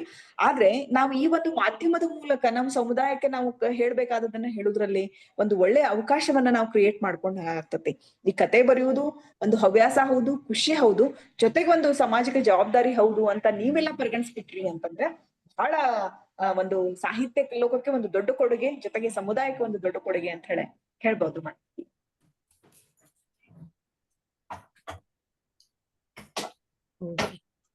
ಸ್ನೇಹ ಮೇಡಮ್ ಮಾತಾಡ್ತೀರಾ? ಸ್ನೇಹ ರೂಪ ಮೇಡಮ್. ನಮಸ್ತೆ ಮೇಡಮ್. ಮೇಡಮ್, ಇದರಲ್ಲಿ ತುಂಬಾ ವಿಷಯಗಳು ನಮ್ಗೆ ತಿಳಿಯಕ್ ಬಂತು. ಎಷ್ಟೊಂದು ಗೊತ್ತಿರೋ ವಿಷಯಗಳೇ, ಬಟ್ ಅದನ್ನ ಕೆಲವರು ಮನದಟ್ಟು ಮಾಡುವಂತದ್ದು ಅವಶ್ಯಕತೆ ಡಾಕ್ಟರ್ ಸ್ನೇಹ ವಿಡಿಯೋ ಆನ್ ಮಾಡ್ಕೊಳ್ಳಿ, ವಿಡಿಯೋ ಬರ್ತಾ ಇಲ್ಲ ಅನ್ಸುತ್ತೆ. ಇಷ್ಟೊಂದ್ಸರಿ ಕೆಲವೊಂದು ವಿಷಯಗಳನ್ನ ಕೆಲವರು ಮನದಟ್ಟು ಮಾಡಿದ್ರೆ ಮೋಸ್ಟ್ಲಿ ನಮ್ಗೆ ಅದು ಅರ್ಥ ಆಗುತ್ತೆ ಅಂತ ಅನ್ಸುತ್ತೆ. ಗೊತ್ತಿಲ್ಲದೆ ಇರೋ ವಿಷಯಗಳಿರ್ಬೋದು, ಗೊತ್ತಿರೋದೇ ಆಗಿರ್ಬೋದು. ಅದಕ್ಕೆ ಈ ಕಾರ್ಯಾಗಾರ ಅದರಲ್ಲಿ ಆ ನಿಟ್ಟಿನಲ್ಲಿ ಬಹಳ ಮಹತ್ತರ ಕೆಲಸವನ್ನ ಮಾಡಿದೆ. ಬಟ್ ನಮ್ಮಂತವ್ರಿಗೆ ಏನಿರ್ಬೇಕು ಅಂದ್ರೆ ರಿಪೀಟೆಡ್ ಡೋಸಸ್ ಇರ್ಬೇಕು ಅಂತ ಅನ್ಸುತ್ತೆ ನನಗೆ. ಇದು ಒಂದ್ ಆಮೇಲೆ ಅದು ಕಡಿಮೆ ಆಗ್ತಾ ಬರ್ಬೋದು. ಮಧ್ಯದಲ್ಲಿ ಈ ತರದ ಪ್ರೋತ್ಸಾಹಗಳಿತ್ತು ಅಂತಂದ್ರೆ ಅದು ಕಂಟಿನ್ಯೂಟಿ ಇರುತ್ತೆ ಅಂತ ನನ್ನ ಅನಿಸಿಕೆ ಮೇಡಮ್. ಸ್ನೇಹ ಮೇಡಮ್, ಅದಕ್ಕೋಸ್ಕರನೇ ಇದು ವಾಟ್ಸಪ್ ಗ್ರೂಪ್ ಮಾಡಿರೋದು. ಆಮೇಲೆ ಕಾರ್ಯಕ್ರಮದ ಮೊದ್ಲಿಗೆನೆ ನಾವು ಒಂದು ಟಾಸ್ಕ್ ತರ ಕೊಟ್ಟು ನಿಮ್ಮ ಅಭಿಪ್ರಾಯನ ಹೇಳಿ ಅಂತ ಕೂಡ ಹೇಳಿದ್ದು. ಸೊ ನಿಮ್ಮ ಕಥೆಗಳನ್ನ ಇಲ್ಲಿ ಹಾಕೊಂಡು ಹೋಗಿದ್ರೆ, ಅಥವಾ ವಿಮರ್ಶೆಗಳು ಅಥವಾ ಹೇಗಿದೆ ಅನ್ನೋದನ್ನು ನಿರ್ಮಲಾ ಮೇಡಮ್ ಡೈರೆಕ್ಟ್ ಆಗಿ ನೋಡ್ತಾರೆ. ಸೊ ಸ್ವಲ್ಪ ದಿನ ಅಂತೂ ಇದು ಚಾಲು ಇರುತ್ತೆ. ಇಲ್ಲ ಮೇಡಮ್, ಇಲ್ಲಿ ಡಾಕ್ಟರ್ ಶಿವಾನಂದ್ ಸರ್, ಇವರು ಸುರೇಶ್ ಸಗರದ್ ಸರ್ ಅವರು ಹೇಳಿದ್ದಾರೆ, ಇವತ್ತು 20 ಜನ ಅದ್ಭುತ ಕಥೆಗಾರರು ಜನಿಸಿದ ದಿನ ಅಂತ. ಖಂಡಿತ ಸರ್, 20 ಜನ ಅದ್ಭುತ ಕಥೆಗಾರರಿಂದ 20 ಅದ್ಭುತ ಕಥೆಗಳನ್ನ ನಾವು ನೋಡೋಣ. ಈ ಒಂದು ಇದರಿಂದನೇ ಒಂದು ಕಥಾ ಸಂಕಲನವನ್ನ ಕೂಡ ನಾವು ತರೋಣ. ಹಾಗಾಗಿ ಕತೆ ಎಲ್ರೂ ಬರೀಲೇಬೇಕು ಅಂತ ನಾನು ಒತ್ತಾಯ ಮಾಡ್ತೇನೆ. ಆಗತ್ತೆ ಅಂತ ಅನ್ಕೊಂಡಿದ್ದೀನಿ ನಾನು. Sir Shivanand sir. ಏನಿಲ್ಲ ಮೇಡಮ್, ತುಂಬಾ ಅತ್ಯಂತ ಉಪಯುಕ್ತ ಕಾರ್ಯಕ್ರಮ. ಮೊದಲನೇದಾಗಿ ನಿರ್ಮಲಾ ಮೇಡಮ್ ಅವರಿಗೆ ಧನ್ಯವಾದಗಳನ್ನ ಹೇಳ ಬಯಸ್ತೇನೆ. ಅನೇಕ ಕಥೆಯ ಬಗ್ಗೆ ಅನೇಕ ಎಳೆಗಳನ್ನ, ನಮಗೆ ಗೊತ್ತಿರಲಾರ್ದಂತಹ ಅನೇಕ ಸಂಗತಿಗಳನ್ನ ನಮಗೆ ತಿಳಿಸ್ಕೊಟ್ರು. ಮತ್ತೆ ಗಡ್ಡಿ ದಿವಾಕರ್ ಸರ್ಗೆ ಇಂತಹ ಕಾರ್ಯಕ್ರಮ ಅರೇಂಜ್ ಮಾಡಲಿಕ್ಕೆ ಕಾರಣರಾದಂಥವ್ರು ಅವರು, ಮತ್ತು ವೀಣಾ ಮೇಡಮ್ ಅವರು, ಉಷಾ ಮೇಡಮ್ ಅವರು, ಎಲ್ಲರೂ ಕೂಡಿ ಒಂದು ಅದ್ಭುತ ಕಾರ್ಯಕ್ರಮ. ಇದು ಹೊಸ ವಿಷಯ. ನಾ ಯಾವಾಗಲೂ ಯಾವುದೋ ಕಮ್ಮಟವನ್ನು ನೋಡಿದವನಲ್ಲ, ಹೋದವನು ಅಲ್ಲ. ಇವತ್ತು ಮೊಟ್ಟ ಮೊದಲನೇ ಬಾರಿಗೆ ಈ ವಯಸ್ಸಿನಲ್ಲಿ ಮೊಟ್ಟ ಮೊದಲ ಕಮ್ಮಟಕ್ಕೆ ಬಂದಂತಹ ಖುಷಿ ನನಗೆ. ಹೊಸ ವಿಷಯಗಳನ್ನು ಕಲೀಲಿಕ್ಕೆ ಒಂದು ವೇದಿಕೆಯನ್ನು ತಾವು ಕಲ್ಪಿಸಿರಿ, ಅದಕ್ಕೆ ತಮಗೆ ಧನ್ಯವಾದಗಳು. ಅದಕ್ಕಿಂತ ಹೆಚ್ಚಿಗೆ ನಾನು ಏನನ್ನ ಹೇಳ ಬಯಸೋದಿಲ್ಲ. ಇವತ್ತು ಕತೆ ಬರೀತೀರಲ್ಲ? ಇವತ್ತೆ ಹೀಗೆ ಸ್ಟಾರ್ಟ್ ಮಾಡ್ತೀನಿ. ರಾತ್ರಿ ಅನ್ನೋದ್ರೆ ರೆಡಿ ಆಗ್ತದ್ರಿ. ಅದು ಎಲ್ಲಿ ಕಳಿಸ್ಬೇಕು? ಗ್ರೂಪಿಗೆ ಹಾಕ್ಬೇಕು? ಗ್ರೂಪಿಗೆ ಹಾಕಿ ಸರ್. ಆಯ್ತು ಸರಿ, ಗ್ರೂಪಿಗೆ ಹಾಕಿ. ಸರ್ ಕತೆಗಳೆಲ್ಲ ಅವರ ಅನುಭವದೆಲ್ಲ ಕಣ್ಣಲ್ಲಿ ನೀರ್ ತರಿಸೋಂಗೇನೆ ಇದೆ ಎಷ್ಟೋ ಘಟನೆಗಳು. ಇದು ಮತ್ತೆ ನೀರ್ ಅಲ್ಲ, ವೀಣಾ ಮೇಡಮ್ ಅದನ್ನ ಜಗಜ್ಜಾಹೀರು ಮಾಡಿದ್ರು, ಅವನ್ನೆಲ್ಲ ಓದಿ. ಇಲ್ಲ ಆಗಿಲ್ಲ ಸರ್, ಇನ್ನೂ ಸ್ವಲ್ಪ ಇದೆ, 2-3 ಬಾಕಿ ಇದೆ. ಈಗಾಗಲೇ ಒಂದು 10-15 ಆದ್ರೂ ಕಾಣಿಸೋದು. ಆಗಿದೆ. ಆಯ್ತು, 2 ಬಾಕಿ ಇದೆ. ನಾನೊಂದು ತೆಲುಗಿನ ಕತೆ ಇದೆ, ಒಂದ್ ಕಥೆಯನ್ನ ಶೇರ್ ಮಾಡ್ತೀನಿ ನಿಮ್ಗೆ. ಗ್ರೂಪ್ ಅಲ್ಲಿ ಫೋಟೋ ತೆಗೆದು ಹಾಕ್ತೀನಿ, ಅಥವಾ PDF ಟೈಪ್ ಒಂದ್ ಕಥಾ ಸಂಕಲನದಿಂದ ತಗೊಂಡ್ ಬಂದದ್ದು. ಆಂಧ್ರ ಮೂಲದ ಕಥೆಗಾರ್ತಿ ಬರೆದಿರುವಂತಹ ಒಂದ್ ಕತೆ ಇದೆ. ಸೊ ಅದನ್ನ ಕತೆಗೆ ಹಾಕ್ತೀನಿ, ಗ್ರೂಪಿಗೆ ಹಾಕ್ತೀನಿ. ಹೀಗೆ ಮೇಡಮ್ ಅವ್ರು ಹೇಳಿದ್ರು, ವೀಣಾ ಮೇಡಮ್ ಅವ್ರು, ನಾನು ಓದೋದ್ರ ಜೊತೆಗೆ ಓದುಗರನ್ನ ಬೆಳೆಸ್ತೀನಿ ಅಂತ. ಅದು ಕೂಡ ಒಂದು ದೊಡ್ಡ ಕೆಲಸ. ನಾನು ಓದಿದಿರೋದು ನಾನಷ್ಟೇ ಹೇಳಿದೆ ಚೆನ್ನಾಗಿ ಐತಿ ಅಂತ ಬೇರೆದವ್ರಿಗೆ ಓದ್ಲಿಕ್ಕೆ ಪ್ರೇರಣೆ ಮಾಡೋದು ಕೂಡ ದೊಡ್ಡ ಕೆಲಸ. ಹಾಗಾಗಿ ನಾನು ಓದಿದಂತ ಅದೊಂದು ನನಗ್ ಬಹಳ ಕಾಡ್ದಂತ ಒಂದು ಕತೆ ಅದು. ಅದನ್ನ ನಾನು ನಿಮ್ಗೆ ಹಾಕ್ತೀನಿ. ಸೊ ಹೀಗೆ ನೀವು ಕೂಡ ನೀವು ಬರ್ದಂತ ಕತೆಗಳನ್ನ ಗ್ರೂಪ್ ಅಲ್ಲಿ ಹಾಕ್ರಿ. ಈಗಂತೂ ನೀವು ಹಾಕ್ಲೇಬೇಕು. ಈಗ ನೀವು ಈ ಹಿಂದೆನೂ ನೀವು ಓದಿದಂತ ಒಳ್ಳೆ ಕತೆಗಳನ್ನ, ನೀವು ಬರ್ದಂತ ಒಳ್ಳೆ ಕತೆಗಳನ್ನ ಗ್ರೂಪ್ ಅಲ್ಲಿ ಶೇರ್ ಮಾಡ್ರಿ ಸರ್. ಆಮೇಲೆ ನೀವು ನಿರೀಕ್ಷೆ ಮಾಡದ ಹಾಗೆ ಕಮ್ಮಟದಲ್ಲಿ ಬಹಳ ದೊಡ್ಡ ವ್ಯಕ್ತಿ ಇಲ್ಲ, ಬಹಳ ಚಿಕ್ಕವಳು ಕಮ್ಮಟ ನಿರ್ವಹಣೆ ಮಾಡ್ದೆ ಅನ್ಕೊಂಡಿರ್ಬೋದು ಇವ್ರೇನ್ ಹೇಳ್ತಾರ ಅಂತ. ನಿಮ್ಗೇನ್ ಅನಿಸ್ತಾ ಗೊತ್ತಿಲ್ಲ, ನಿಮ್ ದೊಡ್ಡತನ ಅದು, ಯಾಕಂದ್ರೆ ವಿಷಯ ಹೇಳಿದ್ರಿ ಅಂತ ಹೇಳಿದ್ರಿ. Thank you so much sir ನಿಮ್ಗೆ. ಸುರೇಶ್ ಸರ್. ವೀಣಾ ಮೇಡಮ್, ಹಾ ಮಾತಾಡಿ. ಸಂಡೇ 11ರಿಂದ 1 ಗಂಟೆ 2 ಗಂಟೆ ಸಮಯ ಹೇಗೋಯ್ತು ಅಂತಾನೆ ಗೊತ್ತಾಗ್ಲಿಲ್ಲ. ಇಷ್ಟು ಅಚ್ಚುಕಟ್ಟಾಗಿ ನಮ್ಗೆಲ್ಲ ತಿಳಿ ಹೇಳಿದ್ದಾರೆ ನಿರ್ಮಲಾ ಅವರು. ಮತ್ತೆ ಈ ಕಾರ್ಯಕ್ರಮನ ಆಯೋಜನೆ ಮಾಡಿದಂತ ಡಾಕ್ಟರ್ ವೀಣಾ ಅವರಿಗೆ ತುಂಬಾ ಹೃದಯದ ಧನ್ಯವಾದಗಳು. ಸೊ ಐ ಥಿಂಕ್ ಇವಾಗ ಸ್ಟಾರ್ಟ್ ಮಾಡೋ ಸಮಯ ಅನ್ಕೊಂಡಿದ್ದೀನಿ. ಯಾಕಂದ್ರೆ ಎಲ್ಲಾರು ಡಾಕ್ಟರ್ ಸಗರದ್ ಹೇಳ್ತಾ ಇದ್ರು 20 ಅದ್ಭುತ ಕಥೆಗಾರರು ಜನಿಸಿದ ದಿನ ಅಂತ. ವೈ ನಾಟ್, ಯಾಕೆ ಆಗ್ಬಾರ್ದು? ಯಾಕಂದ್ರೆ ಎಲ್ಲಾರು ಎಷ್ಟು ಬಿಸಿ ಶೆಡ್ಯೂಲ್ ಇದ್ರು ನಾವ್ ಏನೋ ಕಲಿಬೇಕು ಮಾಡ್ಬೇಕು ಅನ್ನೋ ತುಡಿತಾ ಇತ್ತಲ್ಲ, ಅದನ್ನೇ ನಮ್ಮನ್ನ ಒಟ್ಟಿಗೆ ಕರ್ಕೊಂಡ್ ಬಂದಿದೆ ಇವತ್ತು. ಮತ್ತೆ ಇಷ್ಟು ಅಚ್ಚುಕಟ್ಟಾಗಿ ಹೇಳ್ಕೊಟ್ಟಿದ್ದೀರಾ. ನಿಮ್ಗೆ ಮತ್ತೊಮ್ಮೆ ನಿರ್ಮಲಾ ಅವರಿಗೆ ಧನ್ಯವಾದಗಳು ಹೇಳ್ತೀನಿ. ಎಲ್ಲಾರ ಆಯೋಜಕರಿಗೆ ನಮಸ್ತೆ. Thank you. ಉಪಸಮಿತಿಯಿಂದ ಇದು ಆಯೋಜನೆ ಆಯ್ತಾ? ತುಂಬಾ ಒಳ್ಳೆ ಕಾರ್ಯಕ್ರಮ ಇದು, ತುಂಬಾ ಚೆನ್ನಾಗಿ ಮಾಡ್ಬಂದು. ಸುರೇಶ್ ಸಗರದ್ ಸರ್. ಪದ್ಮಾ ಪ್ರಕಾಶ್ ಮೇಡಮ್ ಅವರು ಆಲ್ರೆಡಿ ಪೆನ್ ಹಿಡ್ಕೊಂಡೇ ಕುಂತಿದ್ದಾರೆ. ನಾವು ಪೆನ್ನೇ ನೋಡ್ತಾ ಇದ್ವಿ. ಅವರು ಬರೀಲಿಕ್ಕೆ ಸ್ಟಾರ್ಟ್ ಮಾಡಿದಾರೆ ಅಂತ ಕಾಣುತ್ತೆ.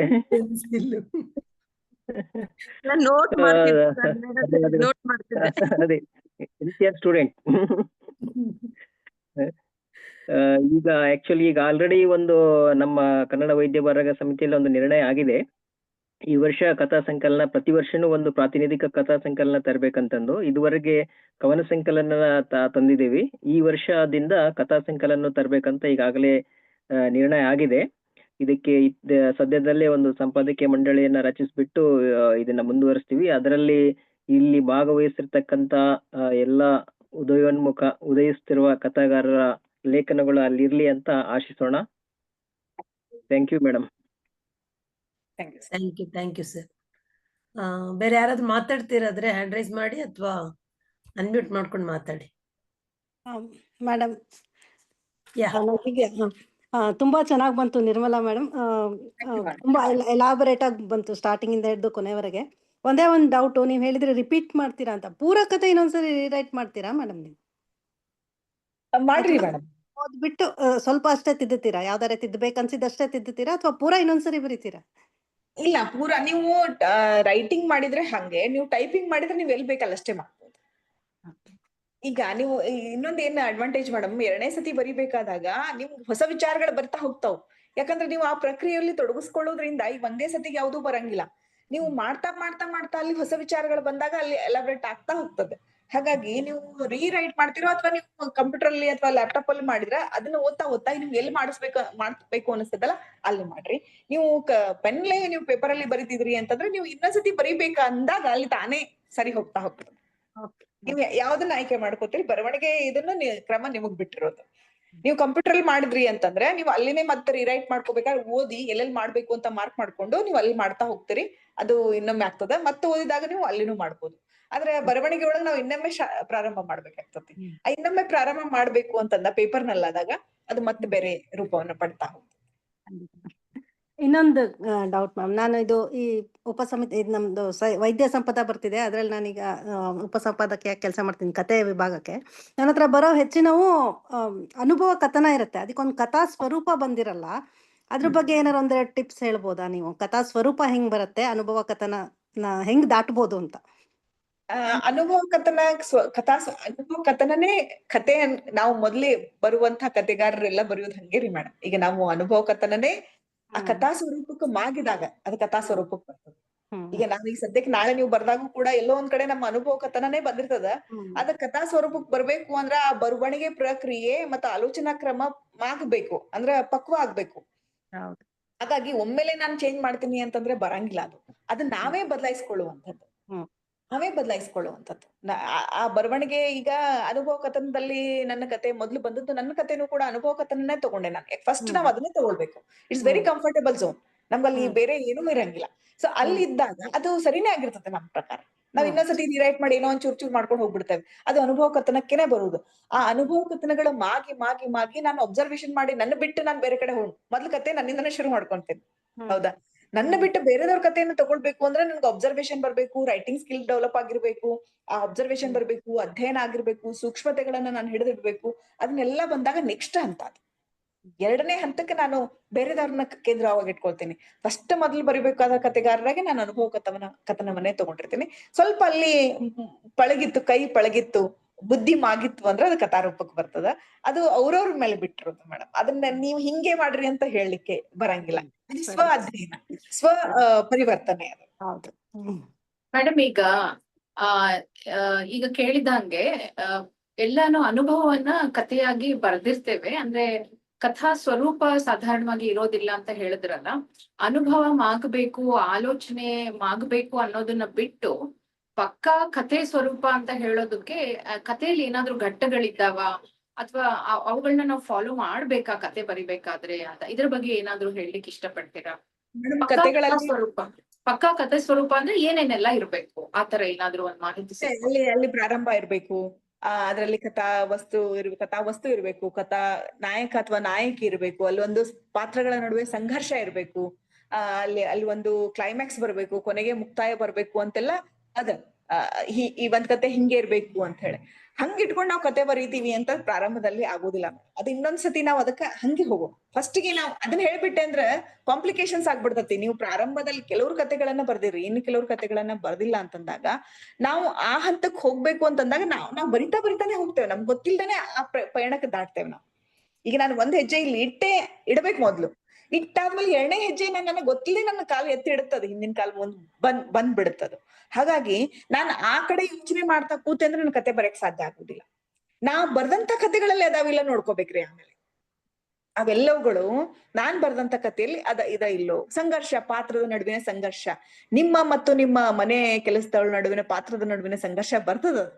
ನಾನ್ ಹೇಳ್ಬೇಕಾಗಿಲ್ಲ ಅದನ್ನ, ನಿಮ್ ಕತೆಯೊಳಗದ ತಾನಾಗೆ ಅವೆಲ್ಲ ಅಂಶಗಳನ್ನ ತಗೊಂಡ್ ಬರ್ತದ ಅದು.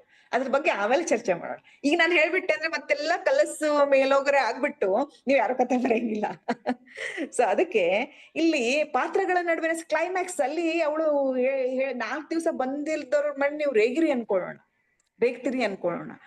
ರೇಗಿದ ಆದ್ಮೇಲೆ ನಿಮ್ ಒಳಗೊಂದು ತಲ್ಲಣ ಶುರು ಆಯ್ತಲ್ಲ, ಅಯ್ಯೋ ನಾನ್ ಬೈಬಾರ್ದಾಗಿತ್ತು ಅವಳಿಗೆ ಹೀಗ್ ಮಾಡ್ಬಾರ್ದಾಗಿತ್ತು ಅನ್ನೋದು, ಅಲ್ಲಿ ಸಂಘರ್ಷ ಆಯ್ತಲ್ಲ, ಒಂದು ಇದು ಪಾತ್ರಗಳ ನಡುವೆ ಸಂಘರ್ಷ ಸೃಷ್ಟಿ ಆಯ್ತಲ್ಲ. ನೀವ್ ಅಷ್ಟು ಸಿಟ್ಟು ಮಾಡ್ಕೊಂಡ್ರು ಅವಳು ಕೂಲ್ ಆಗಿದ್ಲು ಅಂತ ಹೇಳ್ತಿರಲ್ಲ, ಅವಳು ಎದುರಿನ ಪಾತ್ರದ ನಡುವಿನ ಒಂದು ಆ ಭಾವನೆಗಳ ತುಮುಲಗಳು ಅಲ್ಲಿ ಕಾಣಿಸ್ತಾವಲ್ಲ. ಸೊ ಅದು ಕತೆ ಒಂದು ಘಟನೆ ತಾನೇ ಪಡ್ಕೊಳ್ತಾ ಹೋಗ್ತದ್ರಿ ಮೇಡಮ್. ಅದ್ರ ಬಗ್ಗೆ ಮತ್ತೆ ಮುಂದಿನ ಇನ್ನೊಂದು ಗೂಗಲ್ ಮೀಟ್ ಅಲ್ಲಿ ನಾವ್ ಆವಾಗ ನೆಕ್ಸ್ಟ್ ನೀವು ಕತೆ ಬರಿತಿರಲ್ಲ, ಆವಾಗ ನಾನು ಕಥೆಯ ಸ್ವರೂಪದ ಬಗ್ಗೆ ಮಾತಾಡ್ತೇನೆ. ಕಥೆಯ ಸ್ವರೂಪದ ಬಗ್ಗೆ ಮಾತಾಡಿಲ್ಲ ಇವತ್ತು. ನಾನ್ 4 ವಿಷಯಗಳನ್ನ ಮಾತಾಡಿದ್ದೀನಿ.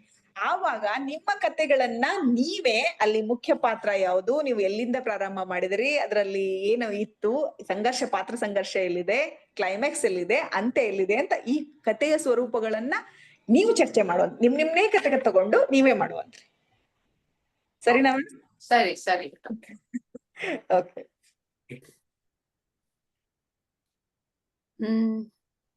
ಮೇಡಮ್ ಇನ್ನೊಂದ್ ಪ್ರಶ್ನೆ.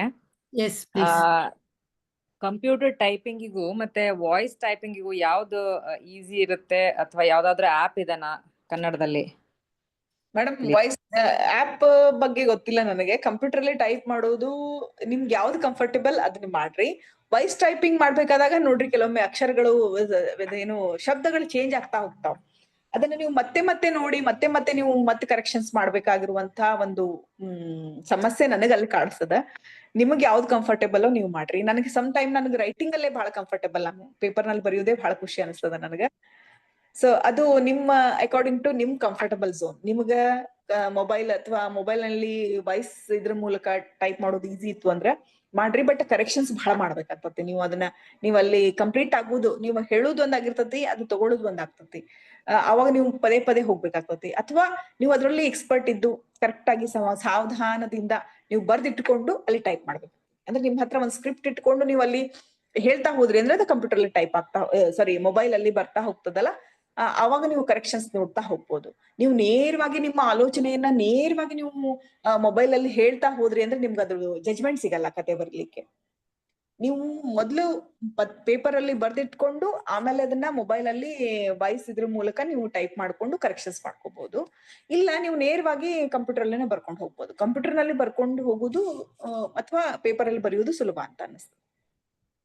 Okay madam. ಅದನ್ನು ಕೂಡ ನೀವು ಸುಲಭ ಮಾಡ್ಕೋಬೇಕು ಅಂದ್ರೆ ನೀವು ಮೊದ್ಲು ಬರ್ಕೋಬೇಕು. ಬರ್ಕೊಂಡಾದ್ಮೇಲೆ ನೀವು ಮಾತಾಡ್ದಾಗೆ ಅದು ಟೆಕ್ಸ್ಟ್ ಆಗ್ತಾ ಬರ್ತದ, ಅದನ್ನು ನೀವು ತಗೋಬಹುದು. Okay madam. ಮೇಡಮ್ ಇನ್ನೊಂದು, ಇವಾಗ ನಮ್ ವಿಚಾರಗಳು ನಾವು ಕೈಲಿ ಪುಸ್ತಕ ಇರೋದಿಲ್ಲ, ಏನೋ ಇರೋದಿಲ್ಲ, ಏನೋ ವಿಚಾರಗಳು ಬಂದ್ಬಿಡುತ್ತೆ, ನೋಟ್ ಮಾಡ್ಬೇಕು ಅನ್ನೋಷ್ಟ್ರಲ್ಲಿ ಮತ್ತೆ ಮರ್ತೋಗುತ್ತೆ. ಇದಕ್ಕೇನಾದ್ರೂ ಟಿಪ್ಸ್ ಕೊಡ್ಬೋದಾ ನೀವು? ಒಂದು ನಿಮ್ಮ ಸಣ್ಣದ ನಾನ್ ಮಾಡುವಂತದ್ದು ನಿಮ್ಗೆ ಹೇಳ್ತೀನಿ ಮೇಡಮ್. ನೀವು ಹೆಂಗ ಮಾಡ್ಕೋತೀರಿ, ಮೊಬೈಲ್ ಅಲ್ಲಿ ನೀವು ನಿಮ್ದೇ ಒಂದು ಫೋಲ್ಡರ್ ಮಾಡ್ಕೊಡ್ರಿ, ಅಥವಾ ನಿಮ್ ಹೆಸರು ಹಾಕೊಂಡು ಅದಕ್ಕೆ ಇನ್ನೊಬ್ರು ಯಾರ್ದೋ ಒಂದು ಹೆಸರು ಅಥವಾ ನಿಮ್ದೇ ಒಂದು ನಂಬರ್ ಸೇವ್ ಮಾಡ್ಕೊಡ್ರಿ ವಾಟ್ಸಪ್ ಅಲ್ಲಿ. ನಿಮ್ಗೆ ಏನಾದ್ರು ವಿಚಾರಗಳು ಬಂದಾಗ ಅಲ್ಲಿ ಸೂಕ್ಷ್ಮ ಕೋಡ್ ವರ್ಡ್ ಅಲ್ಲಿ, ಅಂದ್ರೆ ಈಗ ಏನೋ ಒಂದು ಘಟನೆಯನ್ನ ನೀವು ಅಲ್ಲೇ ಕೂತಲ್ಲಿನೇ 1-2 ಕೋಡ್ ವರ್ಡ್ ಬರ್ಕೊಂಡು ಅಲ್ಲಿ ನೀವು ಸೇವ್ ಮಾಡಿಟ್ಕೊಂಡು ಆಮೇಲೆ ಅದ ಕಥಾರೂಪಕ್ಕೆ ನೀವು ತಗೊಂಡ್ ಬರ್ಬೋದು. ನಿಮ್ ಹತ್ರ ಪೆನ್ ಪೇಪರ್ ಇತ್ತಂದ್ರೆ ಹಂಗ್ ಮಾಡ್ರಿ. ನಿಮ್ ಹತ್ರ ಮೊಬೈಲ್ ಅಂತ ಸತತ ಇರ್ತದ, ಆ ಮೊಬೈಲ್ ಒಳಗ ನಿಮ್ದೇ ನಂಬರ್ ಒಳಗ ನೀವು ಒಂದು ಟೆಕ್ಸ್ಟ್ ಮೆಸೇಜ್ ಮಾಡ್ಕೊಂಡು ವಾಟ್ಸಪ್ ಅಲ್ಲಿ ಸೇವ್ ಮಾಡ್ಕೊಂಡು, ಅಥವಾ ನೋಟ್ ಪ್ಯಾಡ್ ಅನ್ನ ನೀವು ಬಳಸ್ಕೋತಿದ್ರ, ನೀವು ಅಡ್ವಾನ್ಸ್ ಇದ್ರಿ ಅಂದ್ರೆ ನನಗ್ ಗೊತ್ತಿಲ್ಲ, ನೀವು ಇನ್ನೂ ಅಡ್ವಾನ್ಸ್ ಇದ್ದು ಈ ಮೊಬೈಲ್ ಗಳಲ್ಲಿರುವಂತಹ ಹೆಚ್ಚಿನ ಒಂದು ಸವಲತ್ತುಗಳನ್ನ ನೀವು ಬಳಕೆ ಮಾಡ್ಕೊಳ್ತಿದ್ರಿ ಅಂದ್ರೆ ಅಲ್ಲೆಲ್ಲಾರು ಒಂದ್ ಕಡೆ ಸೇವ್ ಮಾಡ್ತಾ ಹೋಗ್ರಿ ಮೇಡಮ್. ಆಗಿದ್ದ ತಕ್ಷಣಕ್ಕೆ ಈ ಒಂದ್ ಘಟನೆ ನನ್ ಕತೆ ಬರಿಬೇಕು ಅನ್ಸಿದ್ರೆ ಆ ಒಂದು ಏನ್ ಕೀ ಪಾಯಿಂಟ್ ನಿಮ್ ನೋಡಿದ್ರೆ ಇಡೀ ಘಟನೆ ನೆನಪಾಕೈತಲ್ಲ ಅದೊಂದ್ ಶಬ್ದ ಬರ್ದು ಕತೆ ಅಂತ ಅನ್ರಿ, ಆ ಒಂದು ಶಬ್ದನು ಆ ಒಂದ್ ಎರಡು ವಾಕ್ಯನು ಅಲ್ಲಿ ಬರ್ದು ಇಟ್ಕೋಬಹುದು. ನೋಟ್ಸ್ ಮಾಡ್ಬೋದು, ವಾಯ್ಸ್ ರೆಕಾರ್ಡಿಂಗ್ ಮಾಡ್ಕೋಬಹುದು. Thank you.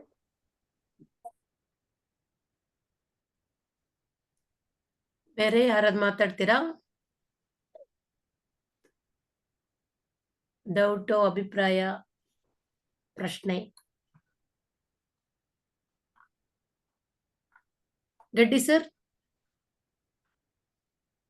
ಮೇಡಮ್ ಏನು ಇಲ್ಲ ಮೇಡಮ್, ತುಂಬಾ ಚೆನ್ನಾಗಿ ಮೂಡಿ ಬಂತು ಕಾರ್ಯಕ್ರಮ. ಬರೆಯಕ್ಕೆ ಸ್ಟಾರ್ಟ್ ಮಾಡೋಣ, ಬರೆದ ನಂತರ ಮತ್ತೆ ಮಾತಾಡೋಣ. ಎಸ್.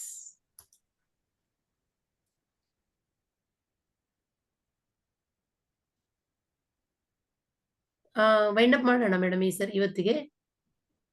ನಿರ್ಮಲಾ ಮೇಡಮ್? ಹಾ ಮೇಡಮ್, ಸಾಕು ಅನಿಸ್ತದೆ. ಮತ್ತೆ ನಾವು ಅವ್ರ ಕತೆ ಇನ್ನೊಂದು ಕಮ್ಮಟವನ್ನ, ಎಲ್ಲರೂ ಕತೆ ಆದ್ಮೇಲೆ ಇನ್ನೊಂದು ಕಮ್ಮಟವನ್ನ ನಾವು ಅವ್ರದ ವಿಮರ್ಶೆ, ಆ ಕಥೆಯ ಸ್ವರೂಪಕ್ಕೆ ಅನುಗುಣವಾಗಿ, ಕಥಾ ರಚನೆಯ ಸ್ವರೂಪಕ್ಕೆ ಅನುಗುಣವಾಗಿ ಅದನ್ನ ನಾವು ತಗೊಳ್ಳೋಣ ಪ್ರತಿಯೊಬ್ಬರು. ಆಗ ಅವ್ರಿಗೆ ಇನ್ನೂ ಚೆನ್ನಾಗಿ ಅರ್ಥ ಆಗ್ತದೆ ಅಂತ ಅನ್ಕೊಳ್ತೇನೆ ನಾನು. ರೇಣುಕಾ ಅಂತ ಮೇಡಮ್ ಜಾಯ್ನ್ ಆಗಿದ್ದಾರೆ, ನನ್ಗೆ ಗೊತ್ತಿಲ್ಲ, ಮಾತಾಡ್ತೀರಾ? ನಡುನಲ್ಲಿ ಜಾಯ್ನ್ ಆದ್ರು ಅವರು. ರೇಣುಕಾ?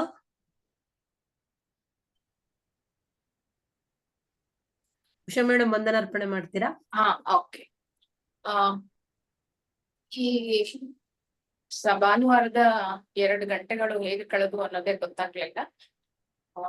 11ರಿಂದ 1 ಅಂತ ಕಾರ್ಯಕ್ರಮ ಇಟ್ಟಾಗ ನಾವು ಪರಿಚಯ ಕೂಡ ಮುಂಚೆನೆ ಮಾಡ್ಕೊಳ್ಳೋಣ ಅಂತ ನಾನು ಮೇಡಮ್ ನಿನ್ನೆ ಡಿಸ್ಕಸ್ ಮಾಡಿದ್ವಿ, ಸಮಯದ ಅಭಾವ ಅಂತ.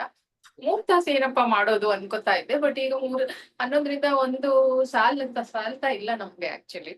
ಸೊ ಇವತ್ತಿನ ಈ ಶಿಬಿರದಲ್ಲಿ ಪಡೆದಂತಹ ಅನುಭವ ನಮ್ಮಲ್ಲಿ ಕತೆ ಬರಿಬೇಕು ಅಂತ ಇದ್ದಂತ ಒಂದು ಬರೀ ತುಡಿತವಾಗಿ ಉಳಿದಲೆ ಕಾರ್ಯರೂಪಕ್ಕೆ ಬರುವಂತಹ ಲಕ್ಷಣಗಳು ಸಾಧಾರಣ ಈಗ ಈ ಎಲ್ಲ ಶಿಬಿರಾರ್ಥಿಗಳ ಹೇಳಿದಂತಹ ಮಾತುಗಳಲ್ಲಿ ಕೂಡ ಕಾಣ್ತಾ ಇದೆ.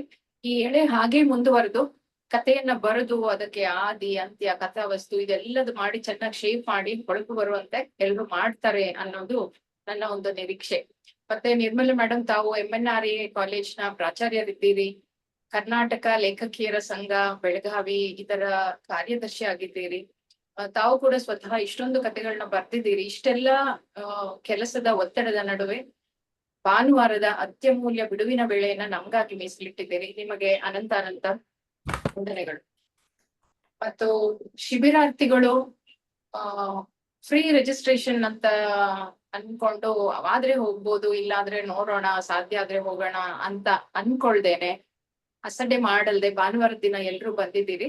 ಸೊ ಈ ಕಥಾ ಕಮ್ಮಟ ತಮ್ಗೆಲ್ಲರಿಗೂ ಒಂದು ಉಪಯುಕ್ತವಾದಂತಹ ಒಂದು ಶಿಬಿರವಾಗಲಿದೆ ಅನ್ನೋದು ನನ್ನ ಅನಿಸಿಕೆ. ಎಲ್ಲಾ ಶಿಬಿರಾರ್ಥಿಗಳಿಗೂ ನಮಸ್ಕಾರಗಳು. ಕಾರ್ಯಕ್ರಮ ನಡೆಸಿಕೊಟ್ಟಂತ ವೀಣಾ ಮೇಡಮ್ ಅವ್ರಿಗೆ, ಮತ್ತೆ ಈ ಕಾರ್ಯಕ್ರಮ ನಡೆಯೋದಕ್ಕೆ ಕಾರಣರಾದಂತಹ ಗಡ್ಡಿ ದಿವಾಕರ್ ಸರ್, ಸುರೇಶ್ ಸಗರತ್ ಸರ್, ಹಿರಿಯರಾದಂತಹ ಶಿವಾನಂದ ಕುಪ್ಸತ್ ಸರ್, ಮತ್ತೆ ಎಲ್ಲರಿಗೂ ಕೂಡ ಧನ್ಯವಾದ. ನಮಸ್ಕಾರ. ಧನ್ಯವಾದಗಳು ಉಷಾ ಮೇಡಮ್. ಕತೆಗಳು ಮೂಡಿ ಬರ್ಲಿ, ನಮ್ಮ ಕಥಾ ಸಂಕಲನಕ್ಕೆ ಎಲ್ಲರ ಕತೆಗಳು ಸಿಕ್ಲಿ, ಸಮಯಕ್ಕೆ ಸರಿಯಾಗಿ ಸಿಕ್ಲಿ.